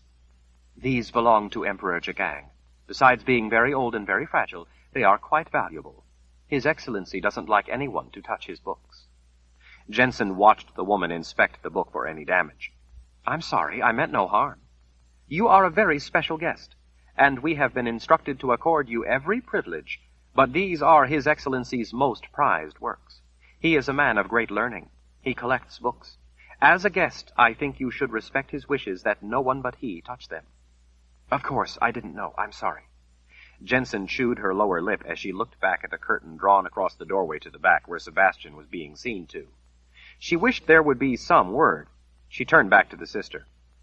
I was only puzzled because I've never seen such words. These are in the tongue of the Emperor's homeland. Really? Jensen gestured to the book the sister was returning to its place. Do you know what it says? I don't know the language very well, but let me see if I might be able to tell. In the dim light, the sister squinted at the book for a time, her lips moving silently as she worked at the translation, before finally sliding the volume back in place. It says, The Pillars of Creation. The Pillars of Creation? What can you tell me about such a book? The woman shrugged. There's a place in the old world called by that name. I would guess the book must be about that. Before Jensen could ask anything else, Sister Perdita suddenly emerged from behind the rear partition of the tent, the candles casting harsh shadows across her somber face. Jensen rushed to meet her. How are they? She asked in an urgent whisper. They're both going to be all right, aren't they? Page 479. Sister Perdita's gaze shifted to the sister who had just replaced the book. Sister, you are needed by the others. Please go help them. But His Excellency told me to guard. His Excellency is the one who needs the help. The healing is not going well. Go and help the sisters. At that, the woman nodded and rushed off to the back. Why isn't the healing going well? Jensen asked after the sister had vanished behind the heavy curtain. A healing that is started and then interrupted, as Emperor Jagang's was, creates unique problems, especially since the sister who started it is dead. Each person brings unique ability to the task, so to go in later and try to unravel exactly how it was started, much less build on it, makes the healing much more difficult and delicate. She offered a small smile. But we're confident that His Excellency will be fine. It's just a matter of some concentrated work by the Sisters of the Light. I imagine they will be at it most of the night. By morning, I'm sure everything will be under control, and the Emperor will be as strong as ever. Jensen swallowed. What about Sebastian? Sister Perdita appraised her with a cool, unreadable look. I would say that depends on you. On me? What do you mean? What do I have to do with healing him? Everything. But what is it you could possibly need from me? You have but to ask. I'll do anything. Please, you must save Sebastian. The sister pursed her lips as she clasped her hands. His recovery hinges on your commitment to eliminating Richard Rall. Jensen was baffled. Well, yes, of course, I want to eliminate Richard. I said commitment, not words. I need more than mere words. Jensen stared a moment. I don't understand. I've traveled a long and difficult journey to come here, so that I might secure the help of the Sisters of the Light, so that I can get close enough to Lord Rall to put my knife in his heart. Sister Perdita smiled that terrible smile of hers. Well, then, if that's true, then Sebastian should have nothing to worry about. Please, sister, just tell me what it is you want. I want Richard Rall dead. Then we share the same goal, if anything. I'd venture that I feel more strongly about it than you ever could. One of the sisters' eyebrows lifted. Really? Emperor Jagang said that the sister who was trying to heal him up in the palace was killed by wizard's fire. That's right. And did you see the man who did it? Jensen thought it strange that Sister Perdita didn't ask how it was that she wasn't also killed by the wizard's fire. He was an old man, skinny, with wavy white hair sticking out in disarray. First Wizard Zedicus Zul Zorander, the sister said in a venomous hiss. Yes, Jensen said. I heard someone call him Wizard Zorander. I don't know him. Sister Perdita glared. Wizard Zorander is Richard Rall's grandfather. Jensen's jaw dropped. I didn't know. Yet here was a wizard doing all this damage, nearly killing Emperor Jagang, and you, who claimed to be so committed, failed to kill him. Jensen held her hands out in frustration. But I tried. I did. He got away. There was so much going on. And you think it will be easier to kill Richard Rowell? Words are easy. When it comes to true commitment, you couldn't even stop the threat from his doddering old grandfather. Jensen refused to allow herself to fall to tears. It was a struggle. She felt foolish and shamed. But you came here for the help of the sisters. You said you wanted to kill Richard Rowell. I do, but what does that have to do with Sebastian? Sister Perdita held up a finger, commanding silence. Sebastian is in grave danger of dying. He was struck by a dangerous form of magic cast by a very powerful sorceress. Those shards of magic are still in him. Left alone, they will shortly kill him. Please, you must hurry then. An incensed expression silenced Jensen. That magic is also dangerous to us, to those trying to heal him. For us sisters to attempt to remove those embedded shards of magic endangers our lives as well as his. If we are to risk the lives of sisters, then I want in return your commitment to kill Richard Rowell. How could you place a condition on the life of a man? The sisters straightened with contempt. We will have to let many others die in order to devote the necessary numbers and time to healing this one man. How dare you ask that of us? How dare you ask us to let others die so that your lover might live? Jensen had no answer to such a terrible question. If we are to do this, then it must be for something worth more than those lives that will be lost without our help. Helping this one man must count for something. Would you expect less? Would you not want the same? In return for us saving this man so dear to you, he's dear to you too, to the imperial order, to your cause, to your emperor. Sister Perdita waited to see if Jensen would now be silent. When Jensen's angry gaze faltered and finally sank, the sister continued. No one individual is important except for what value he can contribute to others. Only you can provide that value for him. For us saving this man so dear to you, I must have in return your unqualified commitment to stopping Richard Rowell once and for all, your material commitment to killing him. Sister Perdita, you have no conception of how much I wish to kill Richard Rowell. Jensen's hands fisted at her sides. He ordered the murder of my mother. She died in my arms. His rule resulted in Emperor Jagang nearly being killed. Richard is responsible for hurting Sebastian, for suffering beyond any imagining, for murders beyond estimate. I want Richard Rowell dead. Then let us free the voice. Jensen stepped back in shock. What? Grushdeva. Jensen's eyes went wide at encountering that word aloud. Where did you hear that? A self-satisfied smirk settled comfortably on Sister Perdita's face.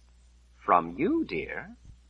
I never... At dinner with His Excellency, he asked you why it was you wished to kill your brother. What was your reason, your purpose? You said Grushdeva. I never said any such thing. The smirk soured to condescension. Oh, but you did. Are you going to lie to me? To deny that word has been whispered in your mind?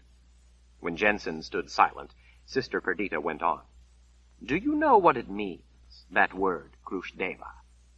No, Jensen said in a very small voice. Vengeance.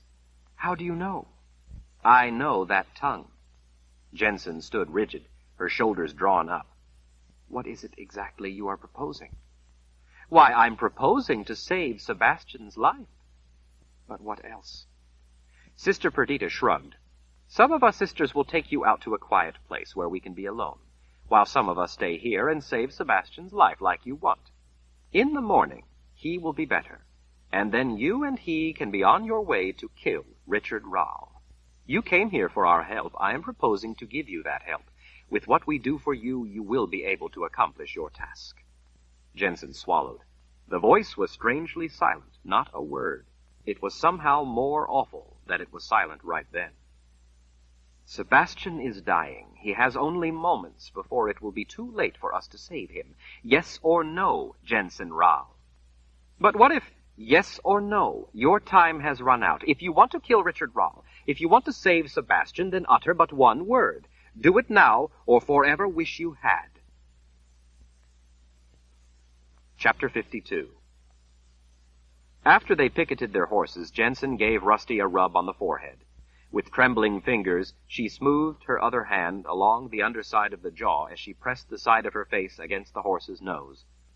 "Be a good girl until I get back," she whispered. Rusty neighed softly in response to the gentle words. Jensen liked to imagine that the horse could understand her words.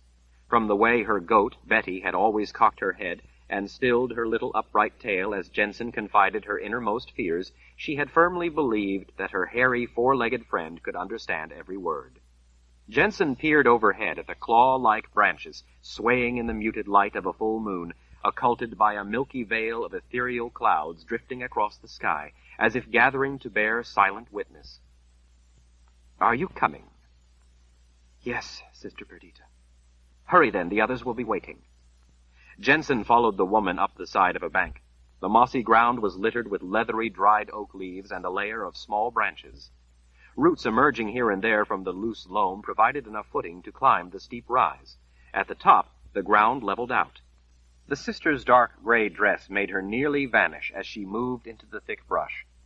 For a woman with such big bones, Jensen noticed that the sister moved with disturbing grace. The voice remained silent.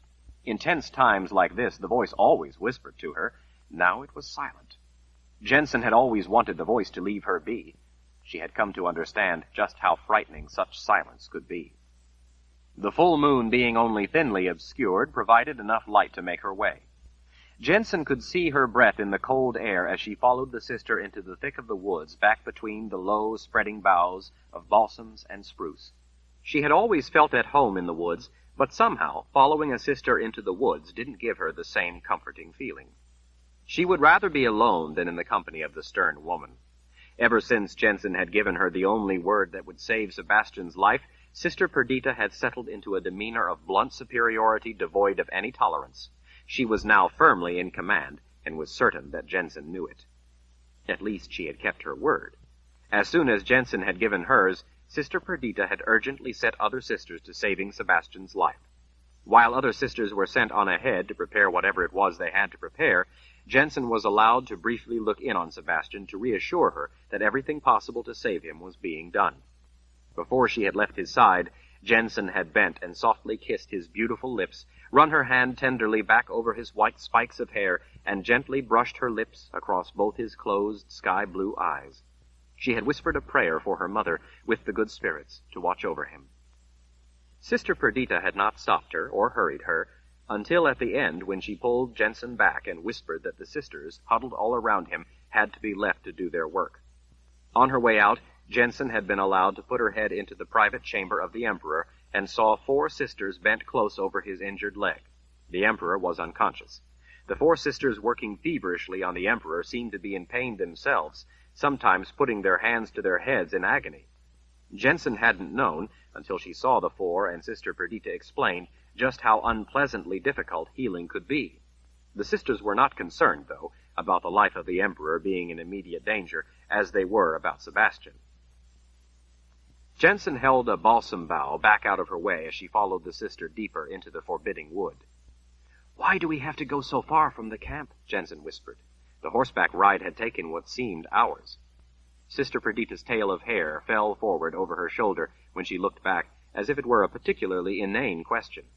"So we can be alone to do what must be done." Jensen wanted to ask what must be done, but she knew the sister wouldn't tell her. The woman had turned away all questions with answers that were no more than general. She said that Jensen had given her word, and now it was her duty to uphold her end of the bargain, to do as she was told until it was finished. Jensen tried not to think about what might be ahead.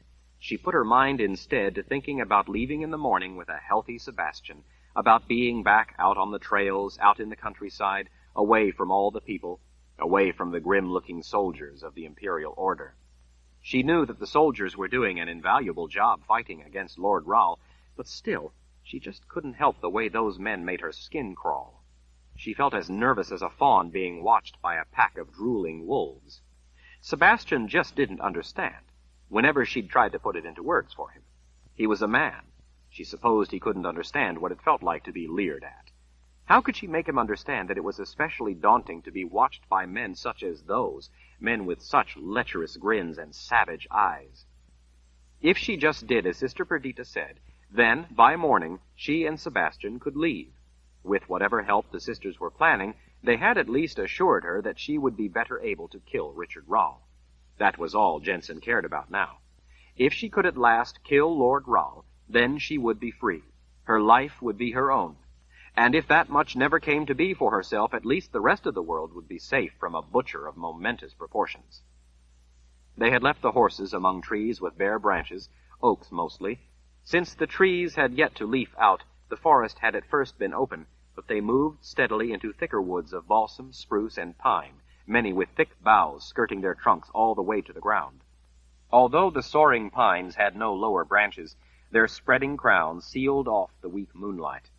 Jensen followed behind the sister, watching her glide deeper into the silent, gloomy wood. Jensen had spent much of her life in forests. She could follow the trail left by a chipmunk.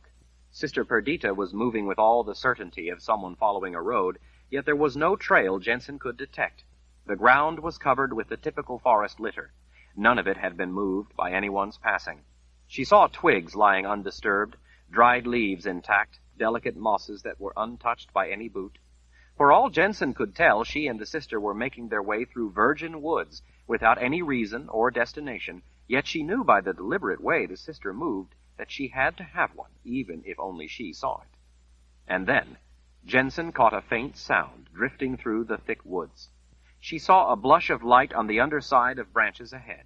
The chill air had an odd, unpleasant cast, like the faint scent of rot, but with a sickening sweet trace to it. As she followed Sister Perdita through thick, tightly spaced evergreens, Jensen began to hear the individual voices joined in a low, rhythmic, guttural chant. She couldn't understand the words, but they resonated deep in her chest, and, the unusual cadence being disturbingly familiar in the back of her mind. Even without her hearing the individual words, the cant of them almost seemed to be what lent the stench to the air. The words, peculiar, yet hauntingly intimate, cramped her stomach with nausea. Sister Perdita paused to look back to make sure that her charge wasn't flagging.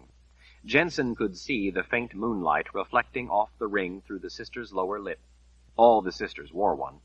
Jensen found the custom revolting, even if it was to show loyalty. When Sister Perdita held a low balsam bough aside for her, Jensen stepped through. Hearing the voices in chant beyond had her heart hammering. She could see through the gap a clearing in the forest, allowing an open view of the sky and moon overhead. Jensen glanced at the sister's stern expression, then continued on to the brink of the clearing. Before her lay a broad circle of candles. The candles were placed so close together that it almost looked like a ring of fire invoked to hold back demons. Just inside the candles, a circle had been made on the bare ground with what looked like white sand that glimmered in the moonlight. All around, just inside the circle made with the same strange white sand, were geometric symbols Jensen didn't recognize. 7 women sat in a circle inside the sparkling sand. There was one place where it looked like someone belonged but was missing, no doubt Sister Perdita. The women had their eyes closed as they chanted in the strange language. Moonlight reflected off the rings through their lower lips as they spoke the grating guttural words.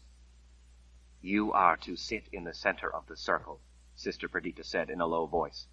"Leave your clothes here." Jensen looked over into her hard eyes. "What?" "Remove your clothes and sit in the center, facing the breach in the circle." The command was spoken with such cold authority that Jensen knew that she had no choice but to obey. The sister took her cloak, then watched silently. After her dress slipped to the ground, Jensen hugged her goosebump-covered shoulders. Her teeth chattered, but it was more than from just the cold. Seeing the sister's silent glare, Jensen swallowed in revulsion and then hurriedly took off the rest of her things. Sister Perdita prodded her with a finger. "Go." "What is it I'm doing?" Jensen's own voice sounded surprisingly powerful to her. Sister Perdita considered the question for a moment before finally answering. "You are going to kill Richard Rall. To help you, we are breaching the veil to the underworld." Jensen shook her head. No, I'm not doing any such thing. Everyone does it. When you die, you cross the veil. Death is part of life. In order for you to kill Lord Rall, you are going to need help. We are giving you that help." "But the underworld is the world of the dead. I can't." "You can and you will. You have already given your word. If you don't do this, then how many more will Lord Raoul go on to murder? You will do this, or you will have the blood of each of those victims on your hands. By refusing, you will be invoking the death of countless people. You, Jensen Raoul, will be aiding your brother. You, Jensen Raoul, will be throwing open the doors of death and allowing all those people to die. You, Jensen Raoul, will be the Keeper's disciple. We are asking you to have the courage to reject that and to turn death instead on Richard Raoul. Jensen shivered, tears running down her face as she considered Sister Perdita's terrible challenge, her terrible choice. Jensen prayed to her mother, asking what she should do, but no sign arrived to help her. Even the voice was silent. Jensen stepped over the candles. She had to do this. She had to end the rule of Richard Raoul. Thankfully, the center of the whole careful arrangement at least looked dark. Jensen was mortified being naked in front of strangers, even if they were women, but that was the least of her fears at the moment. As she stepped across the circle of glimmering white sand, it felt frighteningly colder, as if she were stepping into the grip of living winter. She shivered and shook, hugging herself, as she made her way to the center of the circle of women.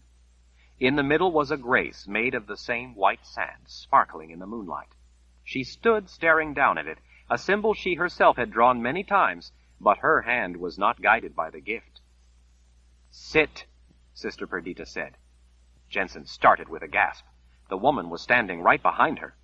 When she pressed on Jensen's shoulders, Jensen sank to the ground, sitting cross-legged in the center of the 8-pointed star in the center of the grace.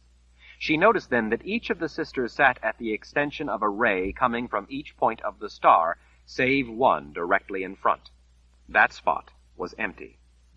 Jensen sat naked, shivering, in the center of the circle as the Sisters of the Light began their soft chanting again. The woods were dark and gloomy, the trees bare of leaves. The branches clacked together in the wind like the bones of the dead Jensen feared the sisters were calling forth. The chanting suddenly halted. Rather than sit in the single empty spot remaining in the circle of sisters, as Jensen had expected, Sister Perdita stood behind her and spoke short, sharp words in the strange language. At points in the long sing-song speech, Sister Perdita stressed a word, Grushdeva, and cast her arm out over Jensen's head, flinging out dust.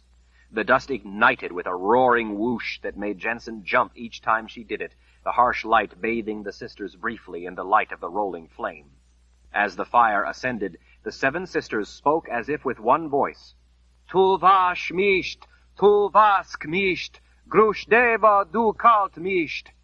Not only were those words she knew, but Jensen realized that the voice was speaking the words in her head along with the sisters. It was both frightening and comforting to have the voice back. The anxiety when the voice had gone, strangely silent, had been unbearable. Tu vas misht, tu vas kmisht, Grushdeva du kalt misht. Jensen was lulled by the sound of the chanting, and as it went on, calmed, too. She thought about what it was that had brought her to this point, about the terror her life had been, from the time when she was 6 and she fled the People's Palace with her mother, to all the times that Lord Raoul had come close and they'd run for their lives, to that awful rainy night where Lord Raoul's men were in her house. Jensen felt tears coursing down her cheeks as she thought about her mother there on the floor, dying, as she thought about Sebastian fighting valiantly, as she thought about her mother's last words and having to run and leave her mother there on the bloody floor. Jensen cried out with the terrible anguish of it. Tu vas misht, tu vas kmisht, Grushdeva du kalt misht. Jensen cried in racking sobs. She missed her mother. She was afraid for Sebastian. She felt so terribly alone in the world. She had seen so many people die. She wanted it to end. She wanted it to stop.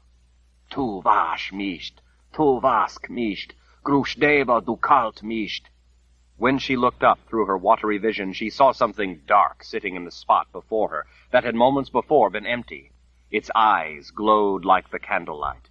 Jensen stared into those eyes as if staring into the voice itself. Tu vas misht, Jensen. Tu vas kmisht, Jensen. The voice before her and in her head said in a low, growling voice. Open yourself to me, Jensen. Open yourself for me, Jensen. Jensen could not move in the glowing glare of those eyes. That was the voice. Only not in her head, it was the voice in front of her. Sister Perdita behind her cast out her dust again, and this time, when it ignited, it lit the person sitting there with the glowing eyes. It was her mother. "Jensen," her mother cooed. "Sarangi." "What?" Jensen whimpered in shock. "Surrender." Tears flooded forth in an uncontrollable torrent. "Mama! Oh, Mama!" Jensen started to rise, started to go to her mother, but Sister Perdita pressed down on her shoulders, keeping her in place. As the rolling flames lifted and evaporated, as the light faded, her mother vanished into the darkness, and before her was the thing with the glowing candlelight eyes. "Grush deva du kalt mischt," the voice growled. "What?" Jensen wept. "Vengeance is through me," the voice growled in translation. "Sarangi, Jensen. Surrender, and vengeance will be yours." "Yes," Jensen wailed in inconsolable agony. "Yes, I surrender to vengeance." The thing grinned, like a door to the underworld opening. It rose up, a wavering shadow, leaning forward toward her. Moonlight glistened on knotted muscles as it stretched out, coming toward her, almost cat-like, smiling, showing those heart-stopping fangs. Jensen was beyond knowing what to do, except that she had had all she could take and wanted it to end. She could take none of it any longer. She wanted to kill Richard Rahl. She wanted vengeance. She wanted her mother back. The thing was right before her, shimmering power and form that was there but not, partly in this world and partly in another. Jensen saw then, beyond the thing, beyond the ring of sisters and sparkling white sand and candles, huge shapes out in the shadows, things on 4 legs. There were hundreds of them, their eyes all glowing yellow in the darkness, breath steaming up from snarls. They looked like they could have come from another world, but were most definitely now wholly in this one. "Jensen," the voice hovering close over her whispered. "Jensen," it cooed. "Jensen." It smiled a smile as dark as Emperor Jagang's eyes, as dark as a moonless night. "What?" she whispered through her tears. "What are those things out there?" "Why, the hounds of vengeance," the voice whispered intimately. "Embrace me, and I shall unleash them." Her eyes widened. "What?" "Surrender to me, Jensen. Embrace me, and I shall unleash the hounds in your name." Jensen couldn't blink as she sank back away from the thing. She could hardly breathe. A low sound, a kind of purring rattle, came from the throat of the thing as it stretched over her, looking down into her eyes. She was trying to think of that little word, that important little word. It was somewhere in her mind, but as she stared up into those glowing eyes, she couldn't think of it. Her mind felt frozen. She wanted that word, but it wasn't there. "Grush deva du kalt mischt," the voice cooed in that throaty, echoing growl. "Vengeance is through me." "Vengeance," Jensen whispered numbly in answer. "Open yourself to me. Open yourself for me. Surrender. Avenge your mother." The thing passed a long finger over her face, and she could feel where Richard Rahl was, as if she could feel the bond that told others where he was. To the south. Distant to the south. She could find him now. "Embrace me," the voice breathed, inches from her face. Jensen was flat on her back. The realization both surprised and alarmed her. She didn't recall lying back. She felt like she was watching someone else do these things. She realized that the thing that was the voice was kneeling between her open legs. "Surrender your will, Jensen. Surrender your flesh," the voice cooed, "and I will release the hounds for you. I will help you kill Richard Rahl." The word was gone. Lost. Just like her. Lost. I, she stammered as tears ran from her wide eyes. "Embrace me and vengeance will be yours. Richard Rahl will be yours to kill. Embrace me. Surrender your flesh, and with it your will." She was Jensen Rahl. It was her life. "No!" The sisters in the circle wailed in sudden pain. They held their hands to their ears, crying in agony, howling like hounds. The glowing candlelight eyes peered down at her. The smile returned, this time vapor hissing from between wet fangs. "Surrender, Jensen," the voice rumbled with such terrible command that Jensen thought it might crush her. "Surrender your flesh, surrender your will, and then you will have vengeance. You will have Richard Rall." "No," she said, shrinking back as the thing stretched closer to her face. Her fingers dug into the dirt. "No, I will surrender my flesh, my will, if that is the price, if that is what I must do to rid the world of life of the murdering bastard Richard Rall, but I will not do so until you give me that first." "A bargain," the voice hissed. The glow in the eyes went red. "You wish to bargain with me?" "That is my price. Release your hounds. Help me kill Richard Rall. When I have vengeance, then I will surrender." The thing grinned a nightmare grin. A long, thin tongue snaked out, licking her in terrible, intimate promise. From her naked crotch all the way up to between her breasts, it sent a violent shudder through her to her very soul. Bargain struck, Jensen Rall. Chapter 53. Friedrich wove his way between the fat clumps of grasses at the edge of the small lake, trying not to think about how hungry he was. With the way his stomach grumbled, he was not having much success. Fish might be nice for a change, but fish had to be cooked, and first he had to catch one. He gazed along the water's edge. Frog legs would be good, too. A meal of dried meat, though, would be quicker. He wished he had gotten a hard biscuit out of his pack the last time he'd stopped for a respite. At least if he had, he would have something to suck on. In some places, shorter grass bowed over to line the lake's edge like a green pelt. In other places there were hushed stands of tall reeds. As the sun sank behind the low hills beyond the lake, it began to turn gloomy in among the imposing trees, contorted by great age, on the other side of the path. The air was dead still, leaving the mirrored surface of the water gilded with the golden glow of the western sky. Friedrich paused to stand at ease, stretching his back as he peered into the shadows among the trees. He needed a brief break to rest his tired legs as he considered whether or not he should stop for the night to set up a shelter, or at least get out a biscuit. He could see dark stretches of standing water in among trees draped with long strands of gauzy moss. The hilly countryside was easy enough traveling when the path stayed up out of the low places. Down in the depressions it tended to be swampy and hard going. He didn't like the swampy places. They brought back painful memories. Friedrich swished at a small cloud of gnats flitting around his face, then shifted the shoulder straps of his pack as he tried to decide what to do, make camp or push on. Even though he was tired and sore from an arduous day of traveling, he had grown stronger over the course of such a long journey, and was now better able to stand the rigors of his new life, at least much more so than he had been at first. As he walked along, Friedrich often talked in his mind to Althea.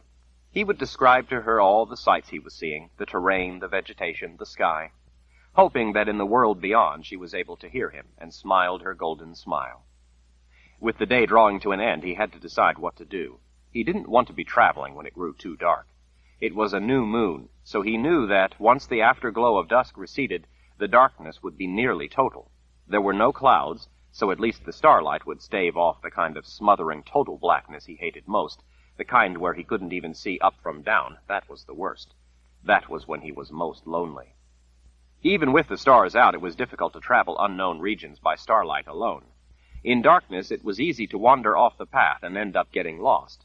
Getting lost would mean that in the morning he would likely have to backtrack to find a way through an impassable area, or find the trail, and in the end it accomplished nothing but to waste time.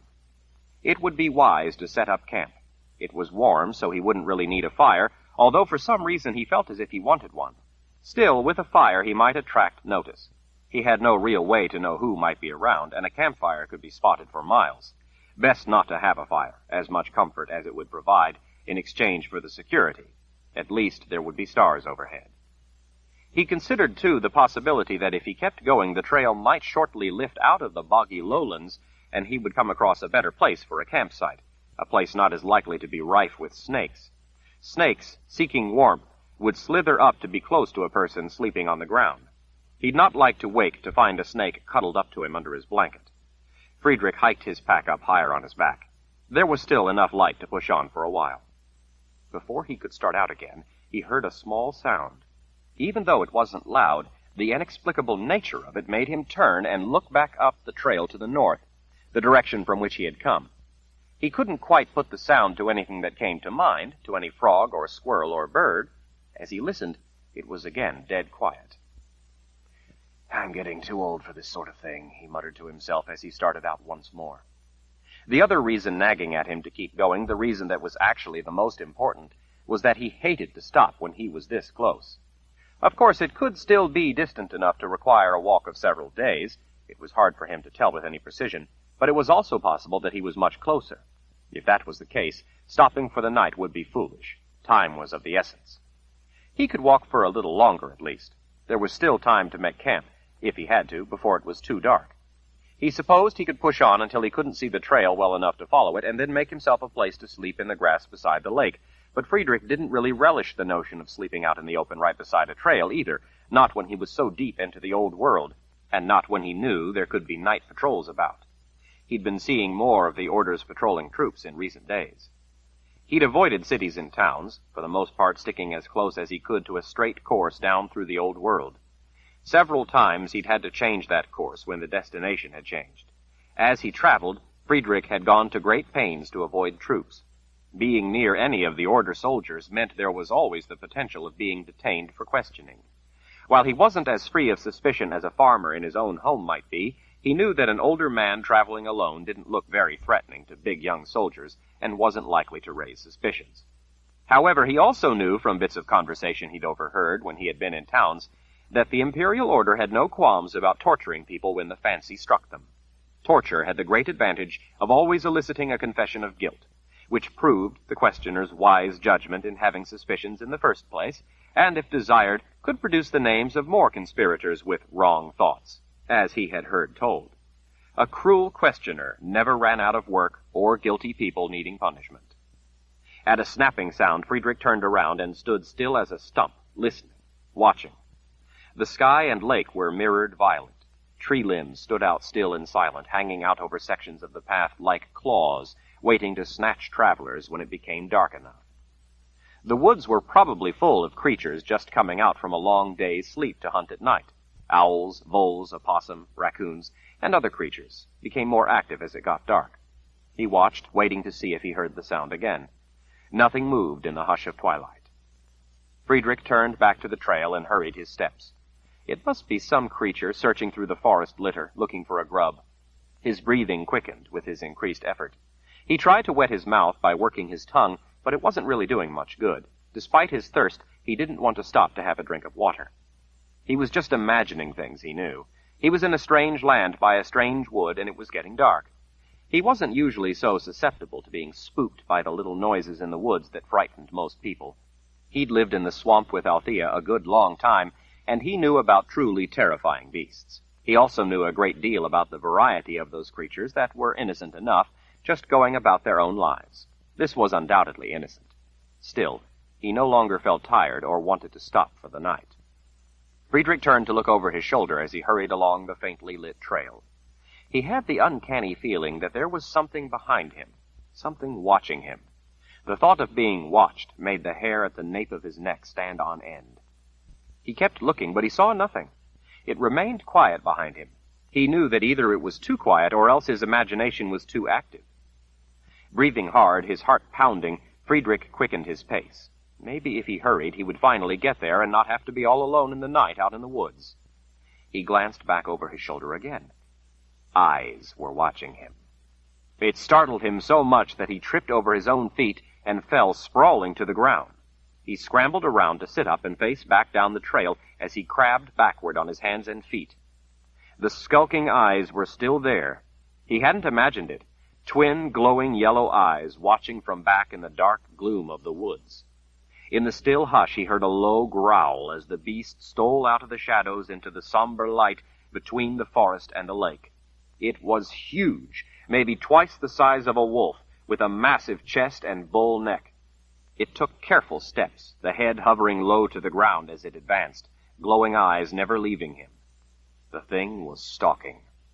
With a cry, Friedrich scrambled to his feet and took off running as fast as his legs would fly. His age mattered little when powered by such a fright. A quick glance over his shoulder revealed the beast bounding down the trail behind him, easily closing the distance. Worse yet, in that brief glance back, Friedrich saw more pairs of glowing yellow eyes emerging from the woods to join in the pursuit. They were coming out for the night's hunt. Friedrich was their prey. The howling beast hit his back with such force that it drove the wind from his lungs. He pitched face first to the ground, hitting with a grunt, sliding through the dirt.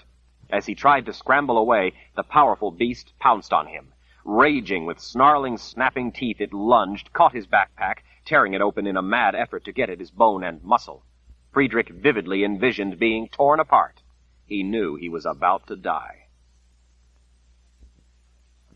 Chapter 54. Friedrich screamed in terror as he struggled frantically to escape. Right over his shoulder, the thing howled with vicious fury as snapping teeth tore through his backpack, trying to rip him apart. His backpack, stuffed full of his things, was now a bulwark between Friedrich and the huge teeth tearing at him. The weight of the savage beast held him down, and the clutching forelegs kept him from being able to wriggle away, much less get up and run. With desperate urgency, Friedrich forced his hand under himself, trying to reach his knife. His fingers caught the handle and pulled it free. Immediately, he struck out, slamming his blade into the beast. It hit hide-covered shoulder bone, doing little damage. He stabbed again, but failed to make contact. Fighting for all he was worth, he slashed as he rolled, missing the beast, trying to get away when it ducked his blade. Just as he was about to escape to the side, if only to spare himself momentarily, more of the beasts bounded into the fray. Friedrich screamed again, slashing with his knife, trying to protect his face with his other arm at the same time. He managed to get up on his hands and knees, only to have another of the beasts pounce and knock him sprawling. Friedrich saw the book tumble out of the inner pocket he'd stitched into his pack. Their teeth had ripped open the sealed compartment. The beasts lunged for the book. The one that snatched it up in its jaws snarled and shook its head like a hound with a hare. Just as another of the howling creatures roared toward him, wet fangs stretching wide, the head abruptly spun crazily away. Hot blood splashed across the side of Friedrich's face and neck. It was totally unexpected and completely disorienting. "In the water!" a man yelled at him. "Jump in the water!" It was all Friedrich could do to roll and twist, trying to keep himself from the snapping, snarling beasts. He certainly had no intention of going into the water. He had no desire to be set upon by such ferocious animals in water. That was a favorite trick of beasts in the swamp. Get you in the water, then they had you. Going in the water was the last thing Friedrich wanted. The world seemed to go mad, with steel flashing by his face, just over his head, up along the side of him, whistling through the air, slicing beasts apart with each mighty swing, defending him just before they were on him. Reeking, slippery innards spilled across the ground, slopped across his legs. The man above stepped over Friedrich, straddling him.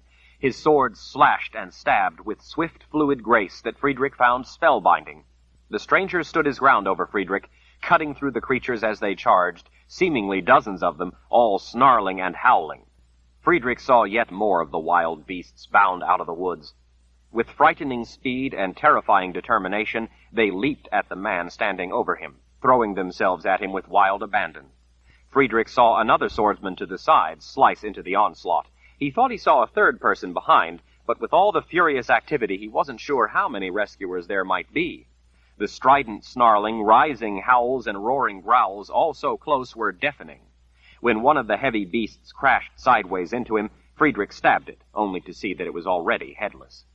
As the second person raced in close to join the fray, the man standing over Friedrich stepped to the side, reached down with one hand, snatched a fistful of his shirt, lifted him to his feet, and with a grunt, heaved him out into the lake. Friedrich had no time to get his balance and only an instant to gasp a breath before he hit the water. He plunged under, unable to tell up from down in the dark depths. Breaking the surface, gasping for air, splashing for the shore, Friedrich finally found footing on the muddy bottom and was just able to keep his head above the surface of the water. To his surprise, none of the beasts came in after him. Several raced to the shore, but stopped short, unwilling to enter the water despite how much they hungered to have him. When they saw he was out of reach, they returned to the attack and were killed as soon as they joined the others charging the big man. The beasts leaped at the three from all sides, the fierce battle raging on with frightening intensity. As fast as the animals attacked, they were dispatched decisively, beheaded, stabbed, or rent open with mighty swings of a sword.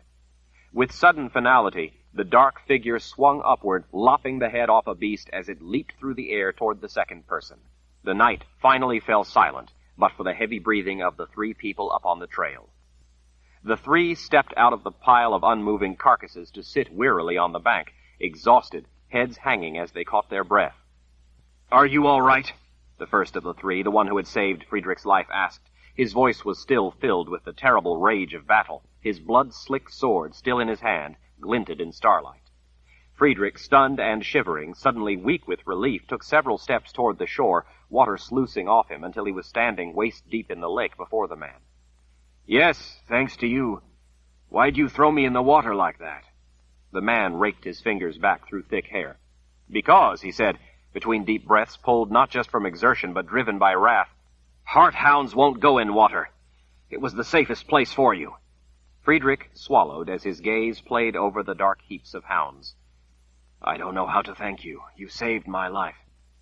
"Well," the man said, still catching his breath, "I happen not to like hearthounds. They've scared the wits out of me on more than one occasion." Friedrich feared to ask where the man would have seen such fearsome creatures before.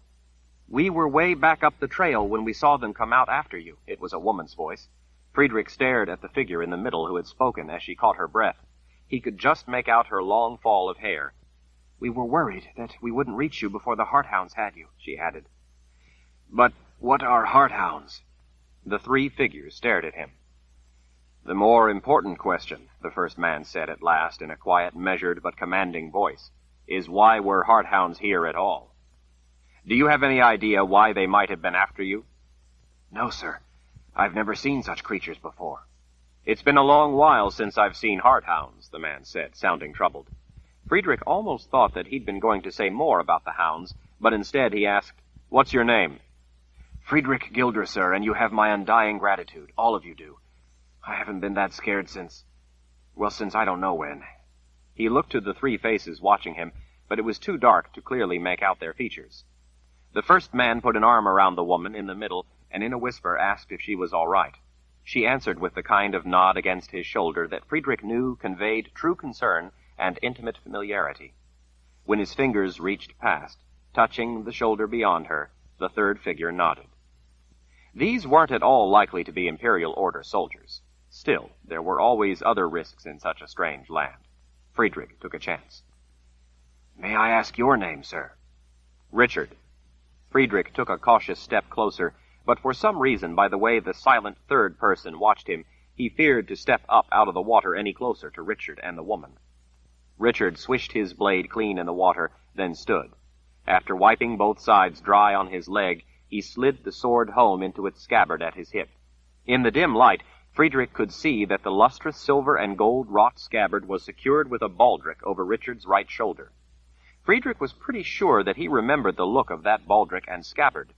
Friedrich had carved for nearly his whole life, and also recognized a certain effortless grace with a blade, no matter what kind of blade. Artful control was required to wield edged steel with mastery. When it was in Richard's hands, he truly seemed in his element. Friedrich well remembered the sword the man was wearing that day. He wondered if this could possibly be that same remarkable weapon. With a foot, Richard prodded at parts of Hearthound's, searching. He bent and lifted a severed hound head. Friedrich saw then that the beast had something clenched in its teeth. Richard tugged at it, but it was impaled on the fangs. As he worked it out of the hound's mouth, off the fangs, Friedrich's eyes went wide when he realized that it was the book. The hound had torn it out of the backpack. "Please," Friedrich lifted a hand, reaching. Is it all right?" Richard tossed the heavy head aside where it thumped down and rolled into the trees. He peered closely at the book in the dim light, his hand lowered, and he looked over at Friedrich standing in waist-deep water. "I think you had better tell me who you are and why you're here," Richard said. The woman rose up at the dark tone in Richard's voice. Friedrich cleared his throat and swallowed back his worry. "Like I said, I'm Friedrich Gilder." He took a terrible chance. "I'm looking for a man related to a very old fellow I know named Nathan." Richard stood staring for a moment. Nathan? Big man, tall, long white hair to his shoulders, thinks a lot of himself? He sounded not just surprised, but suspicious as well. Born for mischief, Nathan? Friedrich smiled at the last part, and with relief. His bond had served him well. He bowed as best he could, standing in the water. Master Rahl, guide us. Master Rahl, teach us. Master Rahl, protect us. In your light we thrive. In your mercy we are sheltered. In your wisdom we are humbled. We live only to serve. Our lives are yours. Lord Rahl watched as Friedrich finally straightened, and then extended a hand down. Come out of the water, Master Gilder, he said in a gentle voice. Friedrich was somewhat confounded to be offered a helping hand by Lord Rahl himself, and yet didn't know how he could refuse what could be judged an order. He took the hand and pulled himself up out of the water. Friedrich went to a knee, bowing forward. Lord Rahl, my life is yours. Thank you, Master Gilder. I'm honored by your gesture and value the sincerity, but your life is your own and belongs to no one else. That includes me. Friedrich stared up in wonder. He had never heard anyone say anything so remarkable, so unimaginable, least of all a Lord Rahl. Please, sir, would you call me Friedrich? Lord Rahl laughed. It was a sound as easy and pleasant as any Friedrich had ever heard. It made a smile well up through him, too. If you'll call me Richard. I'm sorry, Lord Rahl, but I'm afraid that I just couldn't bring myself to do such a thing. I've spent my whole life with a Lord Rahl, and I'm too old to change it now. Lord Rahl hooked a thumb behind his wide belt. I understand, Friedrich, but we're deep in the old world. If you utter the words Lord Rahl and anyone hears you, we're all likely to have a great deal of trouble on our hands. So I would greatly appreciate it if you would do your best to learn to call me Richard. I'll try, Lord Rahl. Lord Rahl held out an introductory hand. This is the Mother Confessor, Kaelin, my wife. Friedrich went to a knee again, bowing his head. Mother Confessor. He wasn't sure how to properly greet such a woman. Now, Friedrich, she said with as much of a scolding tone as Lord Rahl's, but in a voice that he thought revealed a woman of rare grace, command, and heart. That title, too, will serve us ill here. It was as lovely a voice as Friedrich had ever heard, its lucid quality holding him spellbound. He had seen the woman once in the palace. The voice fit his memory of her perfectly. Friedrich nodded. Yes, ma'am. He thought he might be able to learn to call Lord Rahl Richard, but he was almost positive that he would never be able to call this woman anything other than Mother Confessor. The familiar name Kaelin seemed a privilege beyond him. Lord Rahl gestured past the Mother Confessor.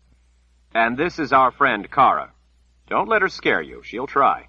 Besides being a friend first, she is a valued protector who remains always concerned for our safety above all else. He glanced over at her. Although lately she has been causing more trouble than help. Lord Rahl, Kara growled. I told you that wasn't my fault. I had nothing to do with it. You're the one who touched it. Well, how was I supposed to know? I told you to leave it be, but you had to touch it. I couldn't very well just leave it, now could I? Friedrich didn't understand a word of the exchange, but even in the near darkness, he could see the Mother Confessor smile and pat Kara on the shoulder. It's all right, Kara, she whispered reassuringly. We'll figure something out, Kara, Lord Rahl added in a sigh. We still have time. He turned suddenly solemn and switched his line of thought as swiftly as he changed direction with that sword of his. He waggled the book. The hounds were after this. Friedrich's eyebrows went up in astonishment. They were? Yes. You were just the treat for doing a good job. How do you know? Hearthounds would never attack a book. They would have fought to the death over your heart first, had they not been sent for another reason. So that's why they're called hearthounds, Friedrich said. That's one theory. The other is that with those big round ears, they can find their victim by the sound of their beating heart. Either way, I've never heard of a hearthound going for a book when a human heart was there for the taking. Friedrich gestured to the book. Richard. Nathan sent me with this book. He thought it was very important. I guess he was right. Lord Rahl turned back from staring at the hounds sprawled across the ground. If it had not been dark, Friedrich was sure he would have seen a frown, but he certainly could hear repressed anger in the man's voice. Nathan thinks a lot of things are important, usually prophecies. But Nathan was sure about this. He always is. He's helped me before, I don't deny that. Lord Rahl shook his head with determination. But from the beginning, prophecy has been the cause of more trouble for us than I care to think about. Hearthounds mean we suddenly have immediate, deadly danger on our hands. I don't need Nathan's prophecies adding to my problems. I know some people think prophecy is a gift, but I regard it as a curse best avoided. I understand, Friedrich said with a wistful smile. My wife was a sorceress. Her gift was prophecy. She sometimes called it her curse. His smile faltered. I sometimes held her as she wept over some foretelling she saw, but could not change. Lord Rahl watched him in the awkward silence. She's passed away, then. Friedrich could only nod as he sagged under the pain of the memories. I'm sorry, Friedrich, Lord Rahl said in a quiet voice. So am I, the Mother Confessor whispered in sad, sincere sympathy. She turned to her husband, clasping his upper arm. Richard, I know we don't have time for Nathan's prophecies, but we can hardly ignore what hearthounds mean. Distress sounded heavily in Lord Rahl's sigh. I know. What are we going to do? Friedrich saw him shake his head in the dim light. We'll have to hope they can handle it for now. This is more urgent. We'll need to find Nietzsche, and fast. Let's just hope she has some ideas. The Mother Confessor seemed to accept what he'd said as sensible. Even Kara was nodding silent agreement. I'll tell you what, Friedrich, the Mother Confessor said in a voice steady with metal. We were about to set up camp for the night. With the Hearthounds loose, you had better stay with us until we meet up with some of our friends in a day or two and have better protection. At camp, you can tell us what this is all about. I'll listen to what Nathan wants, Lord Rahl said, but that's all I can promise. Nathan is a wizard. He's going to have to solve his own problems. We have enough of our own. Let's make camp first, somewhere safe. I'll at least take a look at this book, if it's still readable. You can tell me why Nathan thinks it's so important. Just spare me the prophecies. No prophecies, Lord Rahl. In fact, the lack of prophecy is the real problem. Lord Rahl gestured around at the carcasses. This is the immediate problem. We'd better find a spot down there in the swamp surrounded by water if we want to live to see morning. There will be more where these came from. Friedrich peered nervously around in the darkness. Where do they come from? The underworld, Lord Rahl said. Friedrich's jaw dropped. The underworld? But how is such a thing possible? Only one way, Lord Rahl said in a low voice filled with terrible knowledge. Hearthounds are, in a way, the guardians of the underworld, the keeper's hounds. They can only be here because the veil between life and death has been breached. Chapter 55. The four of them started down the path, heading toward the dark expanse of low-lying forest, as Friedrich contemplated the staggering significance of the veil between the world of life and the world of the dead being breached. The latter part of Althea's life revolved around the grace she used in her tellings, so he certainly knew about the veil between worlds. Over the years, Althea had often spoken to him about it. In particular, preceding her death, she had told him much of what she had come to believe about the interaction of those worlds. Lord Rahl, Friedrich said, I think what you said about the veil between the world of the living and the dead being torn might be tied in with why Nathan thought it was so vital that I reach you with this book. He doesn't want you to help him. That's not why he sent me with this book. He meant this to help you. Lord Rahl snorted a laugh. Right, that's the way he always puts it, that he only wants to help you. But I think this is about your sister. Everyone froze in their tracks. Lord Rahl and the Mother Confessor spun around, hovering close to him. Even in the darkness, Friedrich could see how wide their eyes were open. I have a sister, Lord Rahl whispered. Yes, Lord Rahl, Friedrich said, taken by surprise that he didn't know. Well, a half-sister, actually. She, too, is the offspring of Darken Rahl. Lord Rahl seized him by the upper arms. I have a sister? Do you know anything about her? Yes, Lord Rahl, a little anyway. I've met her. Met her? Friedrich, that's wonderful. What's she like? How old is she? Not many years younger than you, Lord Rahl. Early 20s, I'd say. Is she smart? He asked with a grin. Too smart for her own good, I'm afraid. Lord Rahl laughed in delight. I can't believe it. Kaelin, isn't that wonderful? I have a sister. It doesn't sound wonderful to me, Kara growled before the Mother Confessor could answer. It doesn't sound wonderful at all. Kara, how can you say that? The Mother Confessor asked. Kara leaned toward them. Need I remind you both of the trouble we had when Lord Rahl's half-brother Drethen showed up? No, Lord Rahl said, clearly troubled by the mention. Everyone fell silent. What happened? Friedrich finally dared to ask. He gasped when Kara snatched him by the collar and jerked him close to her hot glare. That bastard son of Darken Rahl nearly killed the Mother Confessor and Lord Rahl. He nearly killed me. He did kill a lot of other people. He nearly got everyone killed. I hope the keeper of the dead put Threfenral in a cold, dark hole for all of eternity. If you only knew what he did to the Mother Confessor, that's enough, Kara, the Mother Confessor said in quiet command as she put a hand on the woman's arm, gently urging her to release Friedrich's collar. Kara complied, but in the heat of anger only with great reluctance. Friedrich could clearly see why this woman was a guard to the Lord Rahl and the Mother Confessor. Even though he could not see her eyes, he could feel them, like a hawk's, locked on him even in the dark. This was a woman whose penetrating judgment could weigh a man's soul and decide his fate. This was a woman not only with the authority, but with the ability to act on what she decided was necessary. Friedrich knew because he had seen women like this often in the people's palace. When her hand came out from under her cloak to snatch him by the collar, he'd seen her Aegil dangling on a chain from her wrist. This was a moored Sith. I'm sorry about your half-brother, Friedrich said, but I don't think Jensen means you harm. Jensen, he whispered, testing his first encounter with the name of someone he never knew existed. As a matter of fact, Jensen is terrified of you, Lord Rahl. Terrified of me? Why would she be afraid of me? She thinks you're after her. Lord Rahl stared incredulously. After her? How can I be after her? I've been stuck down here in the old world. She thinks you want to kill her, that you send men to hunt her down. He was stunned to silence for a moment, as if each new thing he was hearing was even more incredible than the last. But I don't even know her. Why would I want to kill her? Because she is ungifted.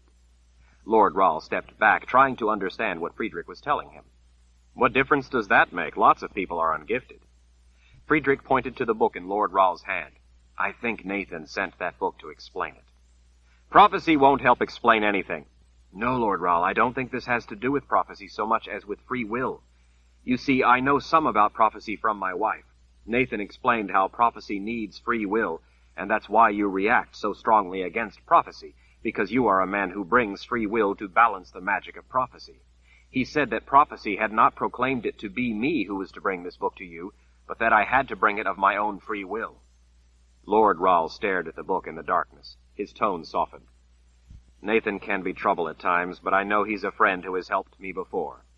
His help can sometimes cause me considerable trouble, but even if I don't always agree with the things he chooses to do, I know he chooses to do them for good reason. I loved a sorceress for most of my life, Lord Rahl. I know how complex such things as this can be. I would not have come all this way if I didn't believe Nathan in this. Lord Rahl appraised him for a moment. Did Nathan say what was in this book? He told me the book is from the time of a great war, thousands of years ago. He said he discovered it in the people's palace after a frantic search among the thousands of tomes there, and that as soon as he'd located it, he brought it to me to ask that I take it to you. He said time was so urgently short that he dare not take any more to translate the book. Because of that, he didn't know what was in it. Lord Rahl looked down at the book with considerably more interest. Well, I don't know how much good it's going to be able to do us. The hounds did a lot of damage to it. I'm beginning to fear why. Richard, do you know at least what it says on the cover? The Mother Confessor asked. I only saw it in the light long enough to see that it was in High Daharan. I didn't try to translate it. It says something about creation. You're right, Lord Rahl. Nathan told me the title. Friedrich tapped the book. It says there on the cover in gilded letters, The Pillars of Creation. Great, Lord Rahl muttered, seemingly an unhappy recognition of the title. Well, let's get to a safe place and set up camp. I don't want the Hearthounds to catch us out in the open in the dark. We'll make a small fire, and maybe I can see if the book will tell us anything useful. You know about the Pillars of Creation, then? Friedrich asked, following after the three of them as they started off down the trail. Yes, Lord Rahl said back over his shoulder in a troubled tone. I've heard of them. Nathan came from the old world, so I guess he would know about them, too. Friedrich scratched his jaw in confusion as they crested a small rise in the trail. What do the Pillars of Creation have to do with the old world? The Pillars of Creation are in the center of a forsaken wasteland. Lord Rahl pointed ahead to the south. It's not all that far from here, off that way. We went past there not long ago. We had to cross the fringes of the place. Some very unpleasant people were after us. Their bloody bones are drying in the wasteland, Kara said with obvious pleasure.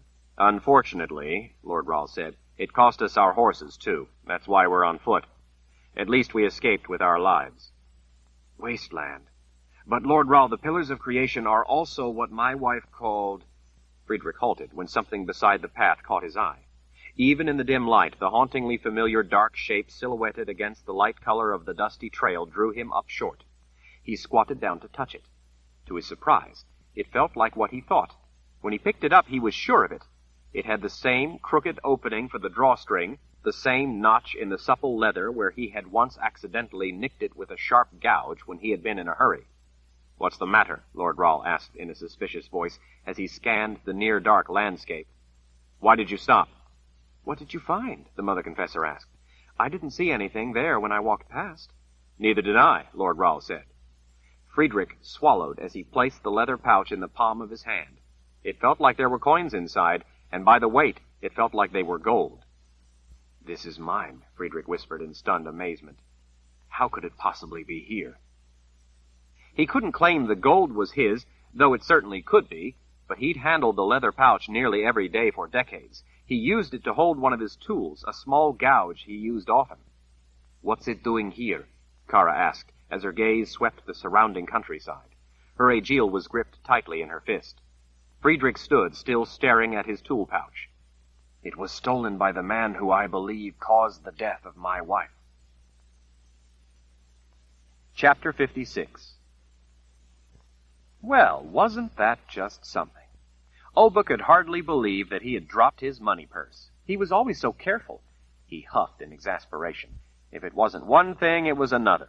Either it was a scheming little cut purse or some thieving woman always after his money. Was that all that the small-minded little people cared about? Money? After all his troubles, all the envious, covetous, conniving people trying to get at his hard-earned fortune, Oba had learned that a man of his standing had to always be careful. He could hardly believe that this time he had done it to himself. He hurriedly checked his pockets, inside his shirt, down in his trousers. All his pouches full of his considerable wealth were there, right where they belonged. He supposed that the one out on the path might not be his, but what were the odds that someone else would drop a purse right there? When he checked the top of his boots, he found that one of his money purses was missing. Fuming, Oba checked the leather thong he always kept tied around his ankle, and found it had come untied. Someone had untied his money purse. He peered out through the trees, watching the touching scene. His brother, Richard, and his precious wife turned to the man who had found the purse, Oba's purse, full of his money. "It was stolen by the man who I believe caused the death of my wife," Oba heard the man exclaim. Oba's jaw dropped. It was the husband of the swamp witch, the obnoxious, selfish sorceress who wouldn't answer Oba's questions. Oba knew better than to think that this could all be some comical coincidence. He just flat knew better. "Don't touch it!" Richard Rahl and the Mother Confessor yelled at the same time. "Run!" the other woman yelled. Oba watched them both like frightened deer. He realized that the voice was up to something. He knew that the voice used what belonged to people to reach out to them. Oba looked to each side, to the glowing yellow eyes watching with him, and grinned. The very air shook as if the ground right there where the money purse hit had been struck by lightning. The hounds whined and backed away. Oba plugged each ear with a finger and squinted as he watched the violet concussion spread outward in a circle like the rings in a pond when he threw in a dead animal. In a brutal instant, quicker than thought, the people were flattened as the ring of violet light raced outward faster than his eye could follow. Oba's hair was blown back as the undulating circle swept past him. In its wake, the ground was left covered with a still, cottony bed of eerie violet smoke. Oba's suspicions had been proven right. The voice was planning something grand. He wondered with delight what it could be. The scene had gone still, but Oba watched for a time to be sure the four people wouldn't get up. Only after he was confident that it was safe did he finally rise up from his secret watching place, the place where the voice had told him to wait. The voice urged him on now. The hound stayed well behind, watching as Oba hurried across the smoke-covered ground. It was the strangest smoke he had ever seen, a softly glowing bluish violet. But most odd of all, it didn't swirl as Oba ran through it. His legs passed through the still vapor without causing it to stir, as if it were in another world altogether, and he wasn't there with it, but just walking in the same place in this world. The four lay sprawled on the ground right where they had fallen. Oba cautiously leaned closer while trying to stay at a safe distance and found them all breathing, if slowly. Their eyes weren't closed. He wondered if they could see him. When he waved his arms, none of the four reacted. Oba bent over Richard Rahl, peering into his still face. He waved a hand low, right before his brother's unblinking eyes. There was no response. It was hard to see in the starlight, but Oba was sure he could make out in those eyes a bit of the fascinating family resemblance. It was a spooky feeling seeing a man who had a trace of similarity in his looks. Oba looked more like his mother, though. That would be just like her to want him to look more like her than his father. The woman was completely self-centered. She had tried to deny him his rightful place at every turn, even in his looks. The selfish bitch. But Richard was the man cheating Oba from his rightful place now, the place their father would have wanted Oba to have. After all, Oba and Darken Rahl shared special qualities that Oba was sure his brother didn't have. A check showed that the old husband of the swamp witch was breathing too. Oba recovered his money purse from nearby and shook it over the man's staring eyes, but he too showed no response. Oba tied the purse back around his ankle, now that the voice was finished with it. Oba wasn't thrilled about the voice using his money for such tricks, but with all the voice had done for him, making him invincible and all, he guessed he couldn't begrudge a favor now and again, as long as it didn't become a habit. The woman with them had a single long braid lying out across the grassy ground. She wore one of those strange rods on a chain around her wrist. He realized that she was a moored Sith. He squeezed her breasts. She didn't react. He grinned as he lingered at doing it again. With her so willing and all, he considered what else he might do. The idea was startlingly arousing. Oba realized then there was someone handy who was even better than a moored Sith. He peered over at her. His brother's wife, the woman they called the Mother Confessor, was lying there close by for the taking. What better justice than to have her? Oba crawled over to her, his grin fading with awed reverence when he saw how beautiful she was. She lay on her back, one arm thrown out to the side, her fingers open and slack, as if pointing the way south. Her other arm lay casually across her stomach. Her eyes, too, stared up at nothing. Oba carefully reached out and ran the back of a finger down her cheek. It was as soft as the silken petal of a rose. He pushed a long strand of hair back from her face to better see her features. Her lips were slightly parted. Oba bent over her, putting his lips close to hers, running his hand up her body, feeling her luscious form. His hand glided up the mound of her breast. He fondled it gently in his big hand, just to show her that he could be gentle. He reached over and squeezed her other breast, but still she refused to acknowledge how excited she was by his gentle, tantalizing touch. Quick as a fox, Oba blew in her parted mouth. She didn't react at all. He suspected that she was playing a game with him, teasing him. The haughty bitch. She was going nowhere now. She could not run now. The voice had apparently given him a gift. Oba threw his head back and laughed at the sky. As the hounds far back in the shadows watched, he howled his delight at the stars. Smiling, Oba bent back over Lord Rahl's wife, staring into her eyes. She was probably by now bored with her Lord Rahl husband, and was ready for an adventuresome romp. The more Oba thought about it, the more he realized that this woman should be his. She belonged to the Lord Rahl. By all rights, Oba should keep her as his wife when he became the new Lord Rahl. And he would be the Lord Rahl. The voice had told him that such things were within his reach. Oba gazed at the sweep of her features, the curve of her body. He wanted his woman. He'd been doing favors for the voice and hadn't had time to be with a woman for ages. The voice had been prodding him ever onward at a breakneck pace. It was about time Oba had the pleasure of a woman. His hand roamed lightly over the Mother Confessor's body as he contemplated the satisfaction to come. But he didn't like the others watching him. They all refused to close their eyes and give him and the lady some privacy. Busybodies, all of them. Oba grinned. He supposed it might be a thrill to have her husband watch his wife's new master. The grin faded. What business was it of Richard's if she wanted a new man, a better man? Oba bent over his brother and pushed his eyelids closed. He did the same for the old man. He paused, deciding to let the other woman watch. It would undoubtedly arouse her to see Oba in action. Such arousal was a small favor, but Oba was inclined to do such favors for attractive women. Trembling with anticipation, knowing he could grant her the thrill he knew she craved, Oba bent to rip open the Mother Confessor's clothes. Before his fingers could touch her, a violent flash of violet light threw him back. Oba sat up, stunned, confused, pressing his hands to the nerve-shredding agony shrieking through his head. The voice was crushing his mind with punishing pain. Oba shoved at the ground with his feet, backing away from the Mother Confessor, and at last the pain eased. He sagged, panting with exhaustion after the brief bout. He felt downhearted that the voice would punish him so, dejected that the voice would be so cruel as to deny him so simple a pleasure, and after all the good things he had done. The voice changed then, cooing to him, whispering about the important calling it had for him, important works that only Oba was qualified to do. Through his melancholy, Oba listened. Oba was important, or the voice would not rely on him. Who else but Oba could accomplish such things as the voice asked of him? Who else could the voice depend on to set things right? Now, in the silence of the still night, the voice made clear what it was Oba was to do. If he did as he was asked, then there would be rewards. Oba grinned at the pledges. First, he had to do the favor.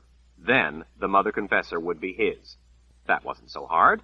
Once she was his, he could do with her whatever he wanted, with the voice's blessing, and no one would interfere. Pictures of it, along with the smells, the feel, the cries of her pleasure, came into his mind, and he nearly fainted with the promise of such rapture. Oba could wait for an encounter such as this would be. He glanced over at the moored Sif. She could provide him some entertainment in the meantime. A man such as he, a man of action, great intellect, and heavy responsibilities, had to have a release of his pent-up tensions. Such diversions were a necessary outlet for a man of Oba's importance. He bent over the moored Sif, grinning into her open eyes. She was to be honored to be the first to have him. The Mother Confessor would have to wait her turn. He reached out to pull off her clothes. Oba's head suddenly flared with howling, blinding agony. He pressed his hands to his ears until it stopped. After he agreed. The voice was right. Of course it was. He could see that now. Only when Richard Rall was dead could Oba take his rightful place. That made sense. It would be best to do things right. In fact, it would be wrong to bring pleasure to these women before he had done what needed doing. What had he been thinking? They didn't deserve him yet. They should first see him as the important man he was shortly to become, and then they would have to beg to have him. They didn't deserve him until they begged. He had to be quick. The voice said they would wake soon, that Lord Rall would soon figure out how to break the spell of sleep. Oba pulled his knife and crawled to his brother. Lord Rall was still staring dumbly at the stars. "Who's the big oaf now?" he asked his brother.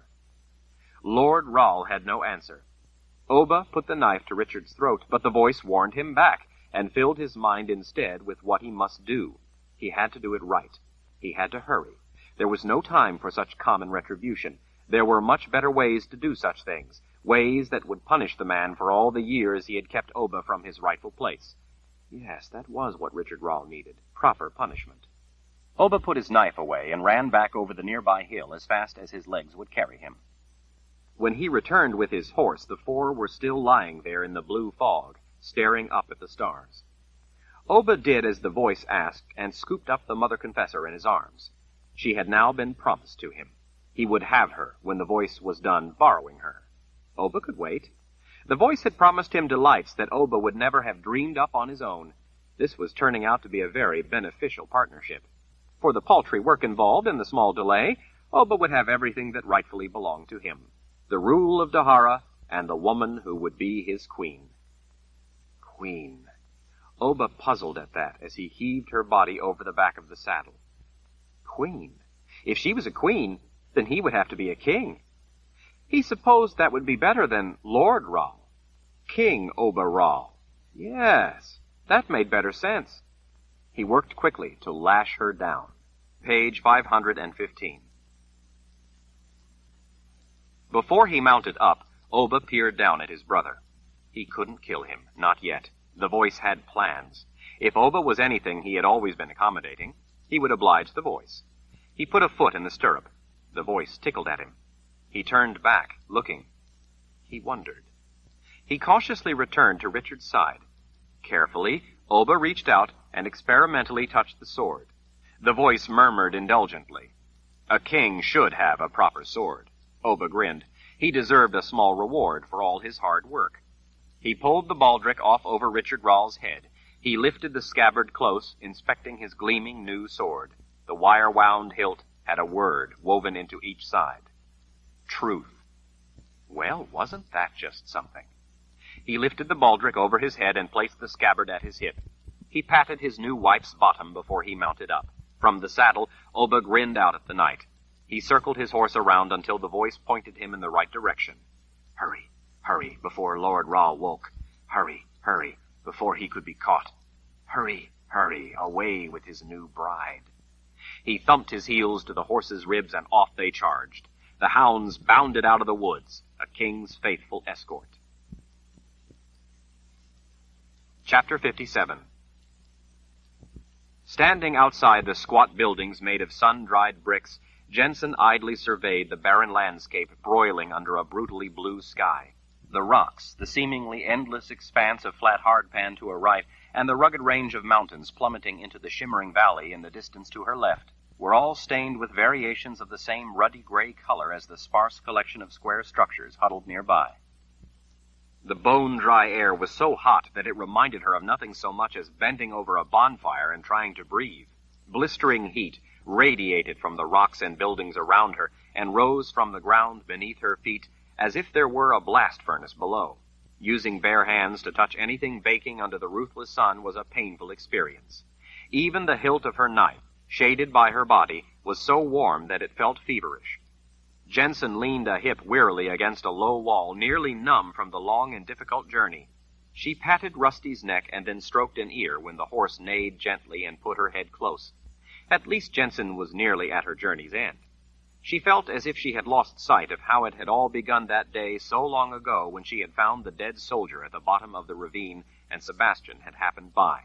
What a long and tortured journey fate would deal her she could never have guessed that day. She hardly knew herself anymore. Back then, she could never have guessed how much her life would change, or how much she would change. Sebastian, pulling Pete behind, reached out and gripped her arm. You all right, Jen? Pete nudged Rusty's flanks, as if to ask the same question of the mare.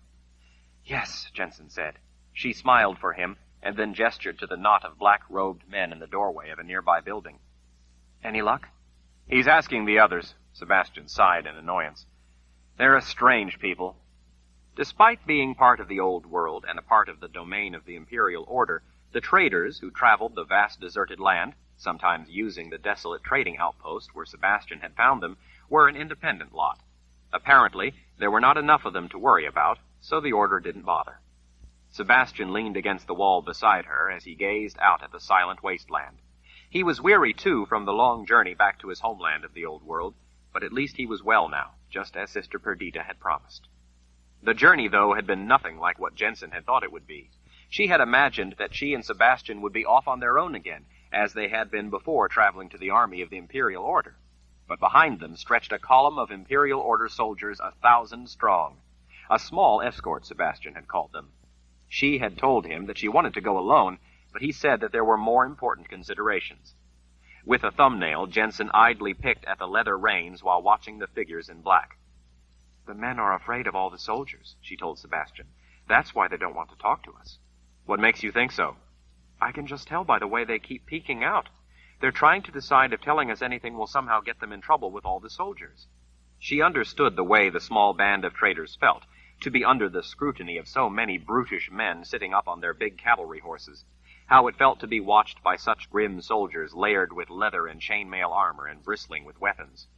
The black-robed men, with their pack mules, were traders, not soldiers, nor were they used to dealing with soldiers. They feared for their safety, feared that if they said something wrong, these warriors might decide to slaughter them out here in this wasteland. At the same time, while vastly outnumbered, the traders seemed reluctant to be cowed, lest they set a precedent for how they were treated thereafter. They were debating now, trying to figure out the balance where their safety lay. Sebastian pushed away from the wall. Maybe you're right. I'll go in and talk to them alone, in their building, instead of out here under the eyes of the army. I'll go with you, she said. What is it? What do you think? Sister Perdita asked Sebastian as she marched up from behind. With a casual flip of his hand, Sebastian dismissed her concern. I think they just want to bargain. They're traders. That's what they do, bargain. It might be counterproductive to try to force them. I will go in and change their minds, the sister said with dark intent. No, Sebastian said. Now is not the time to complicate a simple matter. We can always apply more pressure if we need to. Just let Jensen and me go in and talk to them first.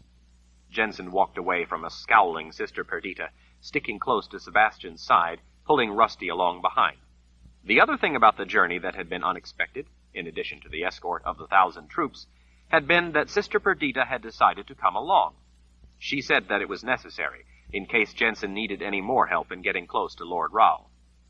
Jensen just wanted to plunge her knife into that murderous bastard son of Darkenrahl and be done with it all. She had long since given up any hope of it freeing her to have her own life. After that night in the woods with Sister Perdita and the 7 other sisters, everything had changed. Jensen had made a bargain that she knew would mean she would have no life after she finally killed Richard Rahl. But at least everyone else would have their lives back. The world would at last be free of her half-brother and his evil rule. And she would have vengeance. Her mother, who had been denied even a proper burial, could at last rest in peace knowing that her murderer had finally been visited with justice. That was all Jensen could do for her mother. Jensen and Sebastian led Rusty and Pete to where the sister's horse was waiting in a small side paddock. Rusty and Pete welcomed the shade and the water trough.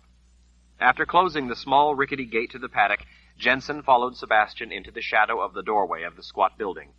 The jabbering voices of the men echoing inside the single room fell silent. All the men were swathed in the traditional black robes of the nomadic traders who lived in this part of the world. "Leave us, then," the lead man said, waving his fellows out at seeing Sebastian and Jensen enter.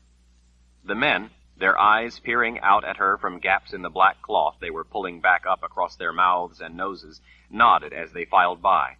By their crinkled, exposed eyes, the men seemed to be smiling congenially at her from beneath the masks, but she couldn't be sure. Just in case, and considering what was at stake, she smiled back as she returned a bow of her head. The stagnant air inside the room was sweltering, but at least the shade was a relief. The one man remaining inside hadn't pulled the loose wraps of black cloth back up, so they sagged around his neck away from his smiling, weathered, leathery face. "Please," he said to Jensen, "come in. You look fiery." "Fiery?" she asked. "Hot," he said. "You are not dressed for this place." He shuffled over to the rough plank shelves at the side and returned with one of the black bundles stored there. "Please to wear this." He lifted it toward her several times, urging her to take it. "It will make you better. It will cover you from the sun and hold in your sweat so you don't dry like rock." Jensen again bowed her head toward the small, wiry man and smiled her appreciation. "Thank you." "Well?" Sebastian asked when the man turned away from Jensen. Sebastian wearily pulled his pack off his back. "Any luck finding out anything from those other men?" The black-robed figure hesitated, clearing his throat. "Well, they say that maybe—" Sebastian impatiently rolled his eyes when he caught the man's veiled meaning and then fished around in his pocket until he came up with a silver coin. "Please accept this gesture of my appreciation for the efforts of your men." The man took it respectfully, but it was clear the silver coin was not the price he was hoping for. He seemed hesitant, though, to say that he found the amount inadequate. Jensen couldn't believe that Sebastian was quibbling about money at a time like this. She pulled a heavy gold coin from her pocket, and without bothering to ask Sebastian if it was all right, simply flipped it to the man. The man caught the gold in mid-air, then opened his fist just enough for a peek of confirmation. He grinned his appreciation at her. Sebastian shot her a look of displeasure. It was Lord Rahl's blood money, the money he had given the men sent to kill her and her mother. She could think of no better use for it. "I don't need it," she said before he could lecture her. "Besides, aren't you the one who said it was your way to use what was close to the enemy to get back at him?" Sebastian withheld any comment and turned to the man. "What about it?" "Late yesterday," the man said, finally more forthcoming, "some of our men spotted 2 people coming down into the pillars of creation." He went to a small uncovered window beside shelves, stocked with simple supplies along with more of the black outfits. He pointed. "Down that way. There is a trail of sorts." "Did your men talk to them?" Jensen asked, stepping forward impatiently. "Do your men know who it was?" The man looked from her to Sebastian, hesitating, apparently not comfortable answering such direct questions from a woman, even if she had been the one who had paid his price. Sebastian gave her a look that said she should let him handle it. Jensen stepped back toward the doorway, peering out, acting disinterested, so that Sebastian could get the answers they needed. Jensen's heart hammered as she pictured in her mind stabbing Lord Rahl. The shadow of the awful price of luring her brother to this place where she was to kill him loomed over the scene in her mind of the act itself. Sebastian wiped sweat from his brow and tossed his heavy pack to the side of the floor. The pack hit with a hard clank and fell over. Some of the thing spilled out. Annoyed, he made to pick it up, but Jensen intercepted him. "I'll tend to this," she whispered, waving him back to the questioning of the small fellow in black.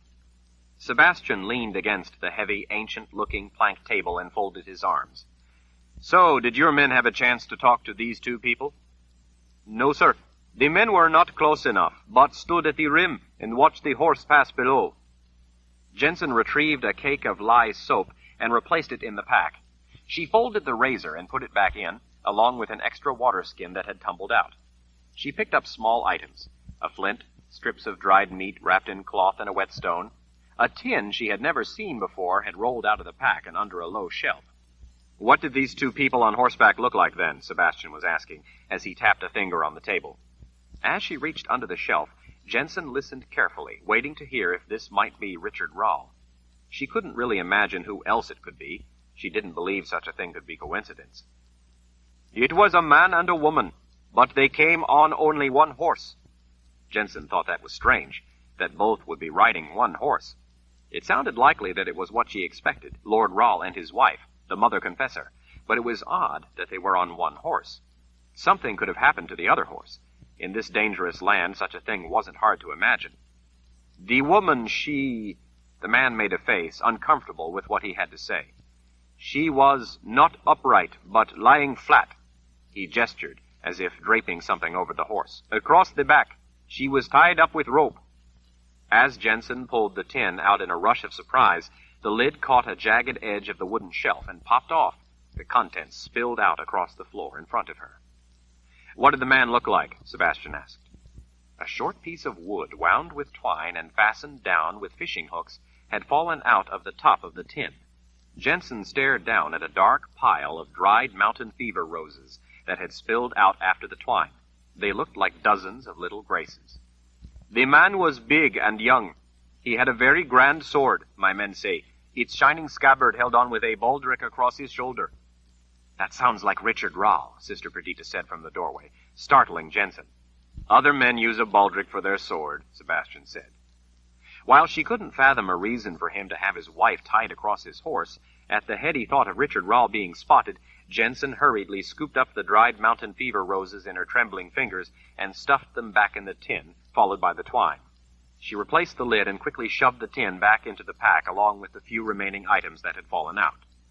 She checked her knife in its sheath at her belt as she hastily stood next to Sebastian, waiting to hear what else the wiry man in black might have to say. Sister Perdita had stepped outside and was wrapping herself in the protective black clothes. "Come on," the sister called. "We have to get down there." Jensen wanted to follow after her, but Sebastian was still questioning the man. She didn't want to leave Sebastian and go alone with Sister Perdita, but the woman was already heading off in the direction of the trail the man had pointed out. From outside, on the other side of the buildings, came the sound of the traders jabbering excitedly. Jensen peered around the side of the building and saw them pointing out across the flat-baked ground. "What is it?" Sebastian asked as he followed the man out the door. "Someone approaches," the man said. "Who could it be?" Jensen whispered to Sebastian as he came up beside her. "I don't know. Could just be another trader arriving at the post." The wiry little man, having answered the questions, bowed and wanted to depart to be with his men, where they huddled together in the shade beside another building. Sebastian made him wait as he went back in and pulled a black bundle off the shelf. "We best catch up with Sister Perdita," he said, as he watched the woman vanish over the rim of the trail, down into the wavering landscape of the pillars of creation.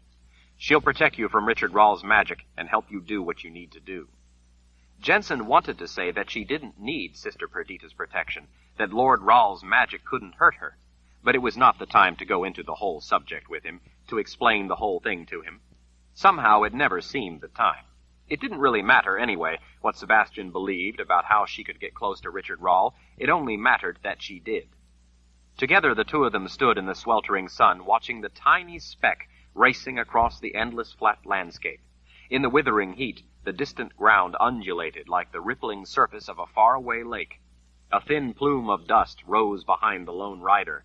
Their escort of 1,000 men restlessly checked their weapons. "Is it one of your men?" Sebastian asked the wiry leader of the black-robed figures. "The ground here plays tricks with your eyes," he said. "He is still far off. The heat only makes him look closer. It will be some time before the rider reaches us, and we can tell who it is." He smiled at Jensen, gesturing encouragement. "Put the clothing on and you will be covered from the sun." Rather than argue, Jensen threw the gauzy cape-like garment around her shoulders. She wrapped the long scarf over and around her head, as she had seen the men doing, pulling it across her nose and mouth and then tucking the tail under the side.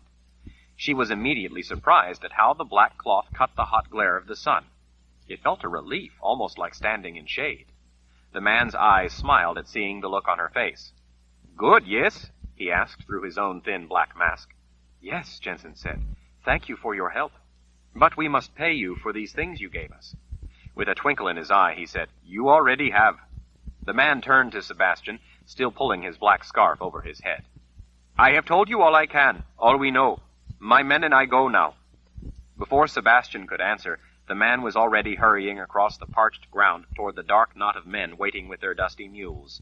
The men started away, pulling their mules after on lead lines, eager to be away from the soldiers. They were headed south, in the opposite direction of the approaching rider. "If it might be one of their men," Sebastian said almost to himself, "then why are they leaving?" He looked impatiently to the small trail where Sister Perdita had disappeared, and then signaled to his column of men still waiting on horseback. The grim-looking force of men advanced across the hard ground, raising a lazy fog of dust. "We have to go down there," Sebastian said, as he gestured toward the valley that held the pillars of creation. "Wait up here until we get back." The officer at the head of the column folded his wrists across the horn of his saddle. "What do you want us to do about that?" he asked. His greasy strings of hair fell forward over his shoulder as he pointed with his chin toward the yet distant rider. Sebastian turned and watched the far-off horse galloping toward them. "If he turns out to be suspicious for any reason at all, kill him. This is too important to risk trouble now." The officer gave Sebastian a single nod. Jensen could see in the hungry eyes and humorless grins of the men behind him that they were pleased by the orders. "Let's go," Sebastian said. "I want to catch up with Sister Perdita before she gets too far ahead of us." "Don't worry," Jensen said. "I want Lord Rahl more than Sister Perdita does." Chapter 58. The heat had been withering up on the barren plain, but venturing down the trail felt like descending into a blast furnace. Every breath drew the torrid air into her lungs, making Jensen feel as if she were being cooked from the inside, too. The air rising before the steep walls wavered like heat shimmering above a fire. There were places where the trail simply vanished, crossing loose rock, or perhaps went under it. In other places, a depression had been worn into the soft sandstone to show the way. In some places, the track went along natural pathways, so it was largely self-evident, with little choice to make a mistake. Occasionally, they had to cross slides of scree that had buried any trace of a trail, and hope they could pick it up farther along. Jensen knew enough about trails to know that this one was ancient and unused. Although nothing could make the scorching heat any less, the black garments that the traders had given them were at least an improvement. The black cloth around her eyes cut the painful glare, absorbing the bright light, making it easier to see. It was a relief to have the dark cloth shading her face. Instead of making her hotter, as she thought, the thin cloth covering the exposed skin of her arms and neck stopped the sun from burning her, and somehow seemed to keep some of the heat out.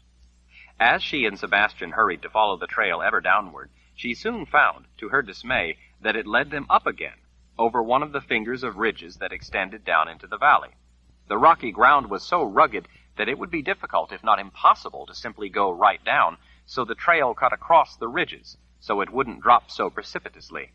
The trade-off was that it made it necessary to descend the backside of one ridge only to have to climb the face of the next. They had no choice but to follow it, as it made a harrowing descent, then rose again. The strain on the muscles of her thighs and shins was fatiguing, but then to have to climb up again in such heat was agonizing. Jensen remembered well that Sebastian had once told her that no one ever risked going into the valley that held the pillars of creation. She could see why. By the unused nature of the trail, she knew that it was true, at least in this one place. She recalled, too, that he'd said that if anyone did go into the Central Valley, they had never returned to talk about it. She guessed that she didn't have to worry about that. As they went lower, yawning fissures and deep cuts opened in the craggy terrain, giving rise to rock walls that stood alone, as if cast off and abandoned. As they moved along the edges of vast cliffs, some of the spires made up of those splits rose up from below almost to their height at the valley rim. Looking down on such soaring towers of rock was dizzying. There were places where she and Sebastian were forced to make leaps across deep clefts. To see in places where they were going to have to follow the trail below was heart-stopping. Sister Perdita stood at the top of one of the prominent ridges along the trail's tortuous descent, waiting for them, watching them with silent displeasure set enduringly in the lines of her implacable face. The growing shadows cast across the landscape added a strange new dimension to the place. The lowering sun highlighted the rugged features in a way that only helped to make clear how formidable the land truly was. Sebastian put a hand to Jensen's back and hurried her along an open level place in the trail as they moved in among the eerie rock columns that stood like imposing dead trunks of tree that had lost their crowns and all their limbs. Ever since they'd left the traders, something had felt wrong to Jensen. But as Sebastian spurred her along, she couldn't bring to mind precisely what it was that was bothering her. Sister Perdita scowled as she waited. Jensen checked that her knife was still there, as she had done countless times before. She sometimes simply brushed her fingertips across the silver handle. This time she lifted it to make sure it was clear in its sheath, then pressed it back down until it seated with the reassuring metallic click. The first time she had seen the knife, when she found the dead Daharan soldier, she had thought it a remarkable weapon. She still thought so. That first time, seeing the ornate letter R had terrified her, with good reason. But now the touch of the engraved handle reassured her, giving her hope that she could at long last end the threat. This was the day she was finally about to accomplish. What Sebastian had told her that first night. She was going to use something close to her enemy to strike back. Sebastian had been through a difficult time, too, since that first night, when he'd had to fight those men, even though he had been stricken with a fever. She could never forget how brave he had been that day, and how he had fought despite having a fever. Far worse than being stricken with fever, though. He had been struck down by Addie's sorceress magic and nearly killed. Jensen was thankful that he had recovered, and that he was well, and that he would have a life, even if it was to be without her. "Sebastian," she said, suddenly realizing that she had never said her goodbye to him. She didn't want to say it in front of Sister Perdita. She halted, turning back, pulling the black scarf away from her mouth. "Sebastian, I just want to thank you for all you've done to help me." He laughed a little through the mask of black fabric. "Jen, you sound like you're about to die." How could she tell him that she was? "We can't know what will happen." "Don't worry," he said cheerfully. "You'll be fine.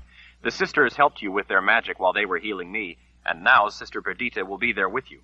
I'll be there, too. You'll at last avenge your mother." He didn't know what price the sisters had placed on their help and on vengeance. Jensen couldn't bear to tell him, but she had to find a way to say something. "Sebastian, if anything happens to me..." "Jen," he said, taking hold of her arms, looking into her eyes, "don't talk like that." He turned suddenly morose. "Jen, don't say such a thing. I couldn't stand the thought of life without you. I love you, only you. You don't know what you mean to me. How you've made my life different than I ever thought it would be. So much better than I ever thought life could be. I couldn't go on without you. I couldn't ever again endure life without you. You make the world right for me as long as I have you. I'm hopelessly, helplessly in love with you. Please don't torture me with the thought of ever being without you." Jensen stared into his blue eyes, blue like her murdering father's eyes were said to have been, and she was unable to bring forth any words to explain, to say how she felt, to tell him that she was going to be taken from him and he would have to face life alone. She knew how awful it was to feel alone. She simply nodded as she turned back to the trail and veiled the black scarf back across her face. "Hurry," she said. "Sister Perdita is waiting." The woman scowled at Jensen through her own dark mask as she stood waiting in the wind atop a broad, flat rock. Jensen could see that the trail beyond the sister descended steeply among the shadows, down into the very pillars of creation. As they approached, Jensen realized that Sister Perdita wasn't frowning at her, but looking past her, staring back the way they had come. Before they reached her, up on the flat rock where her black robes lifted in the sweltering gusts, they, too, turned to see what she was watching so intently. Jensen could see from their high vantage point that in their efforts they had reached the top of a divide in the trail from where it dropped rapidly down, following the side of the ridge to take them to the bottom. But looking back across the wide gorges and rocky ridges they had already crossed, she saw that they were almost as high again as the valley rim. There, she could see the small cluster of squat buildings looking tiny in the distance. The rider was almost there, charging in on his horse, following an arrow-straight route toward the trail. The company of 1,000 men had gathered in a thick line not far from the trailhead, waiting for him. Dust rose in a long plume behind the galloping horse.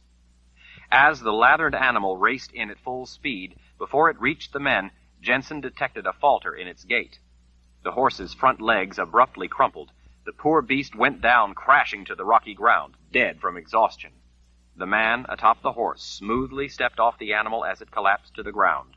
Without seeming to lose momentum or stride, he continued to advance toward the trail. He was dressed in dark clothes, although not like those of the nomadic traders. A golden-colored cape billowed behind him, and he appeared to be a lot bigger than the traders. As he made straight for the trail, the commander of the cavalry cried out for the man to halt. He didn't challenge them or seem to even say a word. He simply ignored them as he marched resolutely past the buildings on his way to the trailhead. The 1,000 men raised a shrill battle cry and charged. The poor man brandished no weapon, made no threatening move toward the soldiers. As the order cavalry raced down on him, he lifted an arm toward them as if warning them to halt. Jensen knew, from both Sebastian's orders and from the way they charged toward the lone man, that they had no intention of stopping for anything short of his head.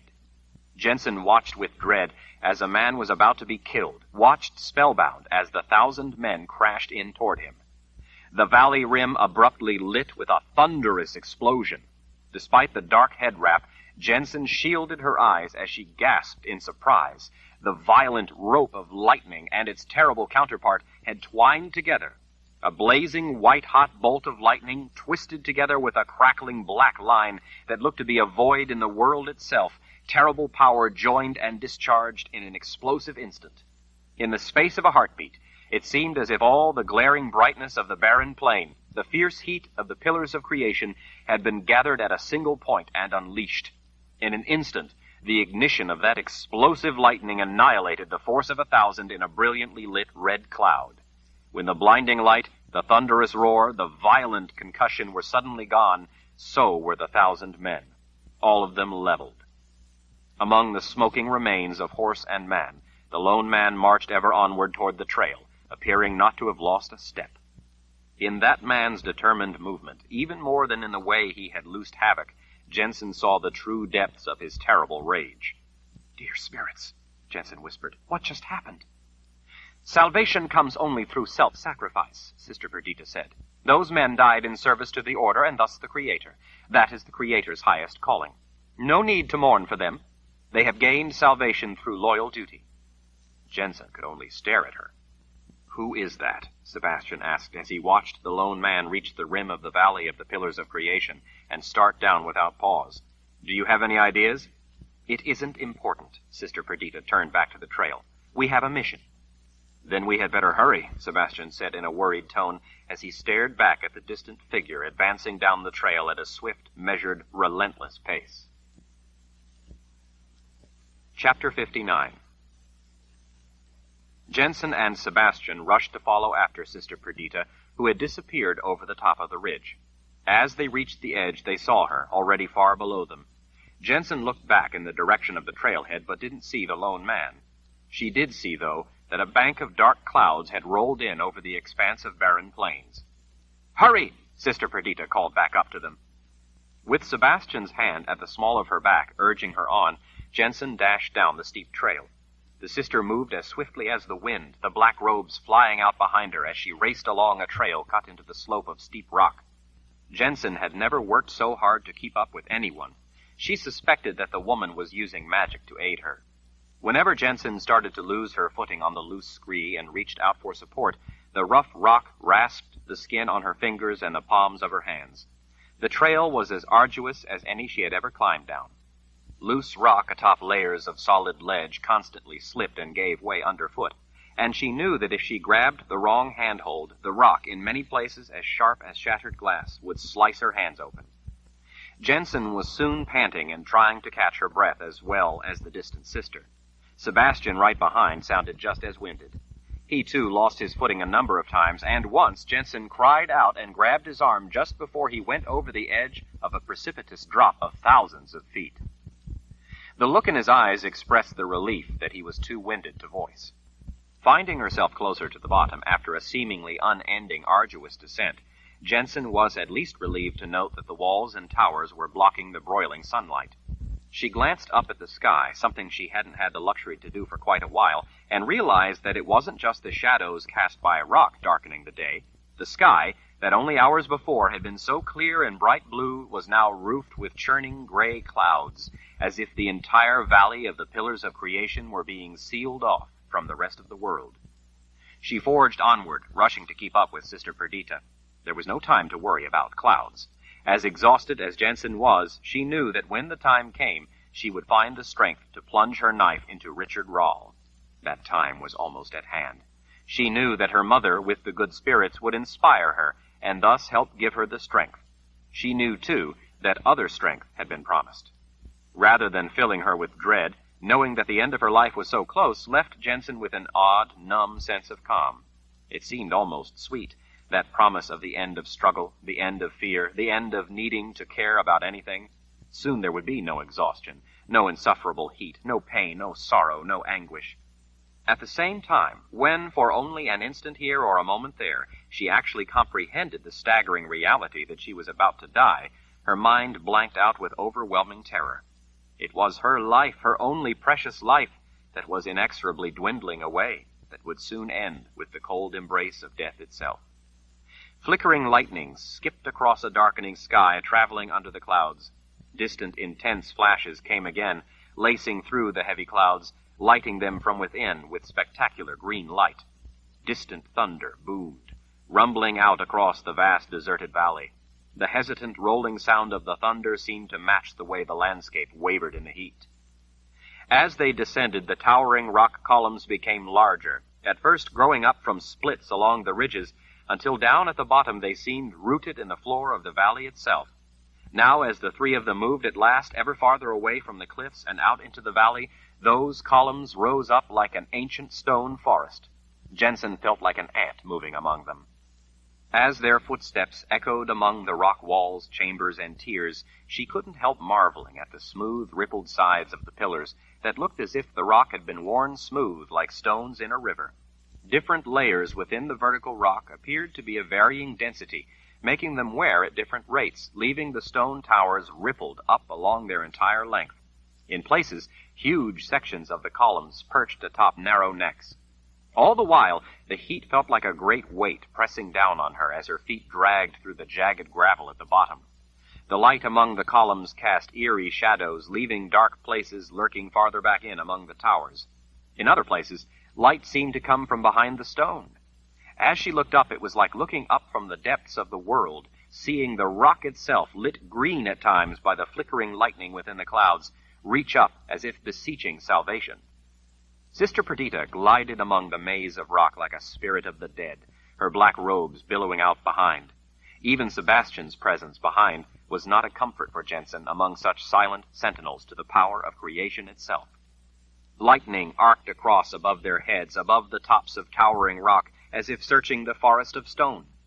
Thunder shook the valley with violent shudders that brought crumbling rock down on them, so that they had to run or dodge to the side to avoid being stoned. Jensen saw here and there where some of the enormous pillars had previously come crashing down. They lay toppled now like fallen giants. In places they had to pass beneath the monumental stone lying across the path, walking through passages left where the colossal pieces spanned weathered gaps. She hoped the lightning that was streaking all across the sky didn't decide to hit a stone pillar right above them and send unimaginable weight crashing down on them. Just when Jensen thought that they would be forever lost in among the tight spaces among soaring rock, she saw an opening between the towers that revealed the expanse of the rest of the valley floor. Winding their way along the bottom, among the crowded stone columns, they began to wend their way out into more open ground, where the pillars stood as individual monuments rather than being tightly crammed together. Down at the bottom, the valley, that had looked so flat from above, was a jumble of rolling low rock and scree, cut through with jagged rock formations and lifted slabs of smooth stone that ran for miles. Out from the fingers of tapering ridges coming in from the side stood lofty pillars, both separated and in small clusters. The thunder was becoming unnerving as it boomed and shuddered and rumbled almost continually through the forest of stone. The sky had lowered until the boiling clouds brushed along the surrounding walls of rock. Off at the far end of the valley, the darkest clouds threw out almost constant flickers and flashes, some startlingly bright, spawning jarring thunderclaps. Coming past a broad stone spire, Jensen was startled to see a wagon in the distance, making its way across the valley floor. Jensen turned to tell Sebastian about the wagon, and there, behind them, towered the stranger. Her gaze took in his black shirt, his black open-sided tunic decorated with ancient symbols snaking along a wide gold band, running all the way around its squared edges. The tunic was cinched at his waist with a wide, multi-layered leather belt with leather pouches attached along each side. The small, gold-worked leather compartments on the belt bore silver emblems of linked rings, matching those on wide, leather-padded silver bands at each wrist. His trousers and boots were black. In contrast, his broad shoulders bore a cape that appeared to be made of spun gold. He had no weapon but a belt knife, but he needed none to be the embodiment of threat itself. Looking into his gray eyes, Jensen knew instantly and unequivocally that she was staring into the raptor gaze of Richard Rahl. It felt as if a fist of fear seized her heart and squeezed. Jensen pulled her knife free. She clutched it so tightly that her knuckles were white around the silver hilt. She could feel the ornately engraved letter R for the House of Rahl biting into her palm and fingers as the Lord Rahl himself stood right there before her. Sebastian spun around and saw him, then moved around behind her. Her emotions in a jumble, Jensen stood paralyzed before her brother. "Jen," Sebastian whispered from behind, "don't worry. You can do this. Your mother is watching. Don't let her down." Richard Rahl scrutinized her, not seeming to notice Sebastian or even Sister Perdita farther back. Jensen stared at her brother, equally oblivious of the other two. "Where is Kalen?" Richard said. His voice was not what she expected. It was commanding, to be sure, but it was so much more, so full of emotion. Everything from cold fury to unwavering resolve to desperation. His gray eyes, too, reflected the same sincere and terrible determination. Jensen could not take her eyes from him. "Who is Kalen?" "The mother confessor. My wife." Jensen could not move, so conflicted was she in what she was seeing, in what she was hearing. This was not a man looking for a monster cohort, a brutal confessor who ruled the Midlands with an iron will and an evil hand. This was a man motivated by love for this woman. Jensen could clearly see that little else mattered to him. If they did not get out of his way, he would go through them like he went through those 1,000 men. It was as simple as that. Except, unlike those 1,000 men, Jensen was invincible. "Where is Kalen?" Richard repeated, his patience at an end. "You killed my mother," Jensen said almost defensively. His brow twitched. He seemed truly puzzled. "I only just learned that I have a sister. Friedrich Gilder just told me, and that your name is Jensen." Jensen realized she was nodding, unable to take her eyes off his, seeing her own eyes in his. "Kill him, Jen," Sebastian whispered urgently in her ear. "Kill him. You can do it. His magic can't hurt you. Do it." Jensen felt a kind of tingling dread working its way up her legs. Something was wrong. Gripping the knife, she gathered her courage of purpose as the voice filled her head until there was no room for anything else. "The Lord Rahl has been trying to murder me my whole life. When you killed your father, you took his place. You sent men after me. You've hounded me just like your father. You sent the quads after us. You bastard, you sent those men who murdered my mother." Richard listened without argument, and then spoke in a calm, deliberate voice. "Don't lay a cloak of guilt around my shoulders because others are evil." Jensen was jolted, realizing that was very close to the words her mother had used the night before she died. "Don't you ever wear a cloak of guilt because they are evil." The muscles in his jaw flexed as he gritted his teeth. "What have you done with Kalen?" "She's my queen now," came a voice echoing through the columns. Jensen vaguely recognized the voice. As she looked around, she didn't see Sister Perdita anywhere. Richard passed her, already moving toward the voice, like a shadow moving by. And then he was suddenly gone. She had missed her chance to stab him. She couldn't believe that he had been standing right in front of her, and she had missed her chance. Jen, Sebastian called, pulling at her arm. What's the matter with you? Come on! You can still get him! She didn't know what was wrong. Something was. She pressed her hands to her head, trying to stop the drone of the voice. She no longer could. She had made a bargain, and the voice was mercilessly demanding that she hold to it, crushing her mind with pain unlike any she had ever suffered. When Jensen heard laughter echoing through the forest of stone pillars, she moved swiftly, the heat and her exhaustion forgotten.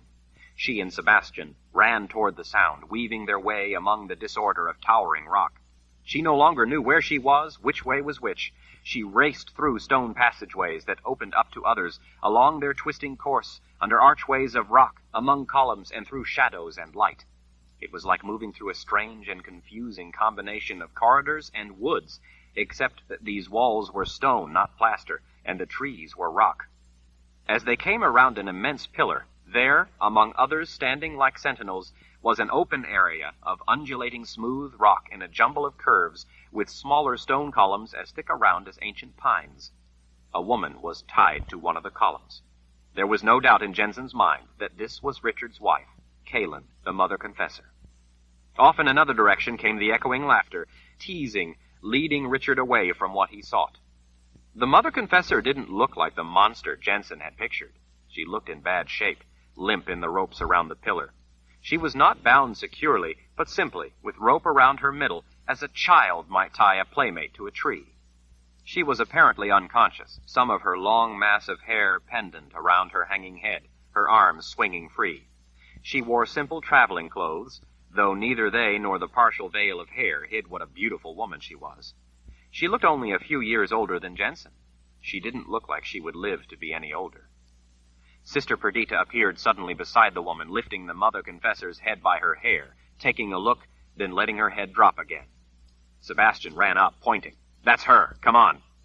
As Jensen followed, she didn't need the voice in her head to tell her that this was the bait that had been provided in order to draw Richard Rawle in for the killing.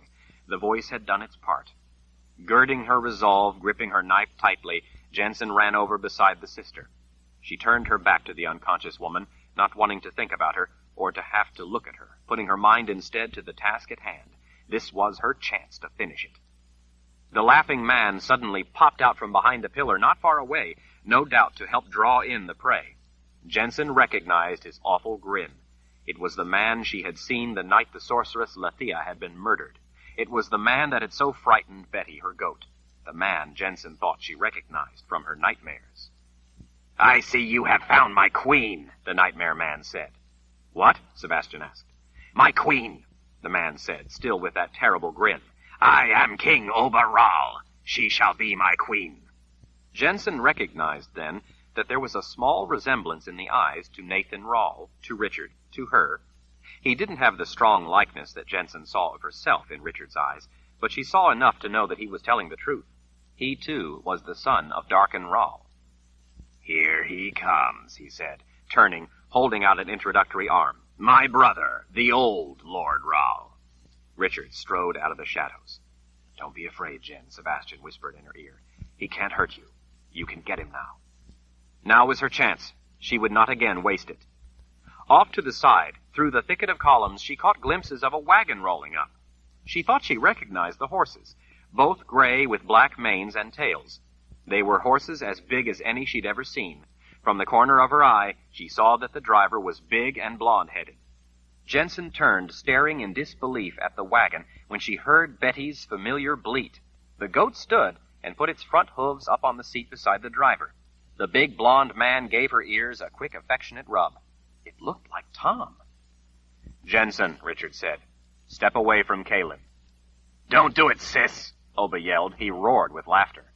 Knife in hand, Jensen backed closer to the unconscious woman hanging from the pillar rising up behind. Richard would try to come through her to get at Kaylin. Then Jensen would have him. Jensen, Richard said, why would you side with a sister of the dark? She shot a brief, puzzled frown at Sister Perdita. Sister of the light, she corrected. Richard slowly shook his head as his gaze went beyond to Sister Perdita. No, she is a sister of the dark. Jagang has sisters of the light, but he also has the others as well. They are both slaves to the Dreamwalker. That's why they have that ring through their lower lip. Jensen had heard that name before, Dreamwalker. She frantically tried to remember where. She recalled, too, what the sisters had invoked that night in the woods. Everything was tumbling through her mind in a frantic rush. It wasn't helping that the voice was there, incessantly urging her on. She was screaming inside with the need to kill this man, but something was keeping her from moving. She knew it couldn't be his magic. You will have to come through Jensen if you want to save Kalin, Sister Perdita said in her cool, disdainful voice. You have run out of time and options, Lord Rahl. You had better at least save your wife before her time is up as well. Off in the distance to the side, Jensen caught sight of the brown goat bounding through the forest of stone, outpacing Tom by a wide margin. "Betty?" Jensen whispered through choking tears as she unwrapped the black veil from her head so the goat would recognize her. The goat bleated at the sound of her name, her little upright tail wagging in a blur as she ran. Something else, smaller, was coming from behind, back by Tom. Before the goat could reach her, it reached Oba. Spotting him as it came around the pillar, Betty let out a plaintive cry and sidestepped away. Jensen knew well Betty's cry of distress and terror, her plea for help and comfort. Overhead, the sky went wild with lightning and thunder, further frightening the poor animal. "Betty?"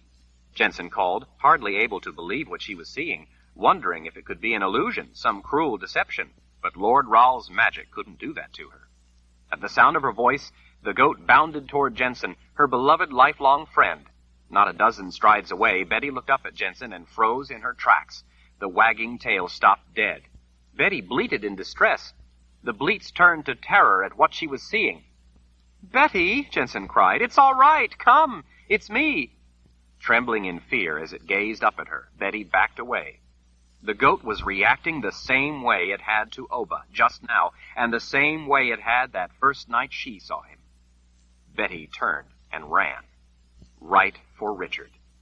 He crouched down as the goat, clearly in distress, came running, seeking comfort, and found it under a sheltering hand. Stunned, Jensen then heard other little bleats. Small little twin white goats came capering into the midst of all the people, into the middle of a deadly confrontation. They spooked at the sight of the man, turned, and at the sight of Jensen shrank back, crying out for their mother. Betty bleated, calling to them. They spun and raced for her protection.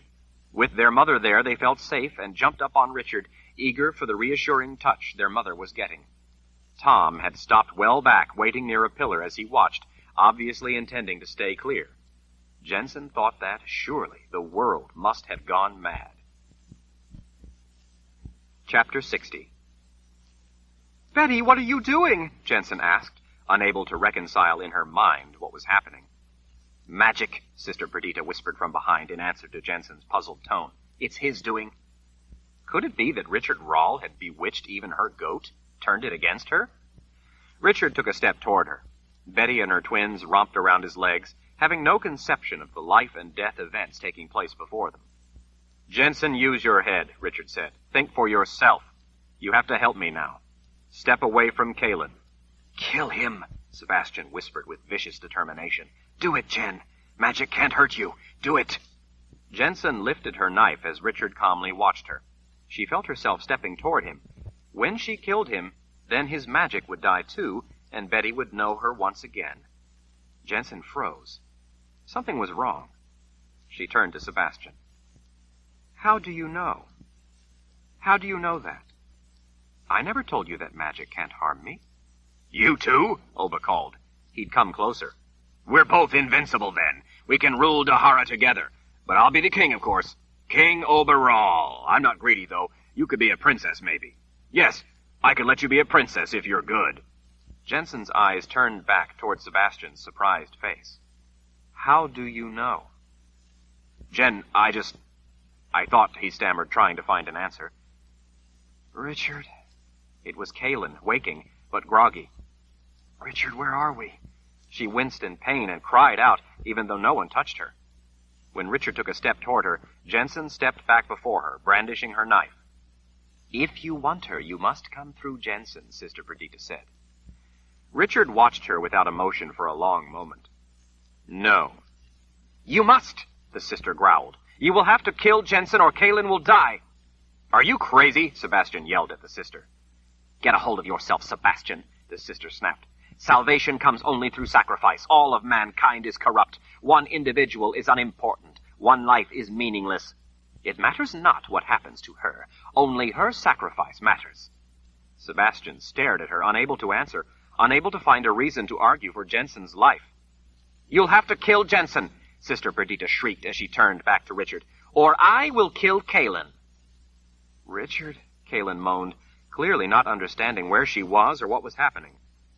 Kalen, Richard said in a calm voice, stay still.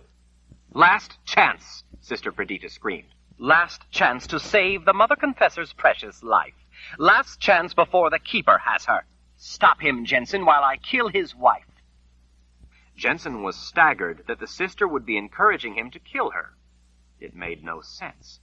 It was Lord Rahl that the sister wanted dead. It was Lord Rahl they all wanted dead. Jensen knew she had to end it. She couldn't be hurt by his magic. How Sebastian knew that, she couldn't fathom, but she had to end it now while she had the chance. Why the sister was doing this, though, was a mystery. Unless Sister Perdita was trying to anger Richard, so that he would lash out with his magic, strike with his power at Jensen, thus giving her the opening she finally needed. That had to be it. Jensen dared not wait. Unleashing a cry of fury filled with a lifetime of hate, filled with the burning agony of her mother's murder, filled with the howling rage of the voice in her head, Jensen launched herself at Richard. She knew he would hurl his magic at her, in order to save himself, unleash magic at her as he had unleashed it at 1,000 men. He would be shocked that it didn't work, shocked as she burst through his deadly conjuring at the last instant to suddenly plunge her knife through his evil heart. He would know too late that she was invincible. Screaming her rage, Jensen flew at him. She expected a horrific blast, expected to fly through the lightning, thunder, smoke, but it never came. He caught her wrist in his fist. Simple as that. He used no magic. He cast no spell. He invoked no wizardly power. Jensen had no immunity to muscle, and he had plenty of that. Calm down, Richard said. She fought him furiously, an angry storm throwing all her hate and pain into her onslaught. He securely held her knife-wielding fist as she raged, her other fist pounding against his chest. He could have snapped her in two with his bare hands, but he instead let her scream and strike out at him, then let her yank herself back away to stand in the center of everyone, panting, knife held up, tears of anger and hate streaming down her cheeks. Kill her or Kalen dies, Sister Perdita shrieked again. Sebastian shoved the sister back. Have you lost your mind? She can do it. He isn't even armed. Richard pulled a small book from one of the pouches at his belt and held it up. Oh, but I am. What do you mean? Jensen asked. His raptor gaze settled on her. This is an ancient text titled The Pillars of Creation. It was written by some of our ancestors, Jensen. Those among the first to be Lord Rahl, among the first who came to understand the full extent of what had been engendered by the first of the line, Ulrich Rahl, who created the bond, among other things. It's very interesting reading. I suppose it says that as Lord Rahl you should kill those like me? Jensen said. Richard smiled. You're right, it does. What? She could hardly believe that he would admit it. It really says that? He nodded. It explains why all the truly ungifted offspring of the Lord Rahl who carries down the gift of the bond to his people, must be killed. I knew it, Jensen cried. You tried to lie, but it's true. It's all right there. I didn't say that I would take the advice. I only said that the book says that your kind are to be killed. Why? Jensen asked. Jen, it doesn't matter, Sebastian whispered. Don't listen to him. Richard gestured to Sebastian. He knows why. That's why he knew you couldn't be harmed by my magic. He knew because he knows what's in the book. Jensen spun to Sebastian, her eyes wide with sudden understanding. Emperor Jagang has that book. Jen, you're just talking nonsense now. I saw it, Sebastian. The Pillars of Creation. I saw it in his tent. It's an ancient book in his old tongue. It's one of his prized books. He knew what it says. You are one of his prized strategists. He told you. You knew all along what it said. Jen, It was you, she whispered. How can you doubt me? I love you. Then, over the terrible tumult of the voice, the whole thing began unraveling in her mind. The crushing pain of it all came crashing in on her. The true dimensions of the betrayal became horrifyingly clear. dear spirits, it was you all along. Sebastian, his face going nearly as white as his white spikes of hair, turned deadly calm. Jen, that doesn't change anything. It was you, she whispered wide-eyed. You took a single mountain fever rose. What? I don't even have any such thing. I saw them in a tin in your pack. There was twine on top of them hiding them. They spilled out. Oh, those. I got them from the healer, the one we visited. Liar! You had them all along. You took one to give yourself a fever. Jen, now you're just acting crazy. Trembling, Jensen pointed at him with her knife. It was you all along. That first night you told me, where I come from, we believe in using what is closest to an enemy or what comes from him as a weapon against him. You wanted me to have this knife. You wanted me because I was closest to your enemy. You wanted to use me. How did you get it on that soldier? Jen, you claim to love me? Prove it. Don't lie to me. Tell me the truth. Sebastian stared a moment before finally holding his head up and answering. I only wanted to gain your trust. I thought that if I had a fever, you would take me in. And the dead soldier I found? He was one of my men. We captured the man who carried that knife. I gave it to one of my men, had him dress in a Daharan uniform. Then, after we saw you pass below, I pushed him over the cliff. You killed your own man? Sacrifice for the greater cause is sometimes necessary. Salvation comes through sacrifice, he added in defiant defense. How did you know where I was? Emperor Jagang is a dream walker. He learned about your kind through the book years ago. He used his ability to search for any who might know of your existence. Over time, he put together evidence in order to track you down. And the note I found? I planted it on him. Jagang found out through his ability that you once used that name. The bond prevents the dreamwalker from entering a person's mind, Richard said. He must have searched for a long time looking for those who aren't bonded to the Lord Rahl. Sebastian nodded with satisfaction. That's right, and we succeeded too. Jensen, burning with blinding anger, with the agony of such monumental betrayal, swallowed. And the rest? My mother? Was that one of your necessary sacrifices too? Sebastian licked his lips. Jen, you don't understand. I didn't really know you then. They were your own men. That's why it was so easy for you to kill them. They weren't expecting you to attack them. They thought you were there to fight alongside them. And that's why you were confused when I told you about the quads, about how many more men I thought there were. They weren't really quads. You had to kill some innocent people along the way in order to make me think it was the other member of a quad. All those times you went out at night to scout and came back saying they were right behind us, and we kept running through the night. You made it all up. To a good cause, Sebastian said quietly. Jensen gasped in her tears, her fury. A good cause? You killed my mother! It was you all along. Dear spirits, to think that Oh, dear spirits, I slept with my mother's murderer, you filthy... Jen, get a hold of yourself. It was necessary. He pointed at Richard. This is the cause of it all. We have him now. This was all necessary. Salvation only comes through selfless sacrifice. Your mother's sacrifice, has captured us, Richard Rahl, the man who has hunted you your whole life.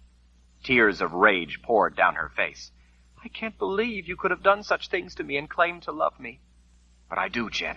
I didn't know you then. I told you I never intended to fall in love with you, but I did. It just happened. You are my life now. I love you now.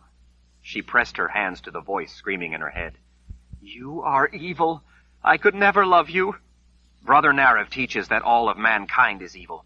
We can have no moral existence because mankind is a taint on the world of life. At least Brother Narav is at last in a better place. He's with the Creator now. You mean to say that even Brother Narav is evil then? Because he is part of mankind? Even your precious, sacred Brother Narav was evil? Sebastian glared at her. The one who is truly evil is standing right there, he pointed. Richard Rahl, for killing a great man. Richard Rahl must be put to death for his crimes. If mankind is evil, and if Brother Narav is in a better place with the Creator, then Richard has done a kindness by killing Brother Narav, by sending him into the Creator's arms, hasn't he? And if mankind is evil, then how could Richard Rahl be evil for killing men of the Order? Sebastian's face had gone red. We are all evil, but some are more evil than others. At least we have the humility before the Creator to recognize our own wickedness and to glorify only the Creator. He paused and cooled visibly. I know it's a sign of weakness, but I love you. He gave her a smile. You have become my only reason for being, Jen. She could only stare at him. You don't love me, Sebastian. You don't have any idea what love really is. You can't love anyone or anything until you love your own existence first. Love can only grow out of a respect for your own life. When you love yourself, your own existence, then you can love someone who can enhance your existence, share it with you, and make it more pleasurable. When you hate yourself and believe your existence is evil, then you can only hate. You can only experience the shell of love, that longing for something good. But you have nothing to base it in but hatred. You taint the very concept of love, Sebastian, with your corrupted longing for it. You want me only to justify your hatred, to be your partner in self-loathing. To truly love someone, Sebastian, you must revel in their existence, because they make life all the more wonderful. If you think existence is corrupt, then you are sealed off from the fruition of such a relationship, from what love really is. You're wrong. You just don't understand. I understand all too well. I only wish I had sooner. But I do love you, Jen. You're wrong. I do love you. You can only wish you did. They are the empty words of a barren shell of a man. There is nothing there for me to love, nothing worth loving. You are so empty of humanity that it's even difficult for me to hate you, Sebastian, except in the sense of the way one would hate an open sewer. Lightning crashed down on the pillars all around. The voice in Jensen's head felt as if it would tear her apart. Jen, you don't mean any of that. You can't. I can't live without you. Jensen turned her cold fury on him. The only thing in the whole world that you could do that would please me, Sebastian, would be to die. I've listened to this touching lover's spat long enough, Sister Perdita growled. Sebastian, be a man and shut your mouth, or I'll shut it for you. Your life means just as little as anyone else's. Richard, you have a choice, Jensen or the Mother Confessor. You don't have to serve the Keeper, Sister, Richard said. You don't have to serve the Dreamwalker either. You have a choice. Sister Perdita pointed at him. You have a choice. I make you this offer once. Your time is up. Kalen's time is up. Jensen or Kalen? Choose. I don't like your rules, Richard said. I choose neither. Then I choose for you. Your precious wife dies. Even as Jensen dove at her to stop her, Sister Perdita seized Kalen by the hair and lifted her head. The Mother Confessor's face was blank of all expression. Jensen caught Sister Perdita's arm, swinging the knife with the ornate letter R as fast as she could, with as much power as she could apply, hoping against hope that she was fast enough to save Kalen's life, yet knowing, even as she made the attempt, that she was already too late. There was a crystal-clear instant when the world seemed to stop, to freeze in place, and then there was a violent concussion to the air, thunder without sound. The terrible shock drove a ring of dust and rock away from the Mother Confessor in an ever-expanding circle. The shock to the columns so close all around shook the towering pillars. Some that were so precariously balanced toppled. As they fell, they hit others, bringing them down as well. It seemed to take forever for the huge sections of rock to plunge through the sweltering air, trailing dust as they disintegrated, plummeting down like thunder made of stone. As the rock came crashing to ground, it seemed the entire valley shook under the tremendous blows. Blinding dust swirled up into the air. The world went black, as if all light had been taken away, and in that terrifying instant in the total blackness it seemed that there was no world, no anything. The world came back, like a shadow lifting. Jensen found herself holding the arm of a dead woman. The sister toppled to the ground like one of the stone pillars. Jensen saw her knife jutting from the sister's chest. Richard was already there, holding Kalen in his arms, slicing through the rope, easing her down. She looked drained, but other than her weakness, she looked fine. What happened? Jensen asked in wonder. Richard smiled at her. The sister made a mistake. I warned her. The Mother Confessor unleashed her power into Sister Perdita. Did you have to warn her? Kalen asked, suddenly quite coherent sounding. She might have listened to you. No, it only encouraged her to do it. Jensen realized that the voice was gone. What happened? Did I kill her? No, she was dead before your knife touched her, Kalen said. Richard was distracting her so I could use my power. You tried, but you were an instant too late. She was already mine. Richard put a comforting hand on Jensen's shoulder. You didn't kill her, but you made a choice that saved your own life. That shadow that passed over us as the sister died was the keeper of the dead, taking one who had sworn herself to him. Had you made the wrong choice, you would have been taken with her. Jensen's knees were trembling. The voice is gone, she whispered aloud. It's gone. The keeper inadvertently revealed his intent, Richard said. Since the hounds were loose, that meant the veil, the conduit between worlds, was open. I don't understand. Richard gestured with the book before he tucked it back into one of the pouches at his belt. Well, I haven't had time to read it all, but I've read enough to learn a little. You are an ungifted offspring of a Lord Rahl. That makes you the balance to the gifted Rahl, to magic. You not only have none, but you're not touched by it. In a time of a great war, the House of Rahl was created to give birth to a line of powerful wizards, but in so doing, it also sowed the seeds of the end of magic for the world. It may be the imperial order that wants a world without magic, but it is the House of Rahl that may eventually deliver it. You, Jensen Rahl, are potentially the most dangerous person alive, because you, like any truly ungifted Rahl, are the seed that could spawn a new world without magic. Jensen stared into his gray eyes. Then why would you not want me dead like every Lord Rahl before you? Richard smiled. You have as much right to your life as anyone else, as any Lord Rahl has ever had to their life. There is no right way for the world to be. The only right is that people be allowed to live their own life. Kalen pulled the knife from Sister Perdita's chest and cleaned it on the black robes before handing it to Jensen. Sister Perdita was wrong. Salvation is not through sacrifice. Your responsibility is to yourself. Your life is your own, Richard said, and not anyone else's. You made me proud, hearing everything you said to Sebastian. Jensen stared down at the knife in her hand, still dazed and confused by everything that was happening. She looked around in the gathering darkness, but didn't see Sebastian anywhere. Oba was gone, too. As she looked around, Jensen was startled to see a moored Sith standing not far away. This is just great, the woman complained to the Mother Confessor, throwing her hands up. The girl sounds like Lord Rahl. Now I'm going to have to listen to two of them. Kalen smiled and sat down, leaning back against the pillar where she had been tied, watching Richard listening, stroking the ears of Betty's twin kids. Betty watched her two young ones, then, seeing them safe, peered hopefully up at Jensen. Her little tail started wagging in a blur. Betty? Betty happily jumped up on her, eager for a reunion. Jensen tearfully hugged the goat before standing to face her brother. But why would you not do as your ancestors? Why? How can you risk everything in that book? Richard hooked his thumbs behind his belt and took a deep breath. Life is the future, not the past. The past can teach us, through experience, how to accomplish things in the future, comfort us with cherished memories, and provide the foundation of what has already been accomplished. But only the future holds life. To live in the past is to embrace what is dead. To live life to its fullest, each day must be created anew. As rational thinking beings, we must use our intellect, not a blind devotion to what has come before, to make rational choices. Life is the future, not the past, Jensen whispered to herself, considering all that life now held for her. Where did you ever hear such a thing? Richard grinned. It's the wizard's 7th rule. Jensen gazed up at him through her tears. You have given me a future, a life. Thank you. He embraced her then, and Jensen suddenly didn't feel alone in the world. She felt whole again. It felt so good to be held as she wept with tears for her mother and tears for the future, for the joy that there was life and a future. Kalen rubbed Jensen's back. Welcome to the family. When Jensen wiped her eyes and laughed at everything and nothing while she used her other hand to scratch Betty's ears, she saw then Tom standing nearby.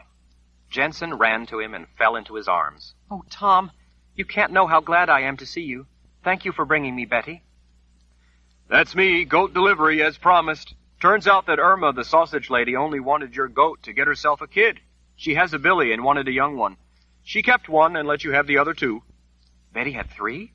Tom nodded. I'm afraid that I've become very fond of Betty and her 2 little ones. I can't believe that you did that for me. Tom, you're wonderful. My mother always said so, too. Don't forget, you promised to tell Lord Rahl. Jensen laughed in delight. I promise. But how in the world did you ever find me? Tom smiled and pulled a knife from behind his back. Jensen was astonished to see that it was identical to the one she had. You see, he explained, I carried the knife in service to Lord Rahl.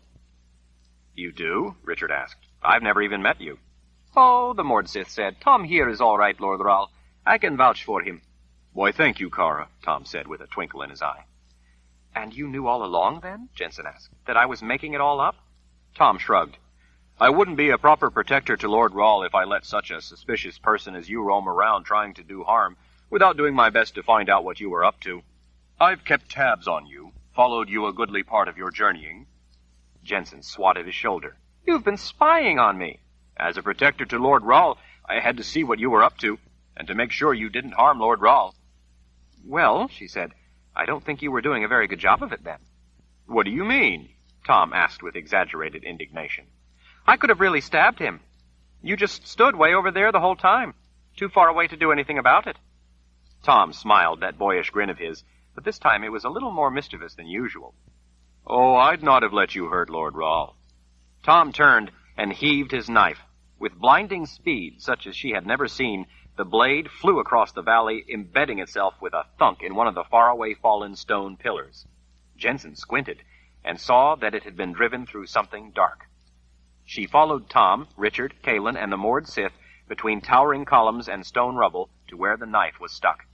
To Jensen's astonishment, it had impaled a leather pouch right through the center, being held up by a hand coming from beneath the huge section of fallen stone. "Please," came a muffled voice from under the rock. "Please let me out. I'll pay you. I can pay. I have my own money." It was Oba. The rock had fallen on him when he ran. It had landed on boulders that kept the main section of stone, big enough that 20 men couldn't have joined hands around it, from collapsing to the ground, leaving a tiny space, trapping the man alive under the tons of rock. Tom pulled his knife from the soft stone and retrieved the leather pouch. He waved it in the air. "Friedrich," He called toward the wagon. A man sat up. "Friedrich, is this yours?" Jensen was astonished yet again in this astonishing day to see Friedrich Gilder, the husband of Althea, climb down from the wagon and make his way over to them. "That's mine," he said. He looked under the rock. "You have more." After a moment, the hand began passing out more leather and cloth purses. "There, you have all my money. Let me out now." "Oh," Friedrich said, "I don't think I could lift that rock, especially not for the man who is responsible for the death of my wife." "Althea died?" Jensen asked in shock. "I'm afraid so. My sunshine has gone from my life." "I'm so sorry," she whispered. "She was a good woman." Friedrich smiled. "Yes, she was." He pulled a small, smooth stone from his pocket. "But she left me this, and that much is a pleasure." "Isn't that odd?" Tom said in wonder. He fished around in his pocket until he came up with something. He opened his hand to reveal a small, smooth stone sitting in his palm. "I have one of those, too. I always carry it as a good luck charm." Friedrich eyed him suspiciously. He grinned at last. "She has smiled on you, too, then." "I can't breathe," came a muffled voice from under the rock. "Please, it hurts. I can't move. Let me out." Richard held his hand out toward the rock. There came a grinding sound, and a sword floated from under the rock. He bent and pulled his scabbard out, dragging the baldric out behind. He wiped the dust off and placed the baldric over his shoulder, the scabbard at his hip. The sword was magnificent, a proper weapon for the Lord Rawl. Jensen saw the gleaming gold word, Truth, on the hilt. "You faced all those soldiers, and you didn't even have your sword," Jensen said. "I guess your magic was better defense." Richard smiled as he shook his head. "My ability works through need and anger. With Kalen taken, I had plenty of need and a ready rage." He lifted the hilt clear of the scabbard until she could again see the word, spelled out in gold. "This weapon works all the time." "How did you know where we were?" Jensen asked him. "How did you know where Kalen was?" Richard burnished a thumb over the single gold word on the hilt of his sword. "My grandfather gave me this. King Oba there stole it when, with the keeper's help, he captured Kalen. This sword is rather special. I have a connection to it. I can sense where it is. The keeper no doubt induced Oba to take it in order to entice me here." "Please," Oba called. "I can't breathe." "Your grandfather?" Jensen asked, ignoring Oba's distress, his weeping.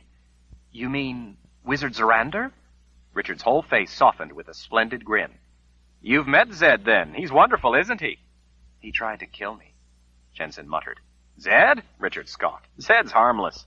"Harmless? He—" The moored Sith, Kara, poked at Jensen with the red rod she had, the Aegil.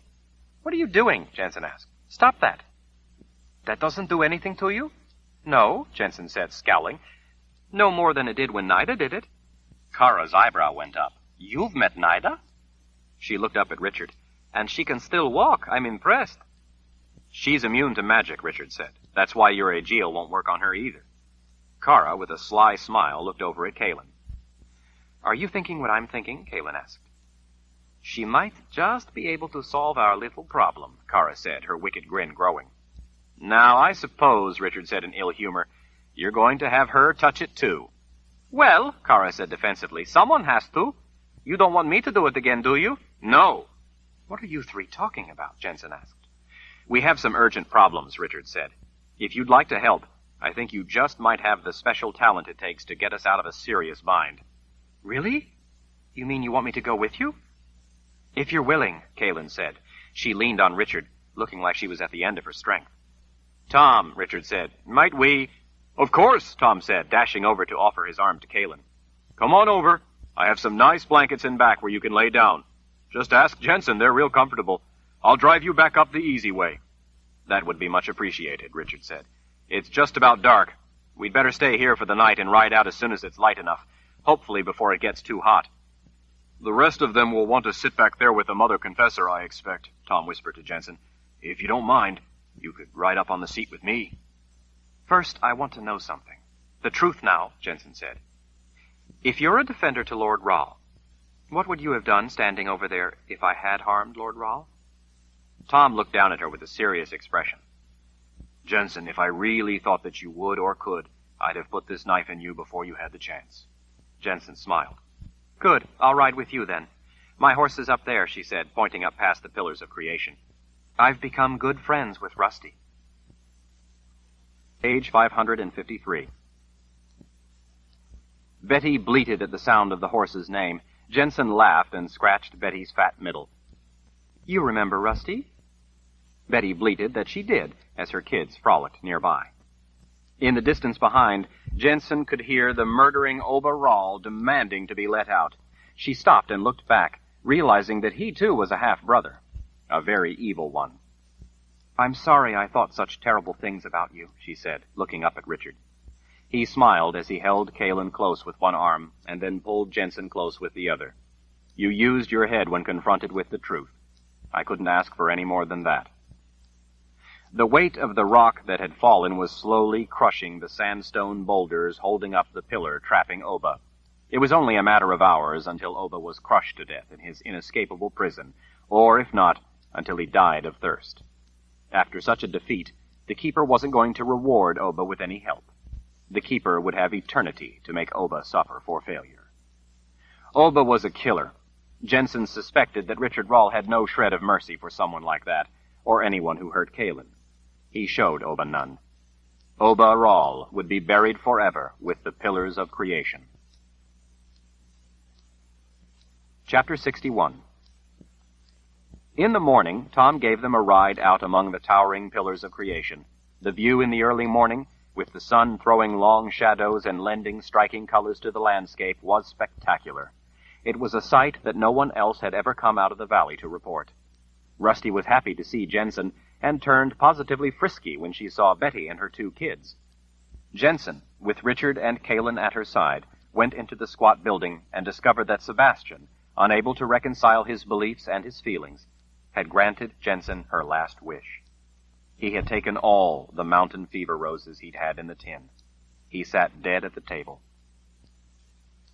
Jensen, sitting beside Tom, listened to Richard and Kaelin explain the whole story of how they came to be together.